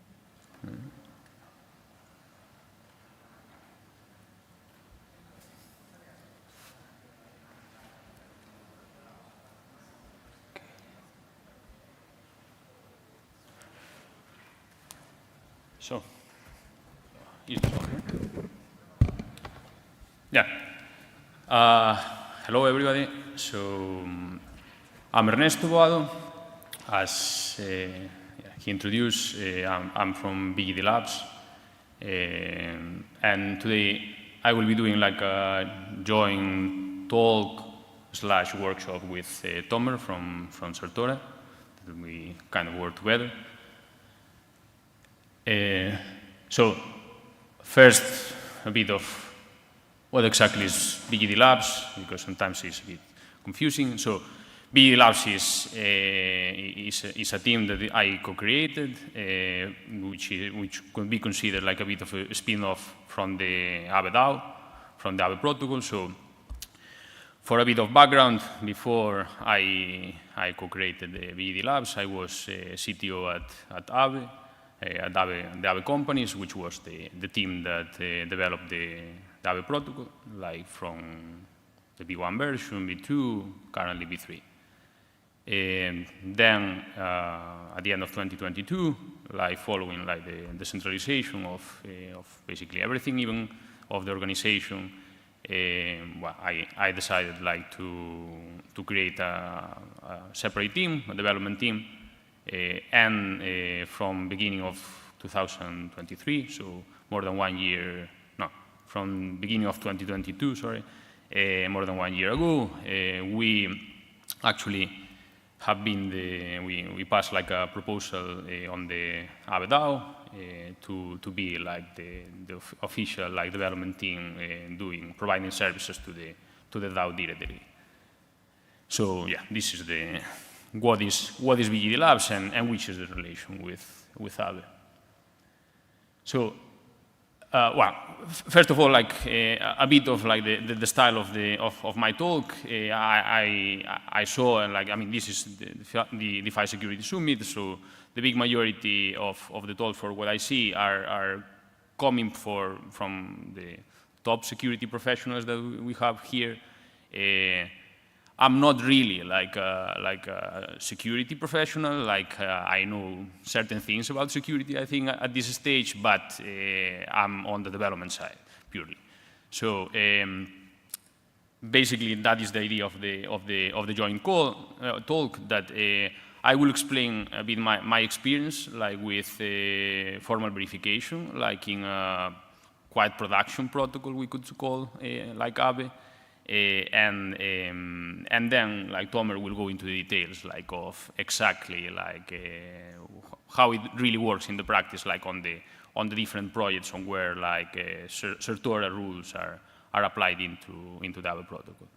So yeah, mine will be more like a high-level view and insights. Yeah. So first of all, like, some common misconception. Is that, like, Aave is like this liquidity protocol on where people just goes, deposits collateral, borrow against, or some others just deposit multiple tokens and earn yield on them. Actually, it's a bit more complex than that, and there is quite more variety apart from that. So yeah, there is the liquidity protocol, and that is the thing that Aave is more well known for. But apart from that, there is like a governance system, on-chain system of smart contracts, like to vote and to actually take decisions on the Aave protocol itself, of the liquidity. Yeah, there is like others, like incentives management, like which is quite separate from the protocol itself, but connected to it. So whenever, like, somebody wants to give incentives for using the liquidity protocol. There is also, like, the so-called safety module, which is a method of protection, like, if anything will go wrong on the liquidity protocol, hopefully not, the safety module on where, like, Aave holders' stake could actually be slashed to cover a potential loss. And yeah, the last piece is a stable coin that actually will be live tomorrow, I think, depending on when the proposal payload gets executed. But yeah, this is the last addition, so to the whole ecosystem. So as you can see, like, basically almost all the parts of the DeFi puzzle, or even almost blockchain applications, like, were touched, and they are covered by Aave one way or another. So yeah, this is more about, like, the insights of how exactly, like, security is managed in Aave, how is our approach, and especially how it evolved over time. Because, well, we are doing this, like, for already, I think, 3 years, like, since Aave V1, and things have really changed, I would say, the same as with the security ecosystem itself. So, well, as the big majority, I think, is aware, like, this is important, is before deploying smart contracts, as once the protocol is live, obviously there is way more other stuff to take into account. But before deploying certain smart contracts, what exactly do we do? Like, what we did, like, in Aave back in the day is what we are doing now in BGD Labs, and so on. So it starts with testing. With testing, I think almost everybody is familiar. I'm referring with unit testing, like with certain integration testing of different independent systems of smart contracts, sometimes not smart contracts, like, so let's say the classical testing in software, as everybody understands, I think. The peer review is pretty important, like, so internally the team, whatever is the team, like, because with decentralization sometimes it's not exactly the same team, but there is always, like, steps on where, well, you review the code of each other and you check that everything is as it should be. The security reviews, which yeah, a lot of people call them like manual audits at the moment, and this is basically, let's say, snapshot reviews of external parties, which are experts in security, and yeah, once you think that the code is ready, peer review is finished, testing is robust, ideally everything, you forward or you engage like some third-party security auditor that will like review everything and check that nothing was forgotten or there is no bug. And the final piece is the so-called formal verification, and yeah, it's important to highlight that I'm just using like in an informal way the formal verification concept to refer like mainly to what we are more familiar with and what we really use, that is like the Certora property check. So a bit of also background of from where it comes, like the relation between Aave and Certora. First, well, it actually starts a bit before of the first step of Aave v2, but v2 was the first formal step. So back in the days when also Certora, I think, was starting, they were reviewing like multiple live smart contracts out there, and one of the ones that checked in detail, even if Aave didn't really ask, was like the Aave smart contracts. And well, first of all, like they found like some interesting stuff, and second, like that the approach that they brought to the table was quite different, like to everything that we were doing before, which nowadays maybe doesn't seem so special, like, but back in the days, like when running Aave v1, and especially when Aave v1 was really growing to big numbers, like we were just really looking for everything that you can imagine in terms of security. So after this initial contact, let's say, with Aave v2, we already, like, when I was like on Aave, on the Genesis team, like we engaged with Certora, like for basically like review and also like for formal verification to apply their technology of property checking on the Aave protocol. In this case, the liquidity protocol. This continued with Aave v3, more or less the same. So like property checking, but to the new iteration of the protocol. And things got like even more interesting with, I think, yeah, for sure, like more than 1 year ago, when Certora, the same as with BGD Labs, like engaged directly with the Aave DAO, which basically with the smart contracts holding the permissions and the funds of the Aave system, for services like directly to the DAO, and basically, obviously, to the development contributors to the DAO itself. So now, yeah, I explained a bit of the context. So how exactly, that is the core here, like how exactly do we tackle like formal verification and property checking on Aave and BGD Labs? So first of all, like it's important to understand like why we see value like on applying property checking, not only like what do we do. So Aave v1, v2, and 3, they are pretty complex systems, let's say. So not really like comparable with some other traditional software, I will say. But the nature, like the open nature, like the type of accounting that it has, tokenization, different types of flows, of user flows, and basically everything that is built on top makes it pretty complex, like even to reason about. So the quite typical thing that I say is that when we develop like Aave v1 and we released Aave v1, I think we learn like 50% about Aave v1 once like it was running. Not so much about the invariance, but in terms of like how people was using Aave v1.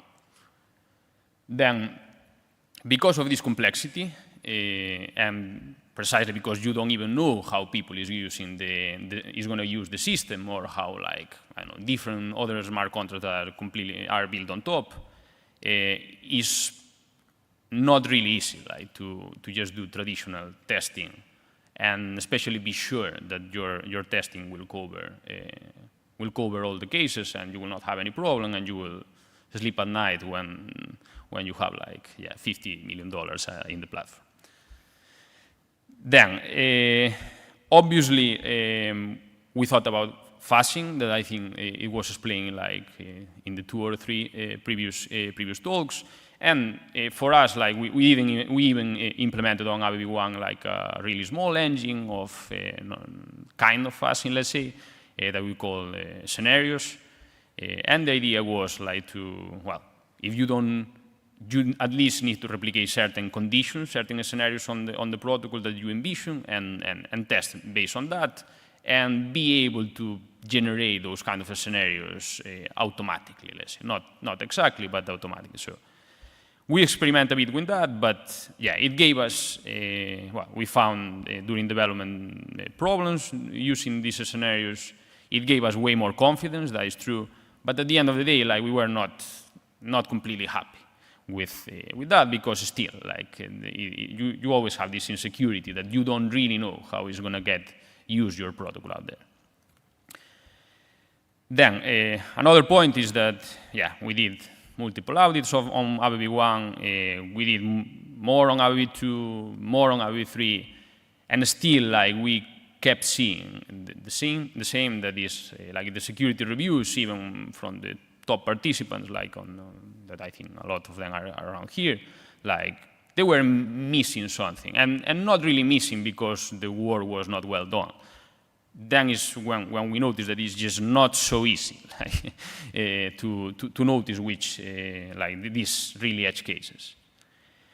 And then, so formal verification. One of the main things of formal verification is that it catches certain types of bugs. I mean, it catches basically a lot of, or the majority of the bugs, depending on the code base. But even with well-tested code bases, like, and well-audited code bases, still it catches, like, some bugs that are pretty dark, I would call it. Dark, I refer that, like, you don't really think in that direction while you are developing like a system. Another point of why formal verification is that,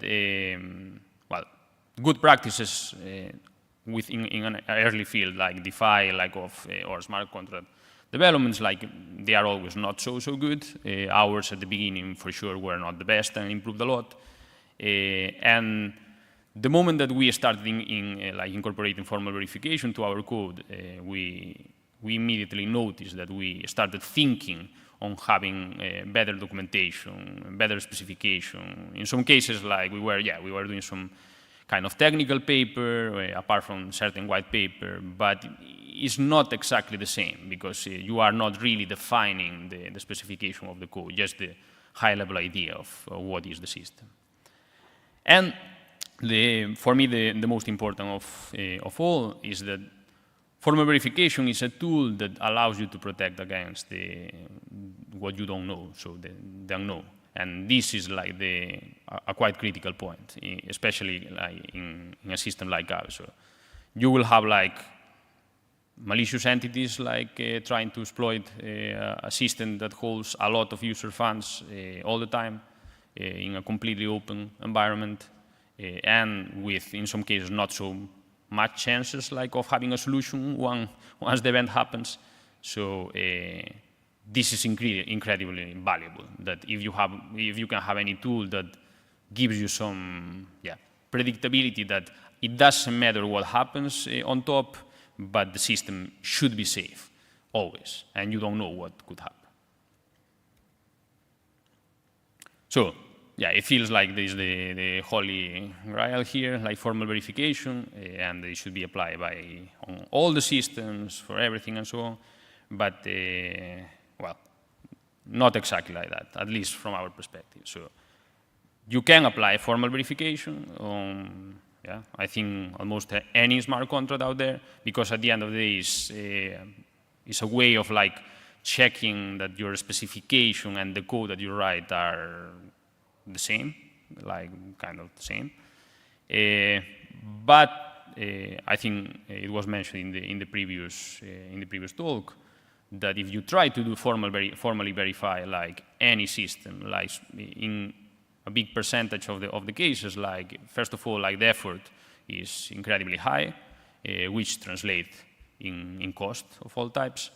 And well, I mean, at least from our experience, in some cases it gives value, but it gives less value than in some others. So, a bit of like rules of thumb of where we actually see like formal verification methods in practice, like Shining.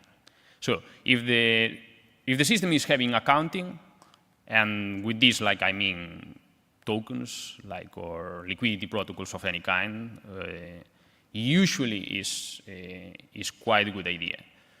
And this is for the simple reason that testing accounting sometimes is, I mean, you can test accounting, but certain edge cases, like it's not so easy to test them, and formal verification can really tell you it's impossible that you will reach this kind of accounting problem. And that is, yeah, it just simplifies a lot of other things.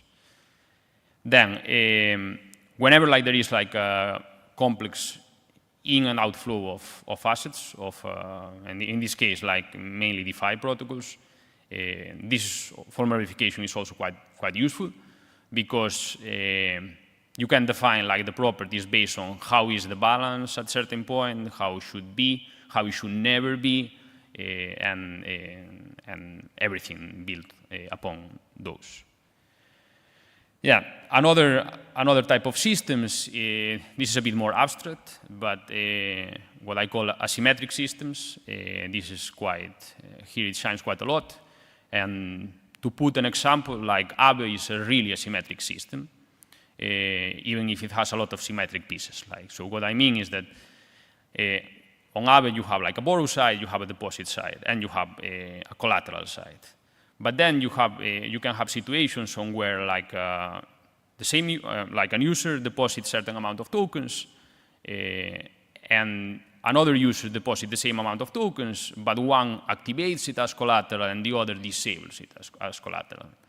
So it's basically, that creates an asymmetry of the system, and when you combine those asymmetries, like with them borrowing dynamics, or with liquidation dynamics, or with flash loan dynamics, then it becomes incredibly difficult to even understand what happens sometimes, and for sure to create like the scenarios that I mentioned before, to simulate the conditions on where some bug could happen. So yeah, this is the key. And then, yeah, whenever like a system respects a standard, this is like the most clear use case, I will say, because yeah, basically the property checking can be right once, more or less, and then like whenever you inherit for implementation of that standard, like ERC20, you can, and you put some custom logic, you can plug the property checking existing already of ERC20, and then add or customize it like for your own thing. So examples like of real systems on where like I can vote that like formal verification helps. So Aave3 for sure, there it shines, really important. SDK Aave v1.5 basically is like is a token, and it represents like the staked Aave on this backstop module, we can call it, the Aave safety module. SDK, both of them, I mean, Aave is the perfect example because it groups all the previous things that I mentioned. SDK Aave is basically an accounting system. It has also inflow and outflow, a bit asymmetric too, yeah. Then, yeah, we did like some wrapper smart contract, ERC4626, for the tokens of Aave. Like, the tokens of Aave have this peculiarity that they grow in balance. So whenever somebody deposits an asset on Aave, and there is yield, like the balance of your A token grows, different to some other implementations like Compound, where the value grows and not the balance. So we build a wrapper that transforms between both of them, and given that it's really heavy on accounting, this is the key here, the formal verification is quite useful. Or, yeah, another example is like the Aave token itself, because the Aave token is, I will explain a bit more later, but it's an upgradable token, and it has voting dynamics and delegation dynamics. So it's also having multiple types of accounting. But I will go more in detail after. Then, what is not so nice, let's say, with formal verification? Any contract that has purely arbitrary logic obviously is difficult to prove how it should be the behavior, because anything can happen. This is not even so much about the formal verification itself, is that you intentionally want the system to be general, so it's pretty difficult to try to limit or verify that the system is not general, because it's by design. So that is pretty obvious. Then cross-chain. Cross-chain systems, with this I refer that is designed that you do something on chain 1, network 1, and that reflects via some kind of breaching in the middle in network 2. In this case, it can be done, and it's useful, but for just the setup that you need to do and how you connect the two networks, it is a bit more complicated, to get formal verification, in a perfect way, because it's more designed for a system in isolation to start with. And then, yeah, whenever there is certain really small developments, in the case of Aave, every time that a governance proposal needs to be submitted and passed, that is a executable payload. So usually it's not so useful to formally verify or property check the payload itself. It could be useful, and it is useful to do the same on the system that will get affected, but not really on the payload. Yeah, and as examples of this, so we build on this Aave and Starnet bridge, which is basically a contract on where you put 8 tokens of Ethereum and it wraps them and bridges it to Starnet. So this is purely cross-chain, as you can imagine, and is more challenging. We did formal verification with Certora, but yeah, it was more challenging than the others. Then Aave Governance v3, this I will explain more extensively just after, but well, this is challenging by itself because it combines the big majority of the steps that I say that make difficult formal verification. Yeah, and certain proposal payloads on the Aave governance, is the point of small developments, not so much reason to formally verify that. But something really important about formal verification is that, and I think together with the be secure about the unknown, I would say this is the one that changed the most for us in practice, is that since we are applying these techniques, I feel that we understand better our code and we understand better our system. Because, I mean, it's a consequence of the good practices too. You kind of get forced to have then less overhead on the property side. You get forced to define natural language properties, first of all. So the moment that you start reasoning in terms of properties, it opens to discussions with even internally with the team that leads you to really understand better your system. Yeah. And now, to finish my part, before Tomer takes over, we have 2 examples, and the idea is that I will present from the development side, like how exactly the system is, and then Tomer will go with some specific properties that were written, like from the specification. So, yeah, first of all, like the one I mentioned before, that is, it will be, by the way, like a good example, like another that is just more challenging. So the first is like the perfect one, which is an Aave token upgrade that we are planning to do and that we developed like the code already. So to refresh a bit about what has special like just the token. So yeah, Aave token is an ERC20, it's a governance token, but is upgradable by the DAO, by the smart contracts of the Aave DAO itself.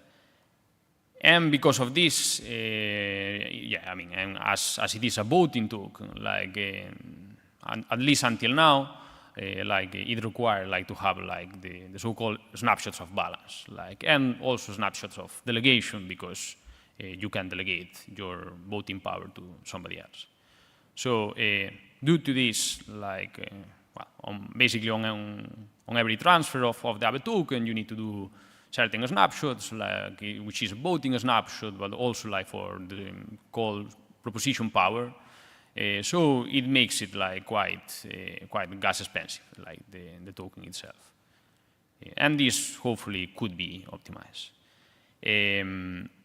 With governance v3, and I will explain a bit later, but the idea is that the system doesn't require anymore like a snapshot from the token to consider voting balance of a user at any point of time.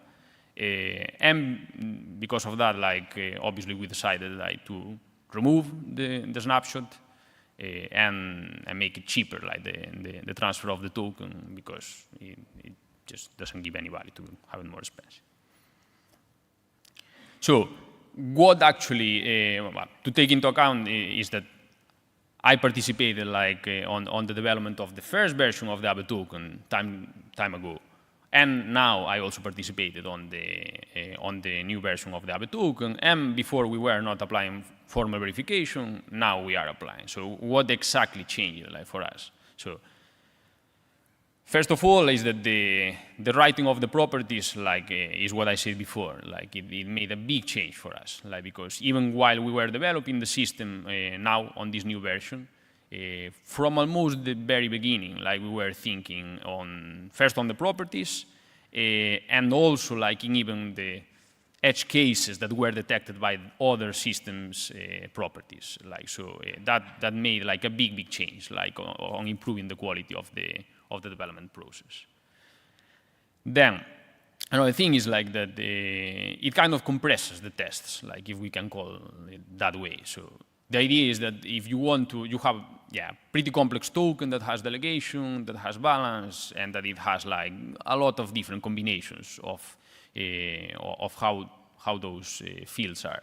So if you want to really test it, like you need to have a huge test through it and like simulate different scenarios and so on. But in the case of the token, it's pretty straightforward, let's say, to have like property checking that is like with one property, like you can cover like and have the same utility that like 100 tests, like of different kind of scenarios, varying a bit the inputs, let's say, state. And the last is that for sure it gives us way more confidence on accounting, which when you look things into perspective, like is pretty important because you have like a token that is upgradable. So we, for example, like do modification of this, even of the storage layout in this case, and all of these will control the Aave DAO, which in turn controls the whole Aave thing. So the moment that you don't have like good confidence on what you are doing is not really a comfortable position, like to develop with. Then.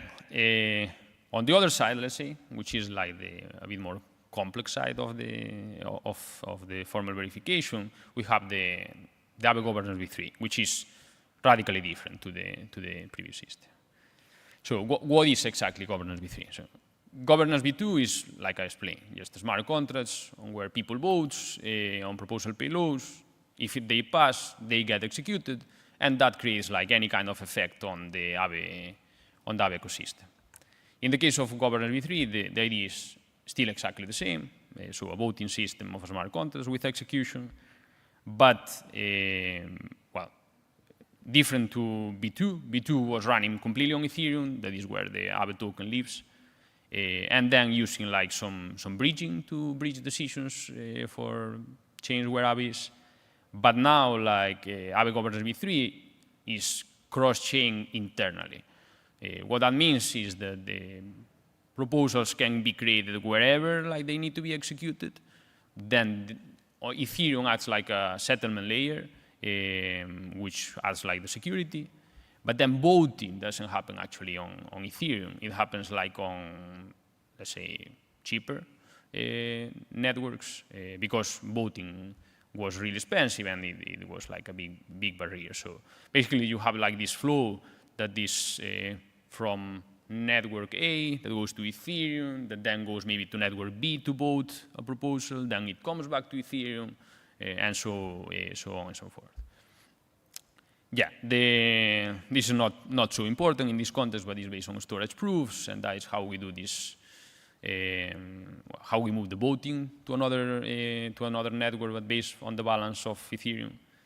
And the most important part, like in regards of formal verification, is a pretty complex state machine going to the technicality. So you have like a proposal lifecycle, and then you have proposal created, then is not active, then it goes like on voting state, but that is already in another chain, then it comes back. Like it's a pretty complex state machine.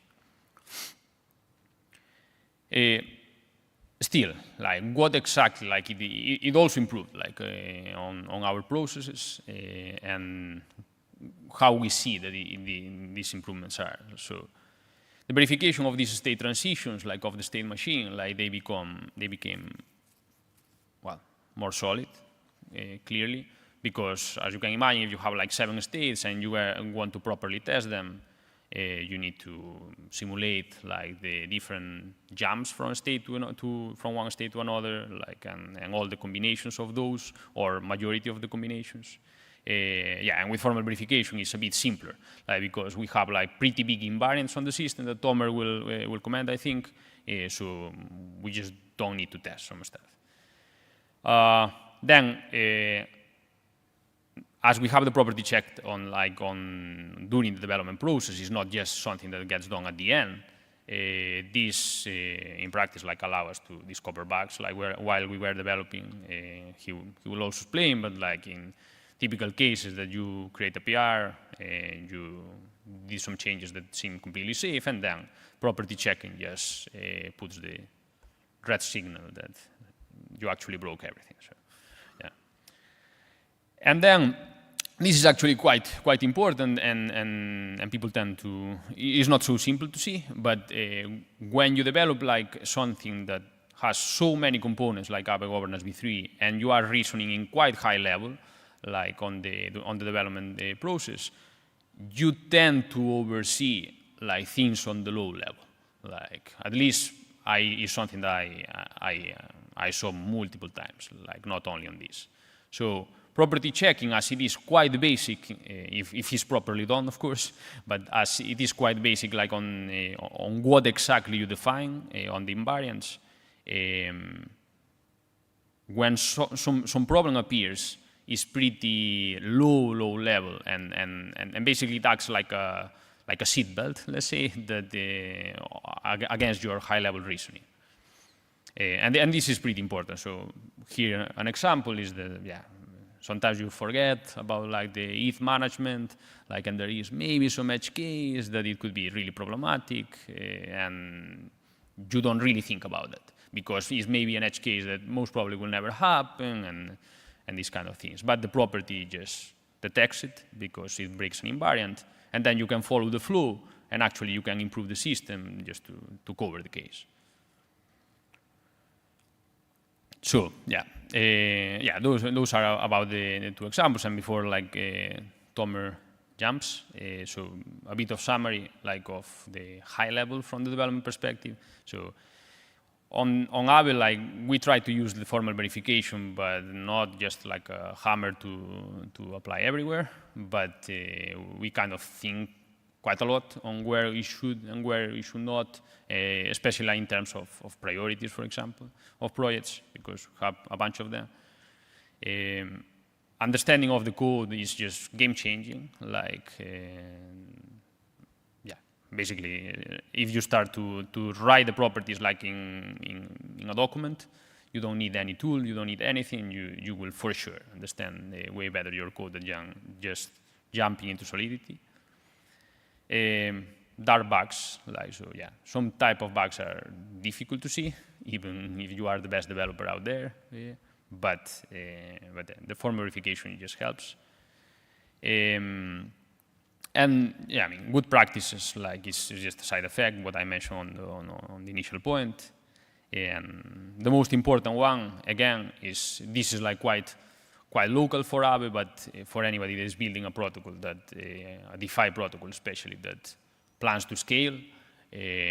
From personal experience, I think I recommend that you apply all the tools that make you be more confident, because there will always be, like on Open Finance, like unknown, there will always be some malicious actors, even if they are not the majority. And well, like, yeah, having full confidence that nothing bad will happen is fundamental. And yeah, that's it. Now Tomer will go to the nitty-gritty details.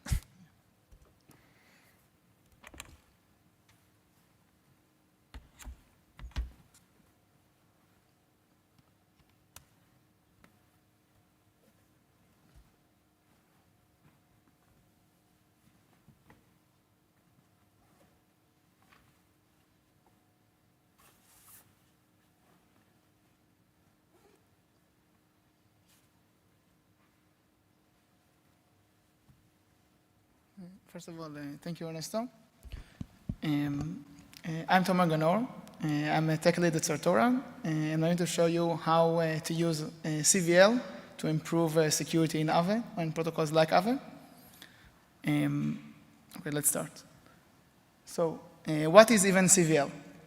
So, CVL is a language that has a syntax that is Solidity-like, Solidity-like, to help developers write properties for their code that should be more intuitive for developers because it's similar to Solidity.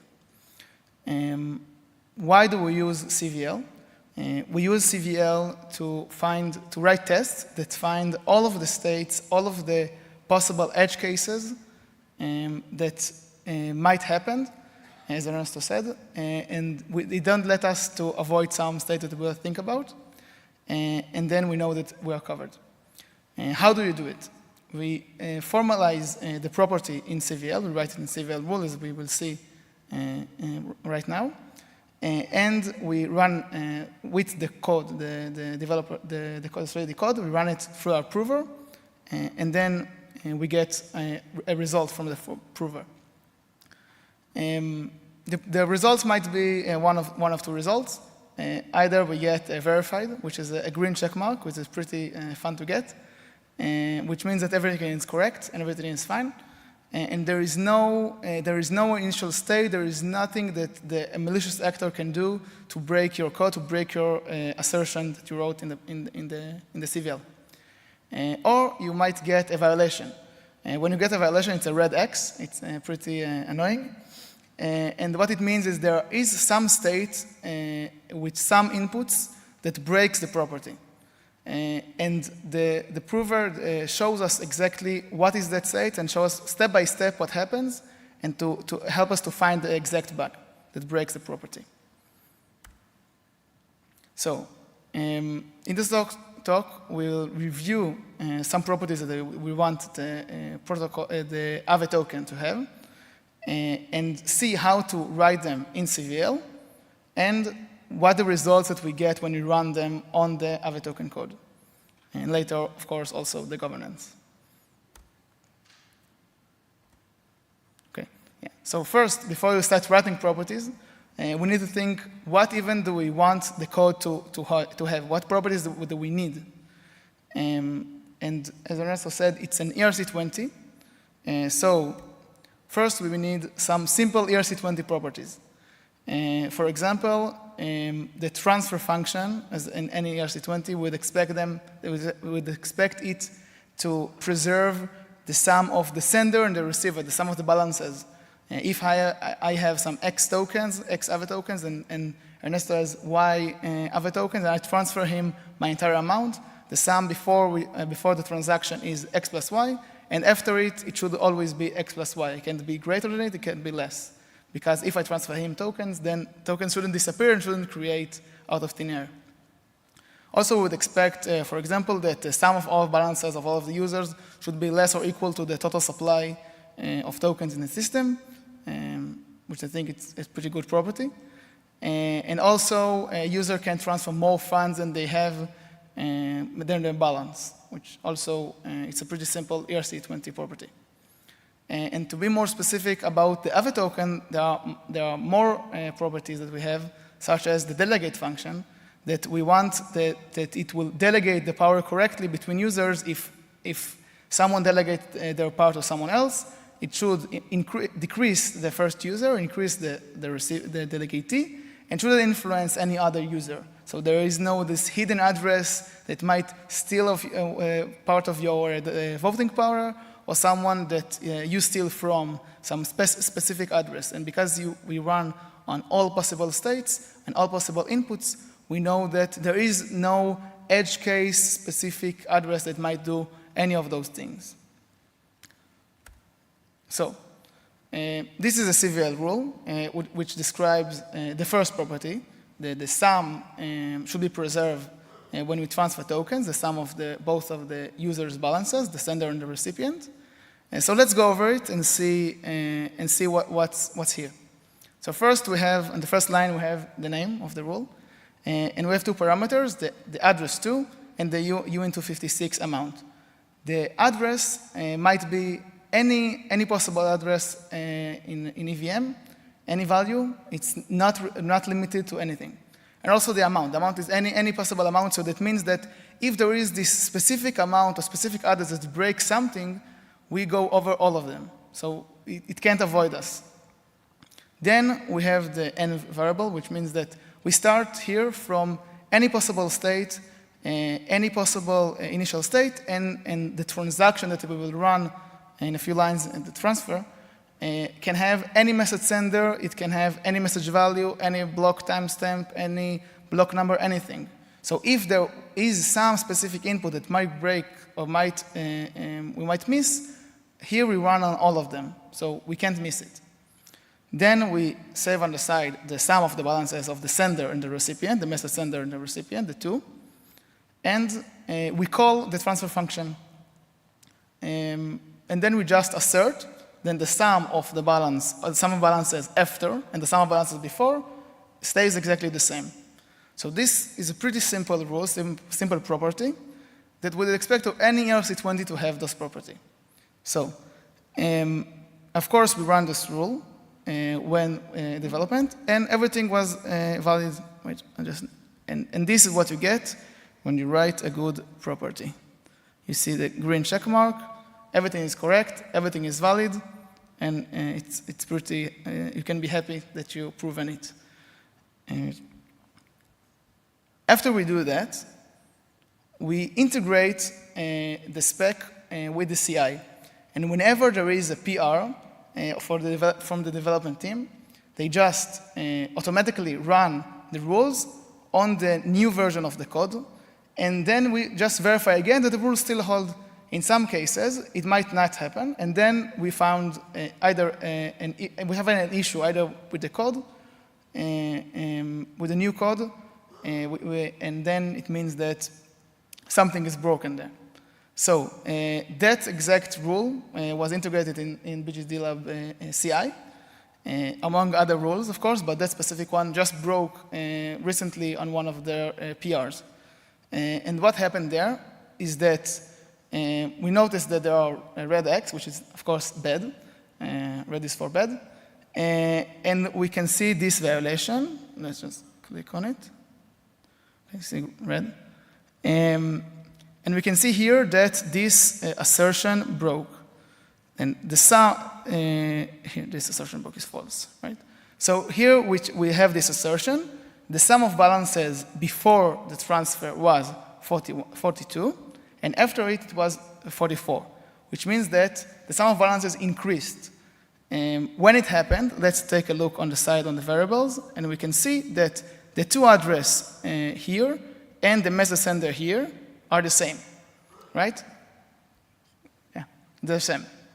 What it means, in the code, there was a bug that if someone send money to themselves, transfer money to themselves, they just get an extra money for free.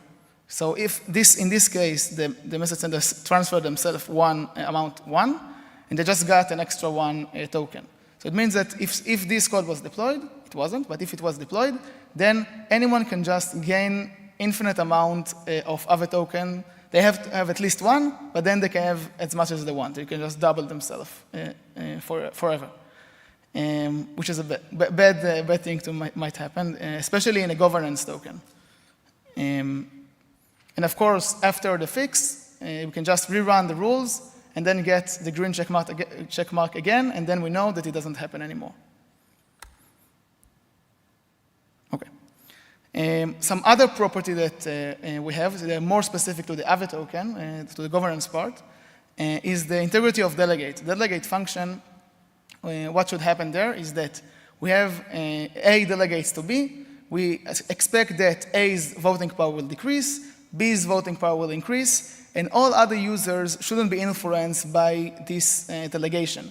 Because if A and B haven't been delegating to anyone previously, then the fact that I am delegating to someone else, that I haven't been delegating to anyone, and the fact that I haven't been delegating to anyone, and then I start delegating to him, no one else would receive or lose voting power because of that operation.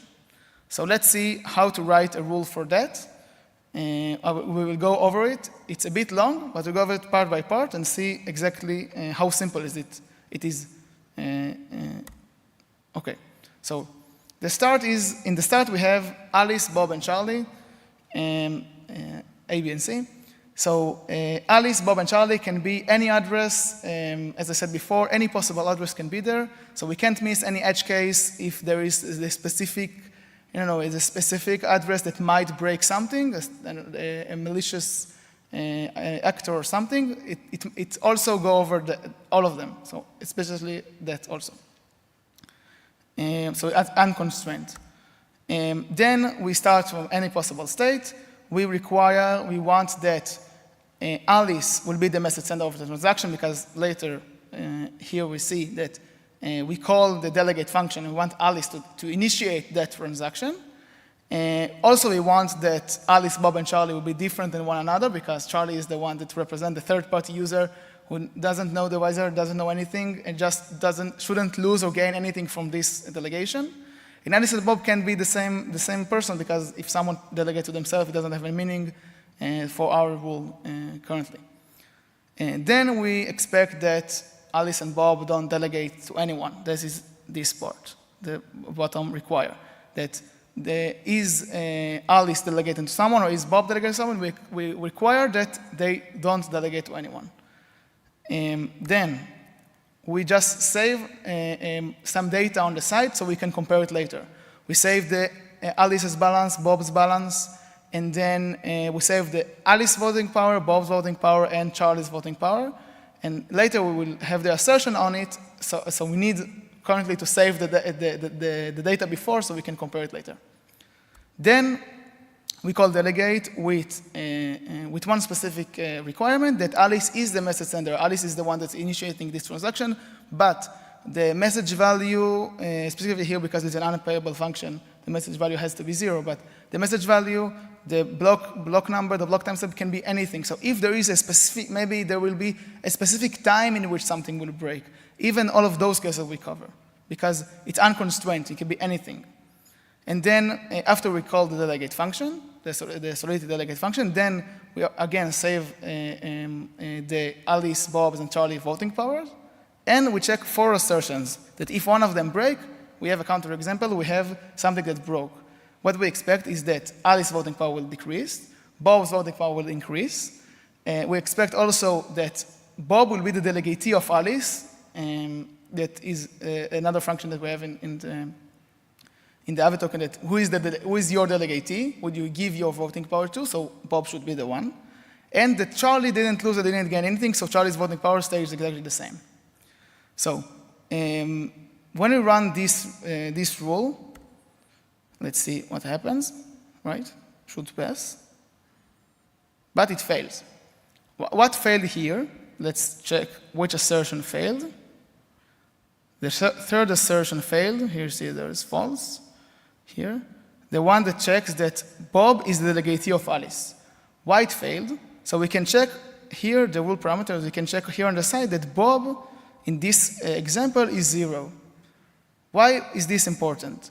Because in the Aave token, whenever you delegate to 0, it's a special address. Whenever you delegate to 0, then it means as if you delegate to yourself. So although you're not delegating to yourself, from the system perspective, you are delegating to yourself. So Alice's delegatee is herself. So then Bob is not her delegatee. So that breaks, which is not good. It means that we missed this edge case when we wrote the rule. We should have prevented the system from even prevent from the prover to even think about this option. So what is missing here? So what do we miss in the beginning? What should have we required? We should have required that Alice, Bob, and Charlie are not 0, because if there was a 0 address, we know that 0 address can initiate transaction, and they can't vote, they can't do anything, so it doesn't even make sense that Alice, Bob, or Charlie will be 0 address. So when we require it as following, then the rule verifies and everything works. We get the green check mark. Yeah.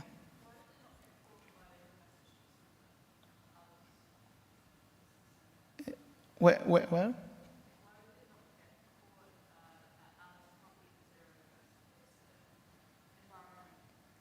Because if Alice was the 0 address, then technically it doesn't break. This example can't happen because we know that Alice, Bob, and Charlie are not the same. So if Bob needs to be 0 to break the code, then we already required, if Bob is 0, then Alice is for sure not 0, and also Charlie.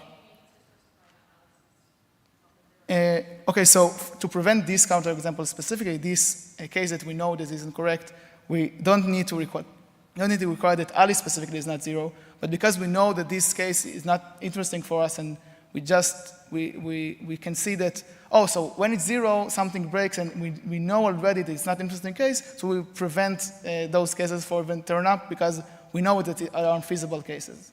So we just prevent them, let's say, in advance, because we know it's a safe assumption. Right. Okay, so those are 2 examples on the Aave token, and now let's go to the governance v3. Let's see how we can use CVL to improve the security in governance v3. So let's review some of the properties that we want the governance v3 to have, and see how to translate them to CVL and run them and see the results. Okay, so so which properties would we expect the system to have, the governance v3 to have? We have an invariant, then an invariant of the system that if a payload doesn't exist, so it's greater than the payload counter. Ernesto said before that there are payloads and they live in some other chain, and we have a payload counter that states how many proposals were created up until now. So any payload ID which is further than the counter, so doesn't exist yet, should have a null state, or a struct of the state of the proposal, and the state should be null because it doesn't exist yet, so it doesn't make sense that it won't be 0, it won't be null. So let's see how do we do it. But first we need to understand what are invariants, how do we prove them. So what are invariants? Invariant is a property that should always hold. In some tokens, it might be that, let's say, the balance of 0 is always 0 because they prevent transferring and minting to 0. In this case, I want the invariant that for any proposal ID that doesn't exist yet, we want their state to be null, to be 0. And how do we do it? How do we prove invariant? So what we do is we do an induction. So we have the base of the induction that we call the constructor, and then we check whether the invariant holds or not. So if the invariant holds after the constructor, then we have the first step, because we have the base of the induction. Then what we do is we start from any arbitrary state, but we require that the invariant, the condition, was already true. And then we call any function with any inputs, any possible function, any possible function that the contract has, and we give it all possible inputs that might happen ever in any message sender, any block timestamp, let's say they have 4 parameters, 2 addresses, 1 uint and 1 bool. We give it all of the inputs, all of the possible inputs, and then we check that we assert that the condition is true again. So after the function that it's true again, and if it's true again, then we know that whenever we start with the invariant being correct, we will end up at the end at the invariant being correct again. So because we know that at the base of the induction, we know that it was correct after the constructor, and then we have proven that whenever it was correct, it will remain correct after any function with any inputs. That means that it's correct forever, because we start from it being correct after the constructor, and then no matter what we do, it keep being correct always. So now we can assume that it's correct because we're proven that it's correct always. So no matter what, we can assume it. So why I'm explaining this to you? Because now we can understand what is the meaning of this statement. So this is an invariant that represents exactly this property, that non-existing payloads have a null state. The non-existing part is here because let's start with the invariant keyword. This is the type of the first there was a rule, now it's an invariant. And then this is the name, and then you have the uint40, the ID, the payload ID. So if the payload ID is greater than the payload count here, the left-hand side of the statement, that implies that the payload state will be none, which is pretty simple way to show, to prove that no matter what, there can't be, let's say, any payload that's in the future that will be allocated next or sometimes in the future. It can't be already initialized with something. It should always start with none, which makes sense because none is the enum of 0. So in EVM, usually it will start as 0 from the beginning, but here we can prove that there is no way to backtrack or something. So this invariant we proved it, and now we can use it. What do I mean? When I say use it, what do I mean? I mean that for the next rule, we will use the invariant, we'll require the invariant and see that it helps us to prove the rule. So another property that we want to have in the governance v3 is that whenever a proposal, as Ernesto said, there are a pretty complex state machine for the proposals. They have the non-state that I showed before, we have the created, we have the active, we have the queued, executed, we have also canceled, and we have expired, a lot of states. And the state machine is pretty complex. But we want to describe a simple property that covers many, many cases, and not just have a lot of tests that checks when I start in this case, and then I call some function, some specific function with some specific input, it doesn't break. Yeah, but I want to prove that no matter what, if I get to the canceled, the expired, or executed states, I can't go out from that state. It's a terminal state. So whenever we go in, we cannot go out ever. Not even to one from the other. We can't, if we get to canceled, we can't go even to expired or executed. We're just stuck there forever. Same as for the expired or the executed, which makes sense. Let's say that we have some proposal that says, let's pay from someone. Let the DAO decide to pay for someone, and then that proposal is executed. We don't want there to exist any function with any input that somehow kind of make that proposal to be not executed yet, which is called queued, and then you can just pay them again.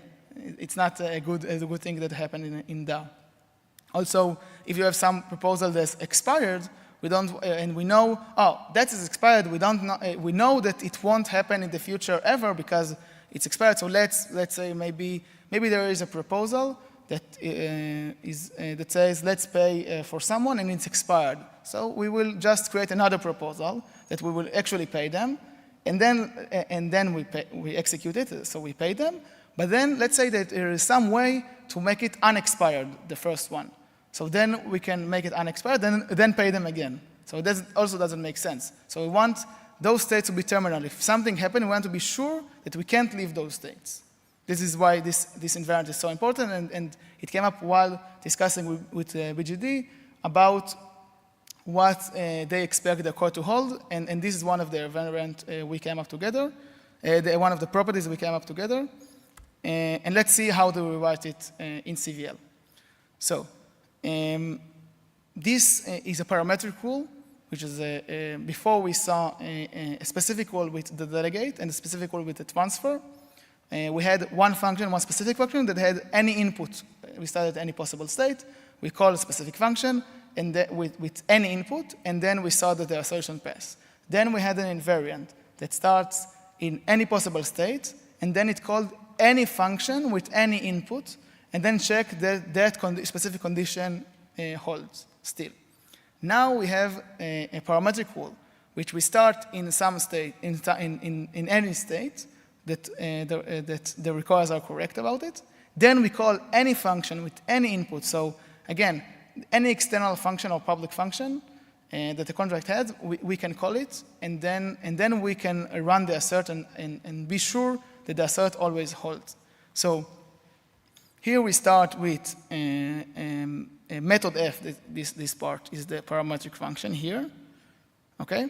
So the method f can be any function. The args represent any parameters, and we have the uint40, which is the payload ID, and we require invariant, which means that we tell to the prover, we say, okay, so we've already proven this property. We know that if the ID is greater than the count, then it means that the state should be none, which help us to prove it, because without this invariant, this property can't be proven, because for a specific example that, let's say that the next proposal ID, the next one, the one that we will define right now, will start somehow without this invariant as expired or as canceled, and then we propose a new proposal which go over this proposal. So then its state will become created, which was canceled before, and then it become created. So we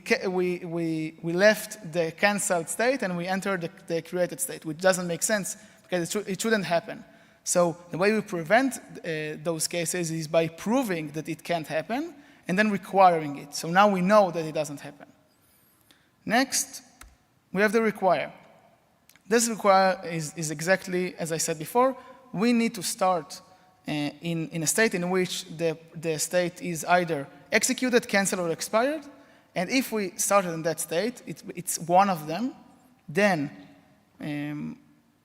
we call any function with any parameters, any message value, any block timestamp, block number, message sender, anything. So there isn't let's say a hidden bad actor, a hidden address that has the authority to do whatever he wants, or to somehow roll back transaction or proposals.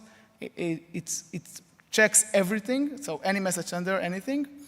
And then we just sample the after state, and we assert, does the state before equal to the state after?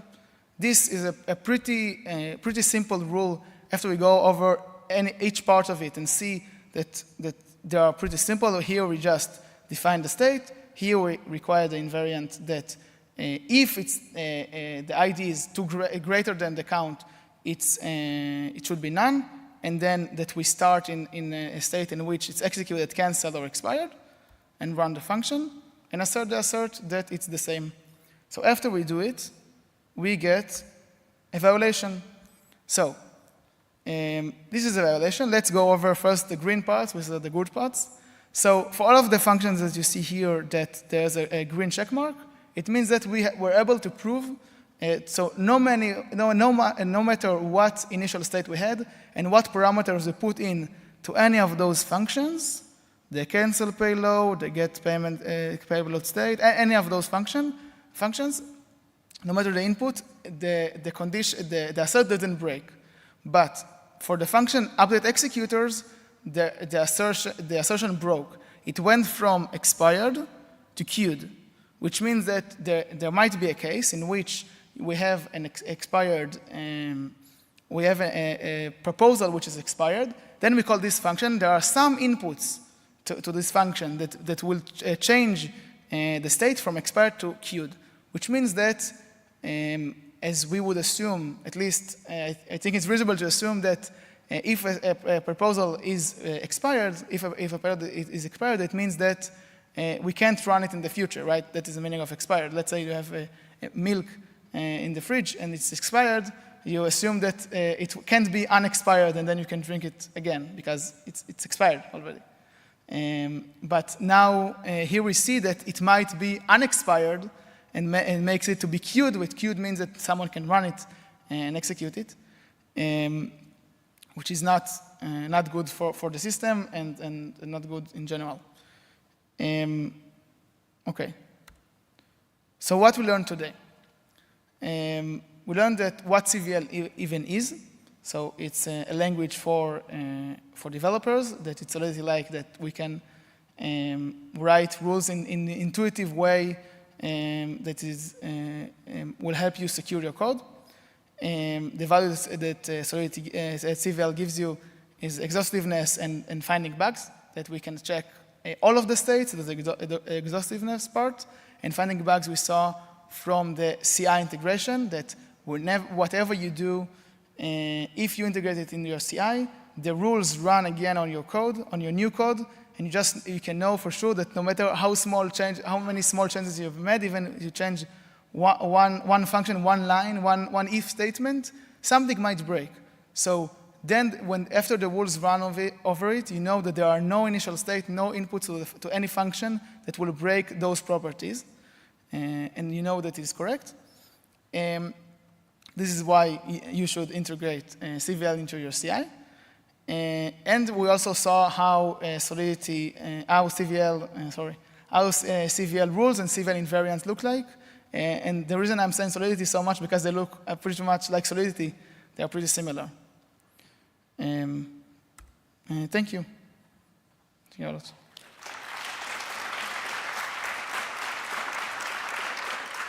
Any questions from someone?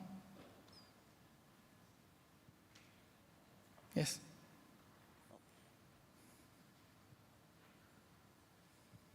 Does the prover support reasoning about large multi-contract systems as a single state? Okay, so as long as it's on one chain, then you can have a large state of multiple contracts. Yeah, you can have it. The initial state will have any state of all of the contracts, so any one of them can have any state. And then when you call functions between them, then the contract will interact one another and influence the state of one another if the functions should do it, of course. And then, yeah, it works. Anyone else? Yeah. Yeah.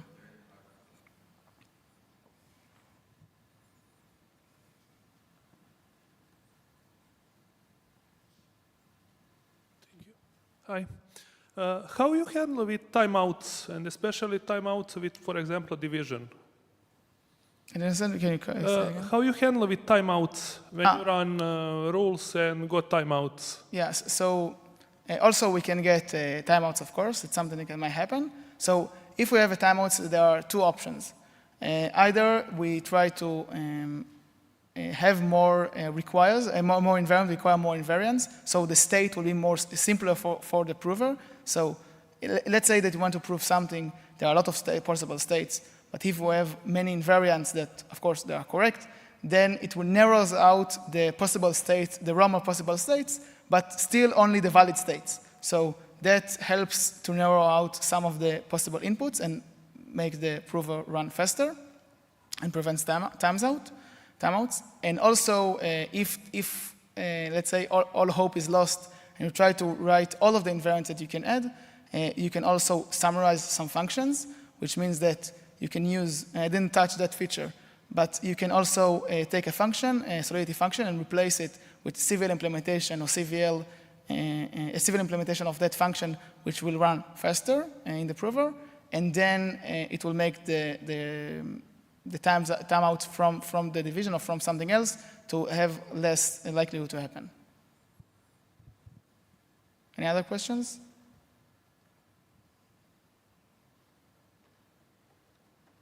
Okay, thank you a lot.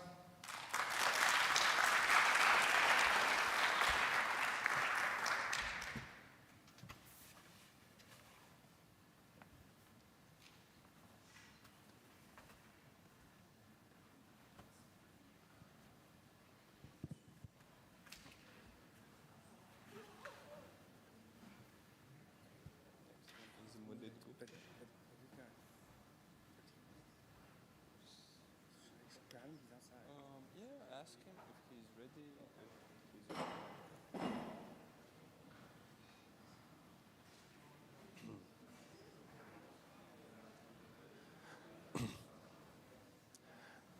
The next talk will be Mudit Gupta from Polygon, and it will start soon.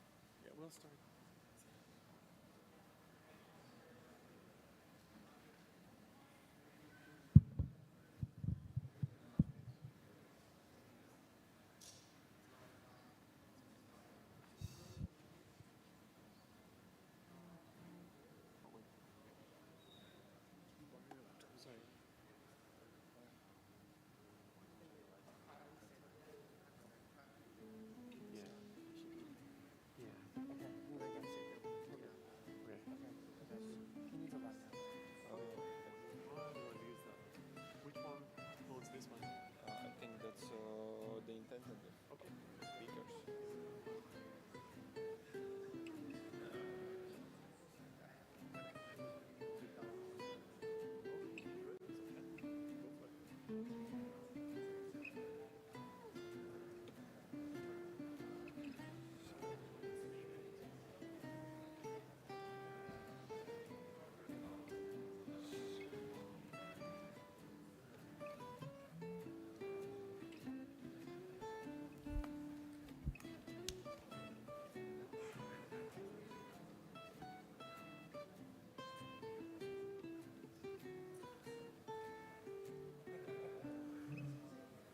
I'll just ask.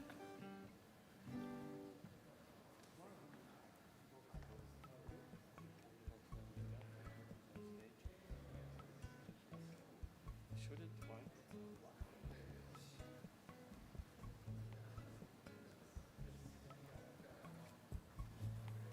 Oh, what's the password? It's maison.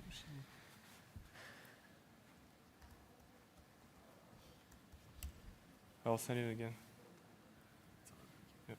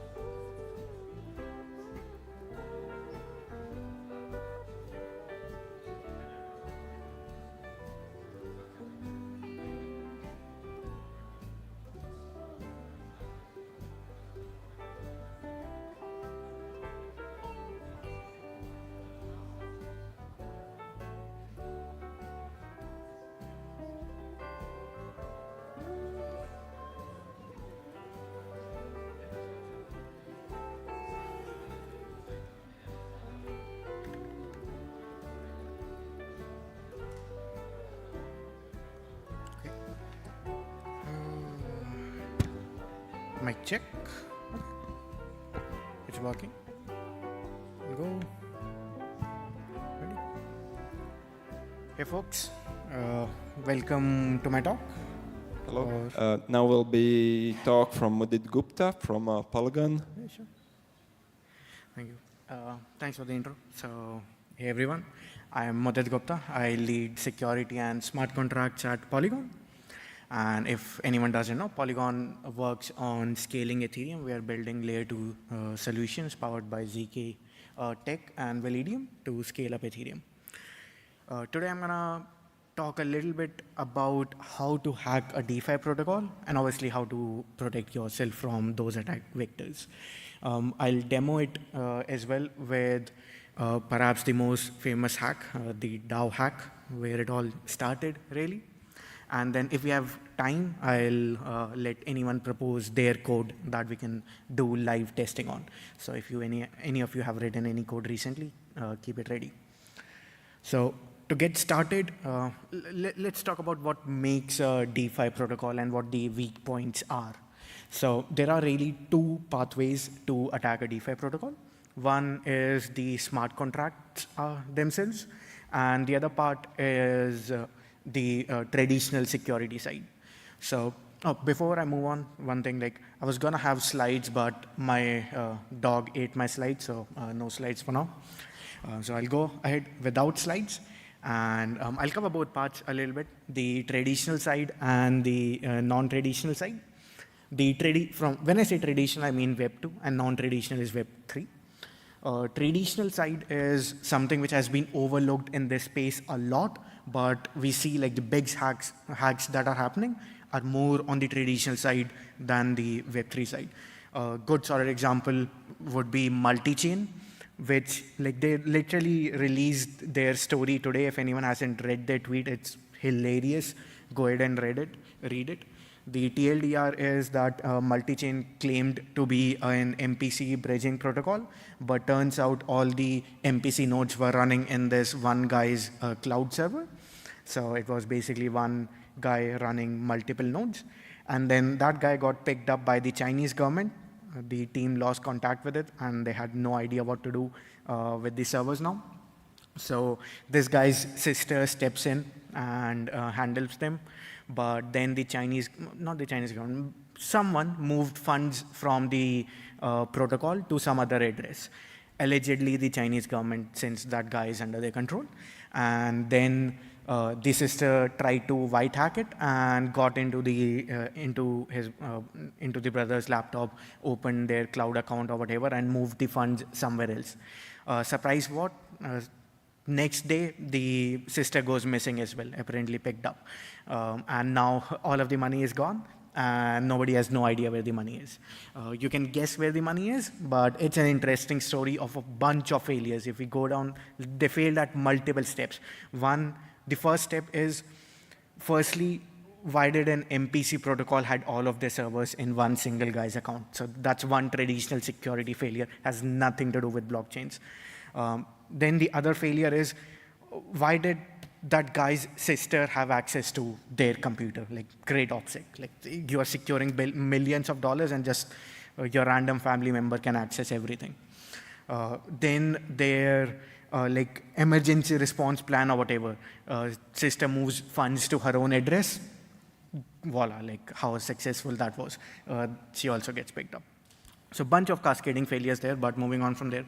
Other attacks in the space, the big ones, the Ronin bridge attack, another traditional attack, which was, Ronin was another bridge, multi-party bridge, but they were a 5x9 multisig basically, not a multisig, but a 5x9 MPC protocol. The problem with them was similar. 4 of those 5 were running on basically one center, one server, or one collection of servers. And those servers had access to the 5th server for whatever reason. So the attacker only compromised one DevOps employee of that company who had access to all the 4 servers, and those 4 servers had access to the 5th server, and voila, everything gone. Again, there are many traditional security failures here. One is 4 servers on the same like cloud account or whatever, and then second vector would be 4 servers having access to the 5th server. then the servers being accessible by a DevOps employee, and then the DevOps employee falling prey to these phishing attacks, another traditional security failure, and a bunch of these. So a collection of these traditional security failures led to these hacks. If any one of the levels would have been fine, they would have been fine. Security is all about having layers of security.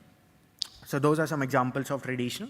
Now we'll move to some more blockchain side, where it is mainly things on the blockchain itself, on the smart contract side. You manipulate the smart contract to do what you want, and voila, you have free money. So not free, but almost free money. There are numerous examples of these as well. One of the biggest ones recently that happened was Nomad Bridge. So bridge seems to be a good theme here. A lot of bridges getting hacked these days. But Nomad had a logic issue in that, a bug that got slipped during audits, and that led to an hack. Unfortunately, we don't have much time to go into the details of that. But similarly, another big one that happened recently was Euler. So Euler is not a bridge, so that's something unique about them. But what Euler did was they added a function which is arguably not as useful to the code to increase the functionality. But guess what? That function had a critical bug. So some key lessons here. One is, like, if you're working with smart contracts and big chunks of money, avoid changing code and avoid adding features that maybe are not necessary, because these features may end up resulting in hacks like this. Euler did 6 audits, but they still got wrecked. And the reason is, like, one, first of all, these upgrades maybe were not necessary. They were taking additional risk. Every upgrade you do is additional risk. But also the fact that despite 6 audits overall, there was only 1 audit done on the final code, on the last upgrade. So saying 6 audits, it's maybe a misleading word. Like, only 1 company audited the buggy code, and it's very easy to slip through. So those are some examples, but now let's imagine from our scenario. As an attacker, how would you attack this? So if you're going the traditional paths, there are like a bunch of guidelines and tutorials already. You would probably start with finding attack vectors you can attack. So centralized point of failures, it might be multi-sig key holders, it might be MPC servers, it might be hot servers holding keys for exchanges, something like that. And then you would probably try to do phishing. That is the most easy attack path right now. For on the counter, you should do phishing awareness training for your employees, so then don't fall prey for it. But you would likely go down a phishing route or a social engineering route. You can also try pen testing, the regular good old stuff, getting into the server. But these days, that path is usually closed off. So you have to go the social paths. Humans are really the weakest link in security. You can secure computers reliably. Securing humans reliably is super hard. Just get them drunk and it's game over. So that's very hard part, which you would attack. But now let's also move a step beyond. Let's get into the DeFi things. Let's get into the Web3 stuff, which is arguably more interesting and arguably more accessible and easier. If you just have the right knowledge and you're looking at the right place at the right time, you can do it. And similarly, like from a security point of view, from the reverse, people have to understand that as a security person, I have to get it right every single time. I can't let any bug go through any of my things. But as an attacker, I only need to attack one weak point. I only care about one. So although from a security person, I have to make sure I secure every single bit, the attacker only has to look at the critical pieces and exploit what they can. They don't need to go through the whole piece. And that's the main strategy, both to doing audits to prevent these attacks and also to attacking a protocol. If you start auditing a whole protocol, if you want to attack it, you won't make it so far. You just need to focus on the key bits. I think I'll showcase it with a live demo. If I can figure out how to exit the full screen. No, I press something else. Nope. Okay, anyone knows how to exit full screen on Mac? Or switch tabs? Anyone?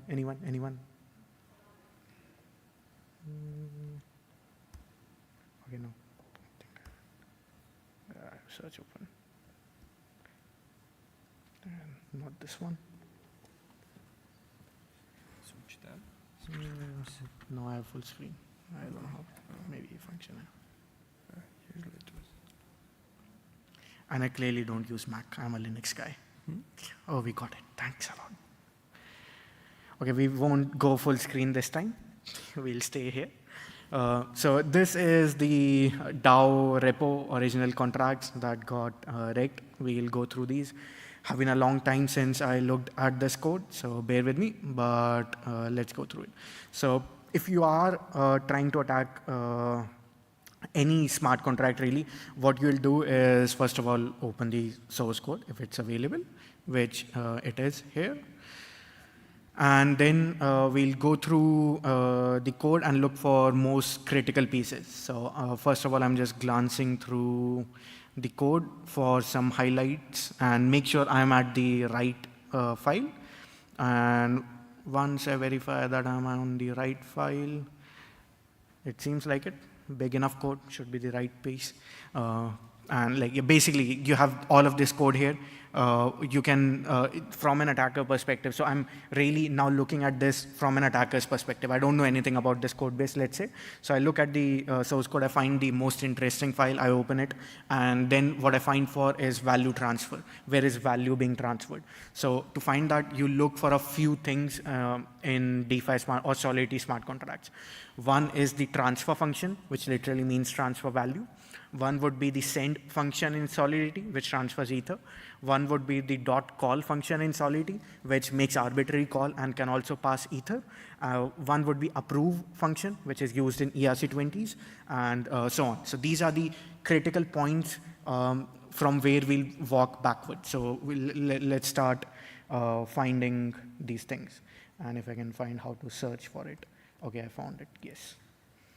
So let's go with dot transfer. Okay, this is a different keyword than QWERTY.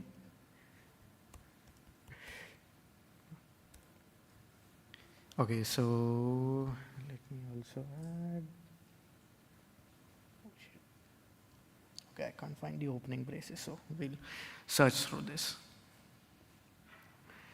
Okay, there's one transfer function here, which is sending, it is taking tokens from the user and sending it to 0. So that's not very useful for us. We want to take the, we want the contract to send us the tokens, not send itself the tokens. So we'll move forward. Same thing. This is an internal function. We'll skip over. Super transfer, not very useful.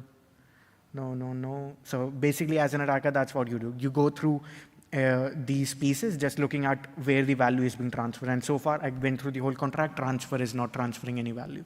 So I'll go with call next. It would go really faster if I could find the opening braces, but okay, dot call. Okay, this one is interesting. So this one obviously transfers value of P amount to the recipient.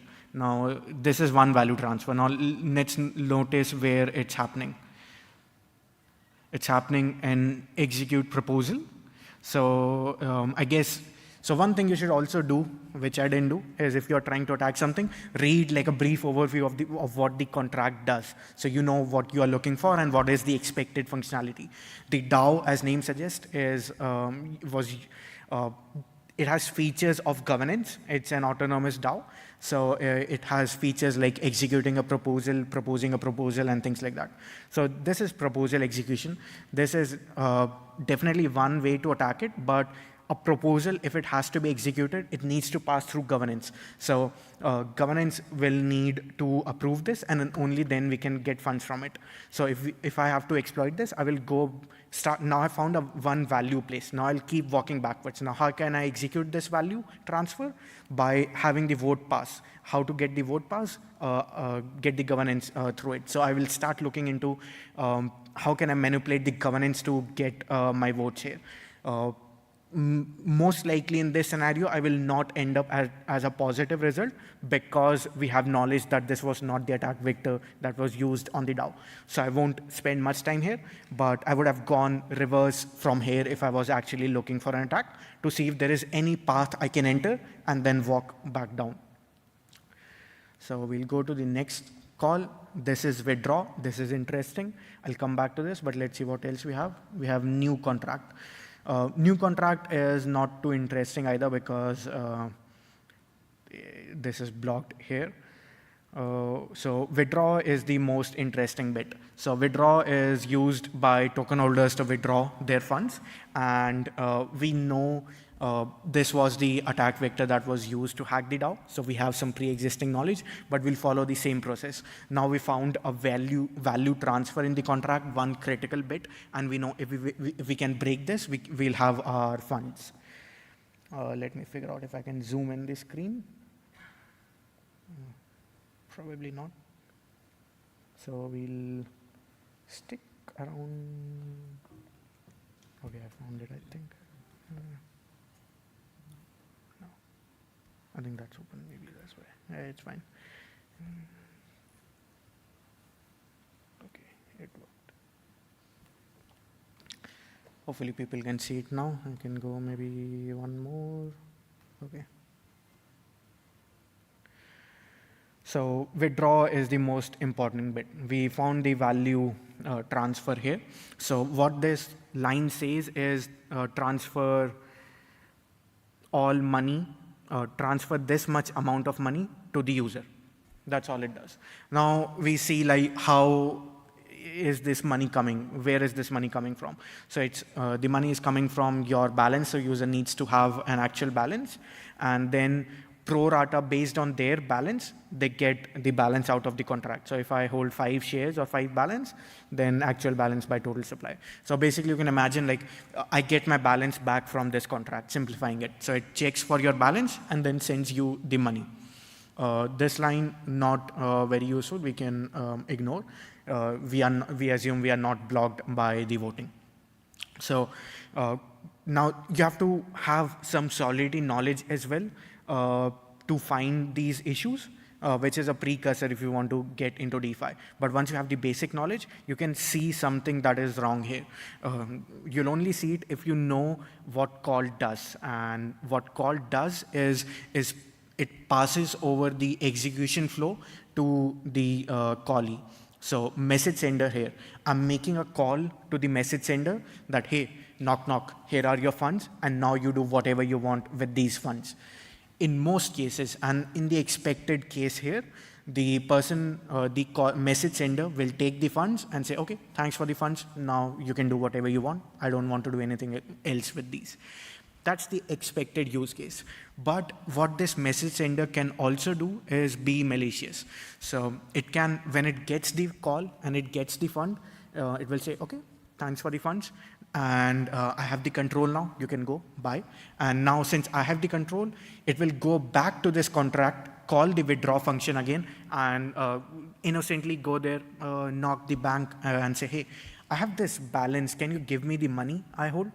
And the bank would go here, check, hey, okay, this guy has some balance, hey, here's your money, go. And then you'll get the money, you'll get the control, you'll go back to the bank again, maybe to a different branch, knock again, say, hey, I have balance in your bank, can you give me the money? And the cashier would be like, okay, let me check your balance. Okay, you have some balance, here's your money, go. And the issue here, if you have seen, is the bank is not updating the user's balance. It's just giving them the money here. They do update the balance, but they update it down here later. Balance message sender equal to 0. So they do update it, but they update it after giving the money to the user. So you have this weird edge case in between, weird time in between, where you have already gotten the money from the contract or from the bank, but the information hasn't been propagated to other places yet. The other branches of the bank don't know this yet. So you are basically exploiting it by reentrancy. You take the funds once, you get the control, you go back to the contract, you ask for funds again, and the contract will give you again, because it doesn't know that it hasn't updated its state yet. The information has not been processed yet. It's like a concurrency problem in Web3, in Web 2 world.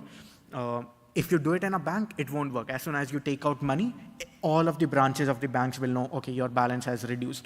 They'll reduce it before giving you the money. Maybe make you wait 2 days before giving you the money, but they'll reduce it first, which we failed to do here. We gave the money first, and then we're like, okay, we trust the user, we'll reduce it. Where is he gonna run? But yeah, he ran back to us, took more money. So this is one practical example, and one specific bug you can look up in DeFi smart contracts. Just start looking for value transfer, go back from it, how did this value transfer happen, and try to hijack the process at any stage. If you can hijack here or the parent function, doesn't matter. Once you hijack, you just follow the path and you take the money out. So this is how you start. Now imagine like this doesn't work. Like I go through everything. None of these like value transfers are really exploitable. So what do you do then? Then you have two choices. Either move to the next target. There are plenty of fishes in the sea. Or you go deeper.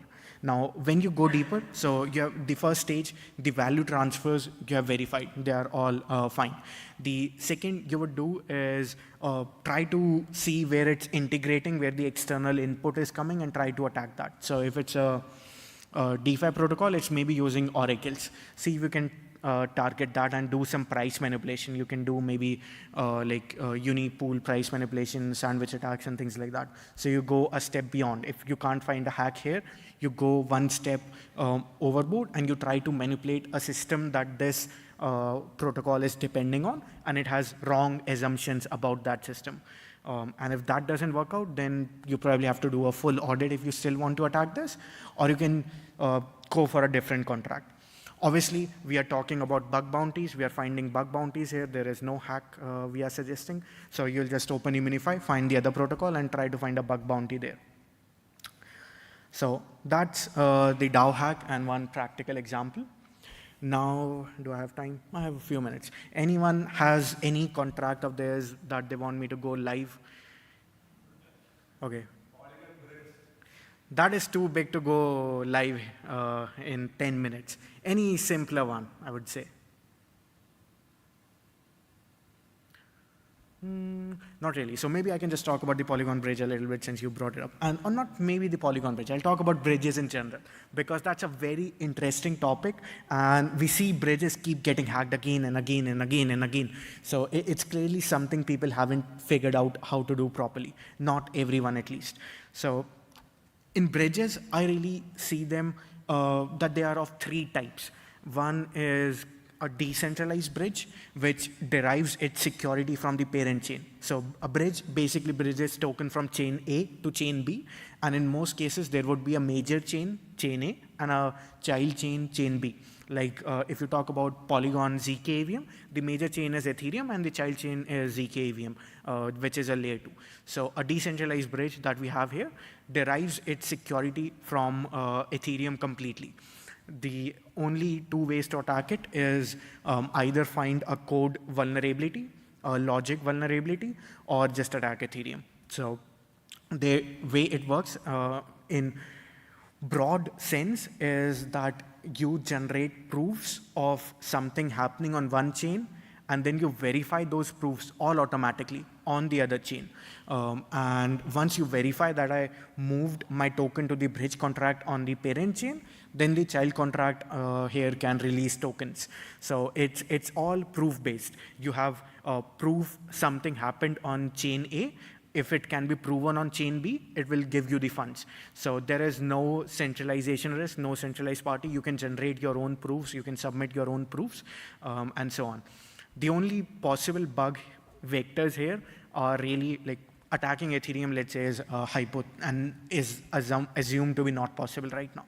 So the only attack vector that remains here is implementation risk. If there is a bug in the smart contracts which can exploit this, which is a very valid issue. So you have to be careful about it. But these are generally believed to be the most secure bridges. And good example, as I mentioned, is the Polygon ZK EVM bridge here. The other type, the second type of bridges are the MPC bridges, the multi-party compute bridges. Here, usually there is a set of nodes which pass message from one chain to another. And if majority of the nodes agree, then the message is bridged. Here, like the nodes can be in config of 2x3, like the Harmony bridge, which got wrecked, like 5x9, like the Ronin bridge, which got hacked, like multi-chain, which I would say 1x1, which again got hacked, and so on. So there are like these MPC protocols, and the way they work is you do transaction on one chain. These nodes look at that transaction. They are running the nodes of these chains, and they once the transaction happens, they post it on the second chain. They say, hey, this one transaction happened on there, so we should do the corresponding bridging. If enough nodes post the same message, then it's actually executed and the bridging happens. So it's basically a voting mechanism. In theory, it can also be secure for two reasons. One is technically it's easier to implement than the decentralized bridge. So the risk of smart contract hack here is lower. And as we have seen, the MPC bridges that have been hacked have mostly been hacked via the traditional exercises. The smart contract hacks have not really affected them because it's a relatively easy thing to build. So on the traditional side, obviously, if you do a 2x3 like MPC, if you do a 5x9 MPC, if you do a 1x1 MPC, it's not secure. You need to go higher. Polygon POS bridge is a mix between MPC bridge and a decentralized bridge, in the sense that there still are proofs, but the message passing happens in an MPC layer. And for that, we have 100 validators, not 1, 3, or 9. So there are many decentralized validators, and we are not the ones that are running all of these validators. They are run by the public in a decentralized fashion. So that's a much more secure and harder to break way. So that's one type of bridge. In this bridge, the attacking vectors are really the traditional side. If you can break the MPC, if you can get into the servers that are running these nodes, it's all yours. And this is what we have seen in the past. So if you're running a bridge of this type, make sure you pay attention to your traditional security, make sure your key management is secure, make sure you have a high ratio of MPC, and then you would likely be fine. The third type of bridges are really the centralized ones, which are like just one entity. For example, you put money in Binance on Arbitrum and you withdraw on Ethereum. You have essentially bridged money from Arbitrum to Ethereum, but you used a centralized bridge, which was Binance. Here, all of the security depends on the traditional security practices of Binance, key management, hot wallets, and so on. There is no smart contract involved. It's all traditional security. Another example of this would be the Avalanche bridge, actually. Avalanche bridge is an EOA, actually. It has no on-chain multisig or anything. It's 1x1 EOA. But off-chain, they have an MPC algorithm, which is, I think, 3x4 or 4x4. So arguably not sufficient, but at least something. And they do it on Intel SGX, so it's relatively secure tech-wise, although they can bump up the MPC numbers, and that would be really appreciated if anyone from Avalanche is hearing. So those are the centralized bridges, I would say. If you want to attack those, or if you want to secure those, then again, you have to focus on traditional security 100%. Make sure your key management is safe. Make sure you are not storing secrets in plain text on your hot servers running in some DevOps account. Make sure access to those servers is also secure. Make sure your DevOps employees are properly trained for phishing awareness and things like that, so you don't get tricked. And these are basically like the 3 types of bridges and 3 different security mechanism there. For the decentralized bridges, just make sure your application is secure, get a bunch of audits, get bug bounties live, get these audit contests done by Sherlock, Code Arena, and these companies, get a lot of independent reviewers look at it, have a lot of fuzzing, you can try for formal verification using Satura, but most importantly, just have an open security mindset and have good test cases. Most of the things can be caught by test cases, honestly, and just having an open mind. Then the other side, the middle layer where you have traditional security as well as smart contracts, you have to do both. So these are the bridges that most often get hacked. You have to be secure on the smart contracts, which is relatively easy to do, and you have to be secure on the traditional security side. The only saving grace here is that it's all very common, very documented. There are known best practices, so you can just follow the best practices and be done with it. And the first one, the centralized bridges, like maybe just stop building them. If you are building them, then make sure your traditional security is fine, and then you'll be fine. It will all be happy. We'll all be happy. No more hacks, and we'll all live happily after. And that was a quick, short talk. If anyone wants to reach out to me, then they can reach out. My contact details are on my blog, modit.blog. I can't find the letters here, but you get the idea. Oh, I managed to type it not right still, but yes. You can contact me through my blog, and happy to talk. Thanks, everyone. Thank you. Thank you. Any questions? Anything about attacking a DeFi bridge, DeFi protocol, or security, or Polygon, anything.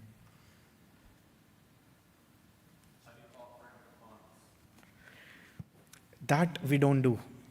We keep it there. Thanks for the great talk. My question was also on-chain attacks on bridges, like Nova protocol, for instance. Yes. The issue was synchronization of Merkle root on either side. So how do you try to model that also into account? Yeah, so that would fall in the like decentralized bridges category. So it's more a smart contract risk slash software risk. If there is a buggy software, then obviously you are going to lose money. And it's super complex to actually build and secure these bridges, which people underestimate and say like decentralized bridges are the best. Yes, in theory they are the best, but they are also the hardest to secure from a code point of view. So that's why I said you need good developers who understand security and will build this thing ground up with security in mind. You need them to write good test cases. You want fuzzing in there. You want to get in some formal verification if you can, although it's hard for these complex cases. You want to do good audits with reputable vendors. You want a good bug bounty program. Polygon has a very successful bug bounty program. We offer bounties of over $1 million, and we have had very, very, very interesting findings through that, which all auditors missed. So yeah, just those are the ways to secure it. So just a follow-up question. In case you said Euler example that adding another function creates this security threat vector, how can we modelize in real time? Let's say if we want to change the protocol using a new proposal, how can we modelize it? Is there possibility to, let's say there is formal verification, other aspects? Yeah, so a couple of things there. One is like, if you have to do it, then there are ways like for continuous integration. One is obviously your test cases should always be passing. If you go formal verification route with Satora, you can have the same rules be verified every time. And like you just get audits ideally from the same people, so have the whole context. But in the first place, to be honest, you would try to not upgrade a contract unless it's absolutely mandatory. So upgradability is a double-edged sword. I like upgradability because it allows you to get out of sticky situation. If you find a bug in a contract, you can upgrade it, you can save your life. But I don't like upgradability when it's used to add a new tiny feature. Then it's always about risk management. Whenever you add a feature, you're taking on risk, and you have to ask yourself, is that feature worth the additional risk or not? Oftentimes, at least for me, it might not be worth the risk. Hi there. My question is concerning the future of like what's next. A few years ago, we had cross-atomic swaps. Now we have the new innovation of bridges. What, in your opinion, is going to be so groundbreaking that comes in the next few years? Yeah, sure. So that's a very big question. For me, there are two things here. One is like I really believe in a multi-chain future. Not the protocol, but multi-chain in the sense there are many different independent chains that will live at the same time. But I do not really believe in a cross-chain future. I don't think people will be moving funds, like doing transactions on 2 chains atomically. I'm not a big fan of that just because of the complexity of that. And I like to compare this with the real world. So there are many, I like to think of chains as cities. There are many major cities in the world right now, and you can go from one city to another using a flight or maybe a bridge if they are close enough. So you can, it's a multi-city world. You can go across different cities, but you can't have your leg in 2 cities at the same time. It's just not possible. It's super complex. So I like to think of it, that's this analogy I use. And the other thing I'm really bullish on, and I think is gonna be big, is ZK scaling technology, because scaling is a big bottleneck for our tech to grow. If we can solve this, we will immediately have lots of new interesting use cases that are just not viable right now because it's too expensive. If you look at internet was never free. Internet is still not free, but it's affordable enough that nobody cares how much it's costing. Every time you open a web page, the website host is paying money to their web host to serve you the page. The data on internet still costs money, but nobody cares. Every website is free to browse. Every user has an internet pack. They don't pay per website visit or anything like that, just because it's so cheap that it can be bundled together. And that's where I think ZK tech will take us, that transactions would be so cheap that everyone would just use blockchains without worrying about costs. Anyone else? Thank you, Madid Gupta, for your talk. And now is time for our next speaker.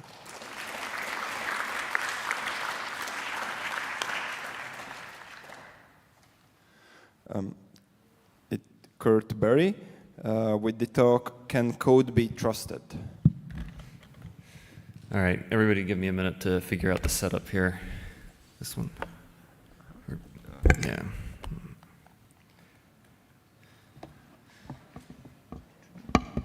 Actually, I can put it on this side.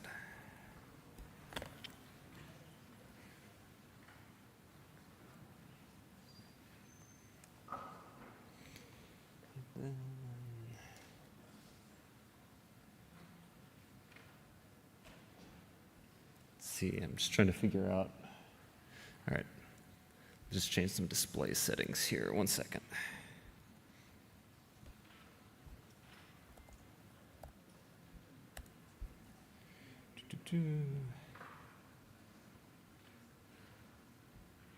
Here. All right, that worked.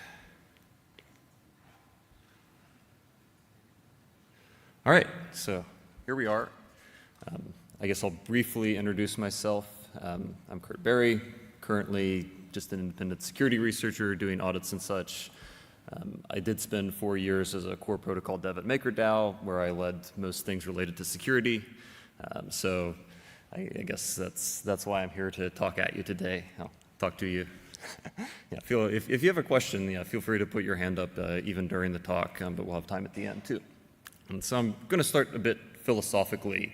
So can code be trusted? And first let's motivate, why is that an interesting question? So the whole crypto space is founded on, not trusting things that aren't code, right? Like this is the headline that's referenced in the Genesis block of Bitcoin, alluding to, the kind of unfairness of the existing financial system where arbitrary decisions are made by people that, many people who are affected by them, don't have really a lot of input to. And so, if these things like trust code, not central bankers, code is law. I mean, we all know how that one's been going, of course, but, the Web3 is really founded on the idea of you're going to trust the code and not something else. And the question is broader than that too, because, software is beginning to underpin all aspects of our lives. Like when you fly on an airplane, that airplane is actually mostly flown by software these days. The pilots have very little they have to do manually. And in fact, in the military, they'll often just fly planes, just completely automated. But, regulations prevent that for consumer things.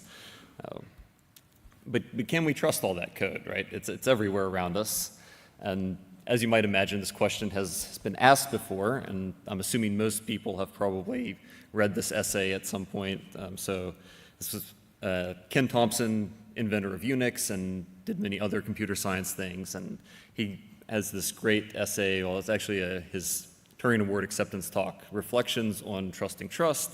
And let me just remind you, or describe to you for the first time, the sort of very tricky things he described about why it's hard to trust code. I won't go through the whole thing because that would take too long, but the core idea is this, is that compilers are often written in the language that they compile. For example, like the C compiler will be written in C. And so you can insert this undetectable backdoor into the compiler binary as follows. You have basically two if statements, one that's going to be inserting a backdoor into some target program, think like the Unix login shell or something. And then you'll also have an if statement that's inserting this backdoor into the compiler. And this is a little tricky to do, but it turns out it's possible, right? Because you can write programs that output themselves. That's a possible thing to do. And so if you have this version of the compiler, you feed it into a non-malicious compiler binary, it's going to spit out a different compiler binary that will always insert the backdoor, even when you take the backdoors out of the source code, right? So it's just got this really pernicious property that unless you're like actually disassembling the compiler bytecode and figuring out that it's doing this backdoor thing in special cases, this can just sort of propagate, and even if it's compiling non-malicious source code, it's producing malicious things. And you say, well, is this even relevant to DeFi? Like Solidity, the Solidity compiler is not written in Solidity yet. Maybe someday. But let me just give another thing to think about. The Go compiler is actually written in Go, right? And Go Ethereum is the most common execution environment. So, right, what if your target is Geth, and then you can imagine it's like, well, when a very particular address interacts with some smart contract system, just give them all the funds, or mint that address infinite ETH. And this can be sitting out there, living on the nodes, and even if you've tested, formally verified, audited, et cetera, your smart contract, the nodes could be compromised, and you can have problems in any number of other layers of the stack, right? And actually, just as a fun trivia, Ken Thompson actually was hired by Google and worked on Go, so maybe he's decided to do his trick. I should mention that his original essay kind of concludes by well, it's really, really hard to trust code, so maybe you still have to trust people. And he actually had a lot of things like calling for prosecution of hackers in there. And anyway, it's an interesting historical thing to read if you haven't. But the inconvenient truth is that you don't really even need fancy Trojan horse compiler binary supply chain attacks to have difficulty trusting code, because we programmers just write bugs all the time, right? It happens, right? So can you trust code? And the problem you face is, you want to produce a reliable system from unreliable components. Nothing has a 0% failure rate. Programmers, compilers, blockchain clients, the software, the physical infrastructure, right? It can all fail. And so what you need to mitigate all these different hazards, you need multiple orthogonal techniques where it's like these layers of Swiss cheese. Each one is imperfect, but if you get enough of them lined up, you can get the risk as low as you want. And so, for example, if we were really truly worried about a Go Ethereum Trojan horse, there are a bunch of things that can get in the way of that. One is just the compiler supply chain. If you think about it, this would be pretty hard to actually pull off in practice, especially in an open source environment. You basically have to find a way to start distributing your compiler binary. You could probably do it, but it would take some effort, right? And then we have redundancy of there are multiple client implementations, and not all of them are written in Go, right? So now you have to attack all the clients, right? Really, durably, break the network, assuming not everyone is running the same one. You can actually do fuzz testing, even symbolic execution of the Go Ethereum client. and see like, oh, is it correct, right? Like, because, you know, this is redundancy, right? You're using something that's, you know, written in some other language or is at least not backdoored, and you can see that, you can use that to get some more confidence. And then ultimately there's like the social layer fallback that will deter an attempt to execute this attack because, you know, there'd be a very concerted effort to find and punish the malicious actor and, you know, okay, it's not code, but it is a thing that contributes to safety. Like you can't ignore the social layer because ultimately like the code, even if we're trusting the code, we're all agreeing to trust the code, right? You know, you can't escape that at the end of the day. So, you know, my personal take on this is, while you can never trust code completely, you can get close enough in most practical situations, and depending obviously on the criticality of the application, you need more and more effort to get close enough. And so the really interesting question though is like how, and this is the part where I'll get a little DeFi specific. I realize I'll probably say a lot of things that were said earlier today, but I'm going to try to say it all like at once. And hopefully that's beneficial, because a big challenge I observe in this space is, you know, developers come in and they don't have like experience with critical software components. They're used to like web services or something, and where you know, make a mistake, fine, some 500s were served, just ship a new version and everything's good. But here it's like, you know, once you deploy, your code is in some cases completely immutable, in other cases very hard to change, and you know, it only takes one hack to have an irreversible, you know, multi-billion-dollar loss. And so, you know, it's really all in like the mindset and the processes and putting it all together into a complete package, right? There is no like silver bullet, right? Like you've heard about formal verification today, and that's great, but it's not the only thing you need, right? So forgive me a little bit for being a little bit, playing with words a bit and abusing terminology to make this pyramid, but I wanted to have a pyramid because I think it helps kind of conceptualize what's the most important part. And at the very bottom, I'm putting like philosophy, which is, by which I mean your mindset towards the code. Above that comes processes. Then I've put testing as its own thing, although you could argue testing is a process too. But testing is, you know, it's such a big topic, it deserves its own place. Above that, I'm putting what I call verification, which I'm going to basically, that's where some of the abuse of word language comes in here.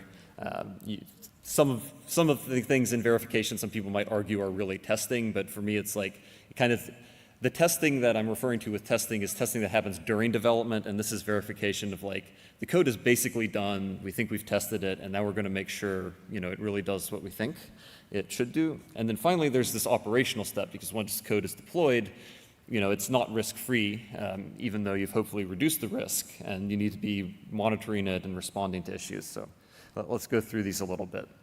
All right, so the philosophy is, you know, how are you approaching software development? All right, what's your mindset? You know, how are you thinking about the problem? So for one thing, you need to know your trade-offs, right? Web3, it's hard to upgrade, hard to recover from incidents. And so that means, you know, you need to have that in mind from the start. You need to be modeling your threats. You know, what's in scope? Like if you're a smart contract developer, maybe you're like, it's not my job to defend against the, you know, compiler Geth Trojan horse, right? Like I'm just going to assume that the other things that we talked about are going to take care of that. You know, like what do you want to prevent? You know, you want to prevent funds from being stolen. You want to be preventing funds from being locked, et cetera. I like to emphasize a safety first mindset. I say safety, not security, because safety is a superset of security, right? Like security means there's a malicious hacker, you know, doing something bad, but smart contracts can have bugs that just make funds get locked, no hacker needed, right? And users care just as much, you know, no matter how they lose the money, right? And that's what really matters. I'd like to emphasize here, every DeFi project should have at least someone focused on safety and security, right? If there's one founder, that's you. If there's like a non-technical and technical founder, it's the technical co-founder, right? If there's one engineer, that engineer is also the, you know, the person who owns security, right? It's not a separate function, it's part of the job. And, all right. You know, another philosophy that I've kind of touched on already is like the risk never goes to zero, although it can get lower with time and usage, right? If you have a contract that's not changing and it's got a lot of TVL, the longer it sits there and doesn't get hacked, you know, that increases your confidence in it. That's nice, but confidence never really goes to 100%. You know, ossification is a goal, I think, in Web3. like we just said at the end of his talk, every time you upgrade something, that's a risk. And you want to not do that, and ideally you eventually stop, although, different applications have different needs. And, a big one that is kind of very specific to code is preferring locality and minimizing dependencies, because every dependency you have is something else that can go wrong. Every non-locality, by which I mean like you have to go to some other function in some other file, and from there you have to go to some other function, some other file. It makes it harder to understand the code, and so having code that's easy to understand, maybe that's the real principle. That's how I should have phrased this, like make the code as easy to understand as possible, because ultimately that's going to make it easier for you to find bugs or not write them in the first place. All right, so moving up the pyramid, now you have your processes. And so how do you actually do the development now that you know how you're approaching it? Right, so you should really start with kind of a specification of the system prior to implementation. And depending on what it is, maybe this is just a natural language paragraph, maybe it's a full formal spec that you can use later to do formal verification. But either way, you want to have some level of intent and know what you're trying to achieve before you start, because otherwise you may make some mistakes and have to go back and do it all again. Code review is obviously a critical process. At Maker, we used kind of like the 4 eyes principle of, 2 people have to sign off on every PR. You can do something different, but, you should, as a metric, probably be spending more time reviewing code than writing code in Web3. Checklists are great. I know they're very boring, but they're great and you should use them. So postmortems, right, when something goes wrong, doing an analysis of it, deciding how you can improve your process, so you have a process improvement feedback loop, right? That's critical. Red teaming, where you take someone from your team or even outside to really try to adversarially think about the code, is a great process to have.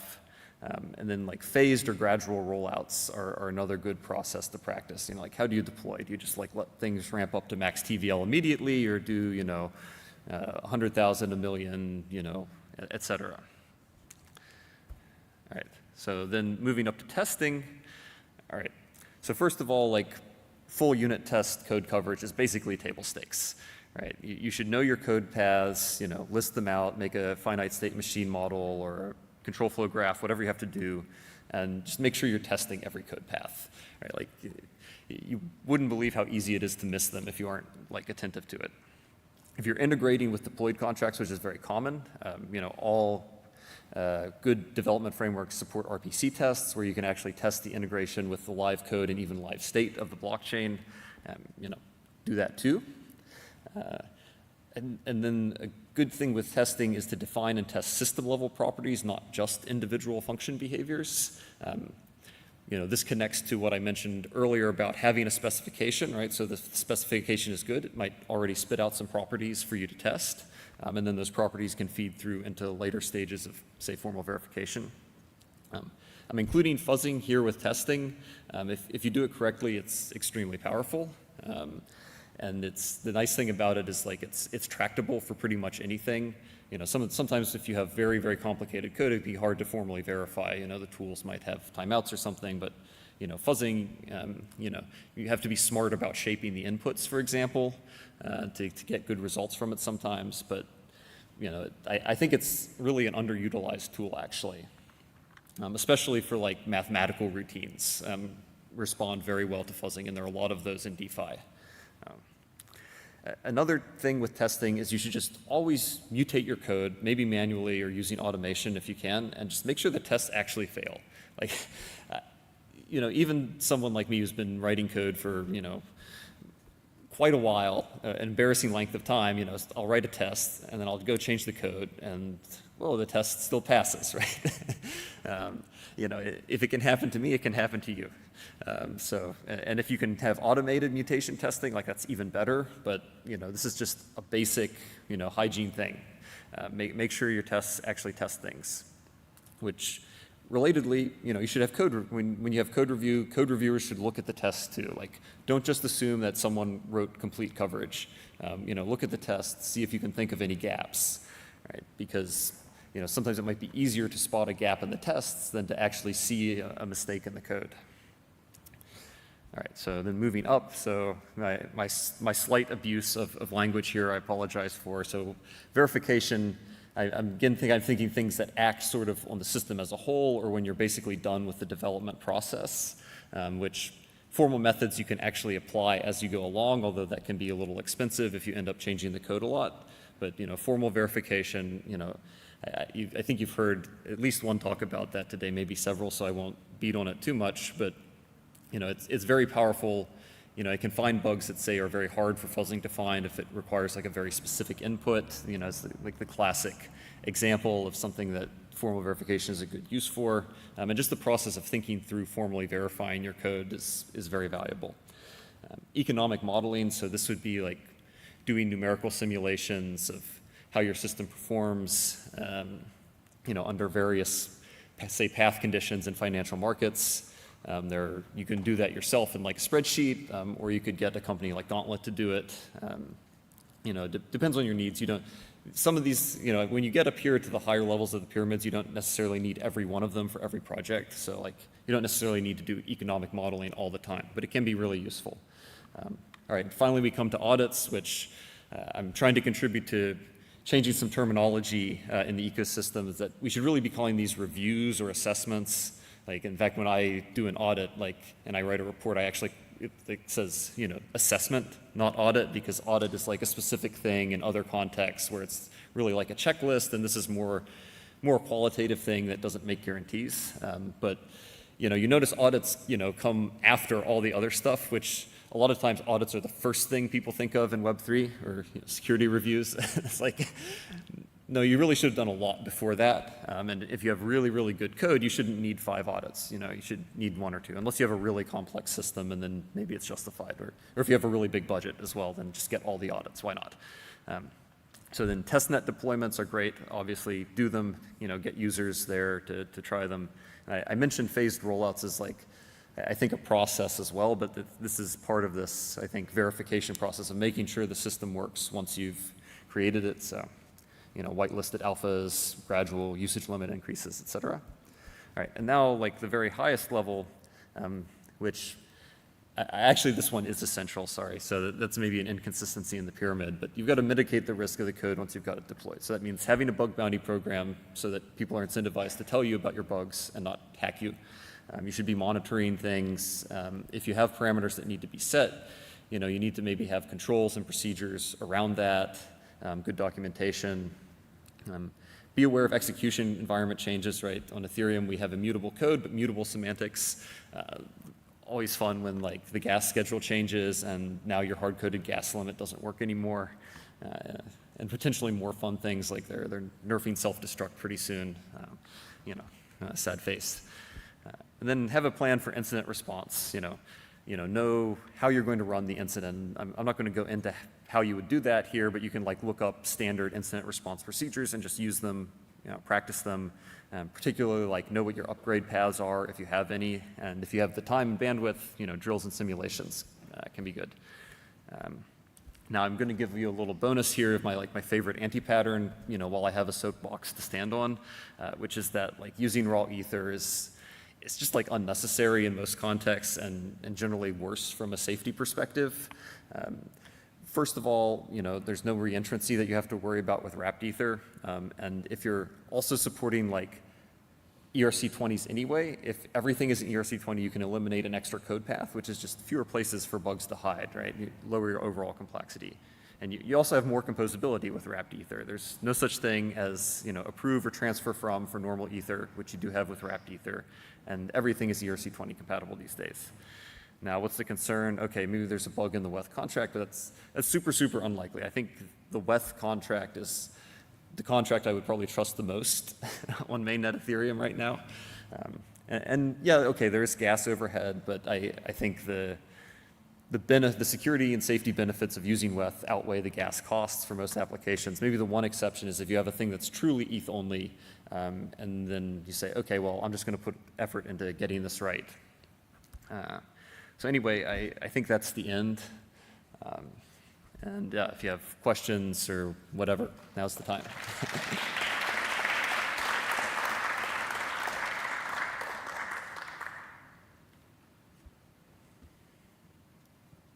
Do you know of any dev tools that could help with the automated mutation to check failing tests? Not off the top of my head, although someone was mentioning one recently. Does anyone in the audience know a mutation tool for Solidity? Some back there? Sorry, I can't hear you. Gambit? Gambit from Certura. Okay, perfect. All right. Yeah, I haven't tried that out yet, so I'll have to take a test of it. Also Soma? How do you spell it? Oh, Sumo. S-U-M-O. Sumo apparently is another tool you can look up. All right, good crowdsourcing there. What's a particular upgrade? Particular upgrades, the last slide. What did I, oh, particular upgrade, oh, like, what do I mean by, this is maybe just a poor choice of words. Like, I just mean like you might need to upgrade different things in your system differently. So like maybe in some cases you'd want to deploy a new contract, other cases you have like an upgradable proxy pattern, maybe other things are just not upgradable at all and you've got to like shut down or migrate your protocol. Yeah, maybe not the best choice of words there, but hopefully the context helps.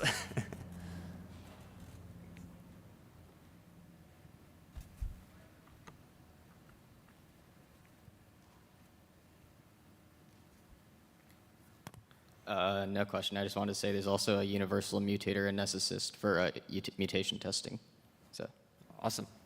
More options than I ever imagined.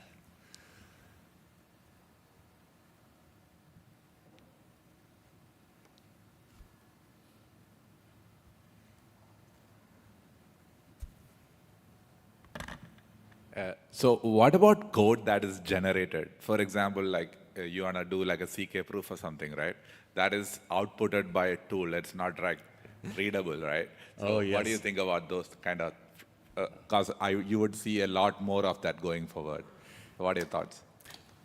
Yeah, that's a great thing to bring up, especially in the context of ZK, because there are a lot of interesting things that happen there.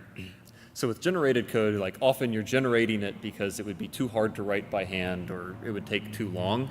And so then it comes to be about like trusting the tool. And you know, I think that means you need the same level of like effort to go into creating those tools that goes into creating, you know, smart contracts, you know, maybe even more, right? Like you need mathematicians to like check that the papers match up with the math implementation, and also that the papers were correct. But just as a side, there was one time a bug in Zcash where the programmer had perfectly implemented what was in the math paper, but there was just a typo in one of the equations, right? So you've got to be checking that, and then you've got to, you know, like there should be a huge test suite for whatever your, you know, circuit generator is, right? And, you know, maybe that should be fuzzed. I don't know if it'd be feasible to formally verify that, but, you know, if it's going to be producing critical components and those components themselves are like too hard to verify, although you should verify them to the extent that you can, you know, it means that those tools also have to be basically space grade. Yeah, great question.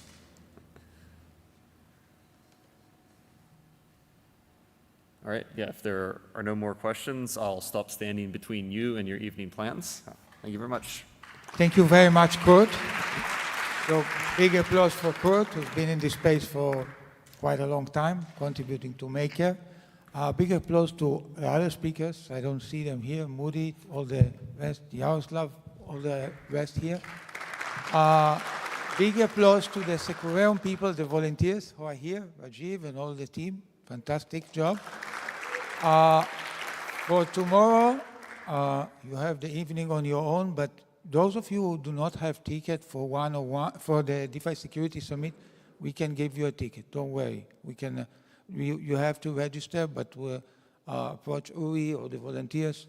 We'll get you a free ticket. So don't worry. If you want to come tomorrow, but we need to register you. And enjoy the evening. Thanks.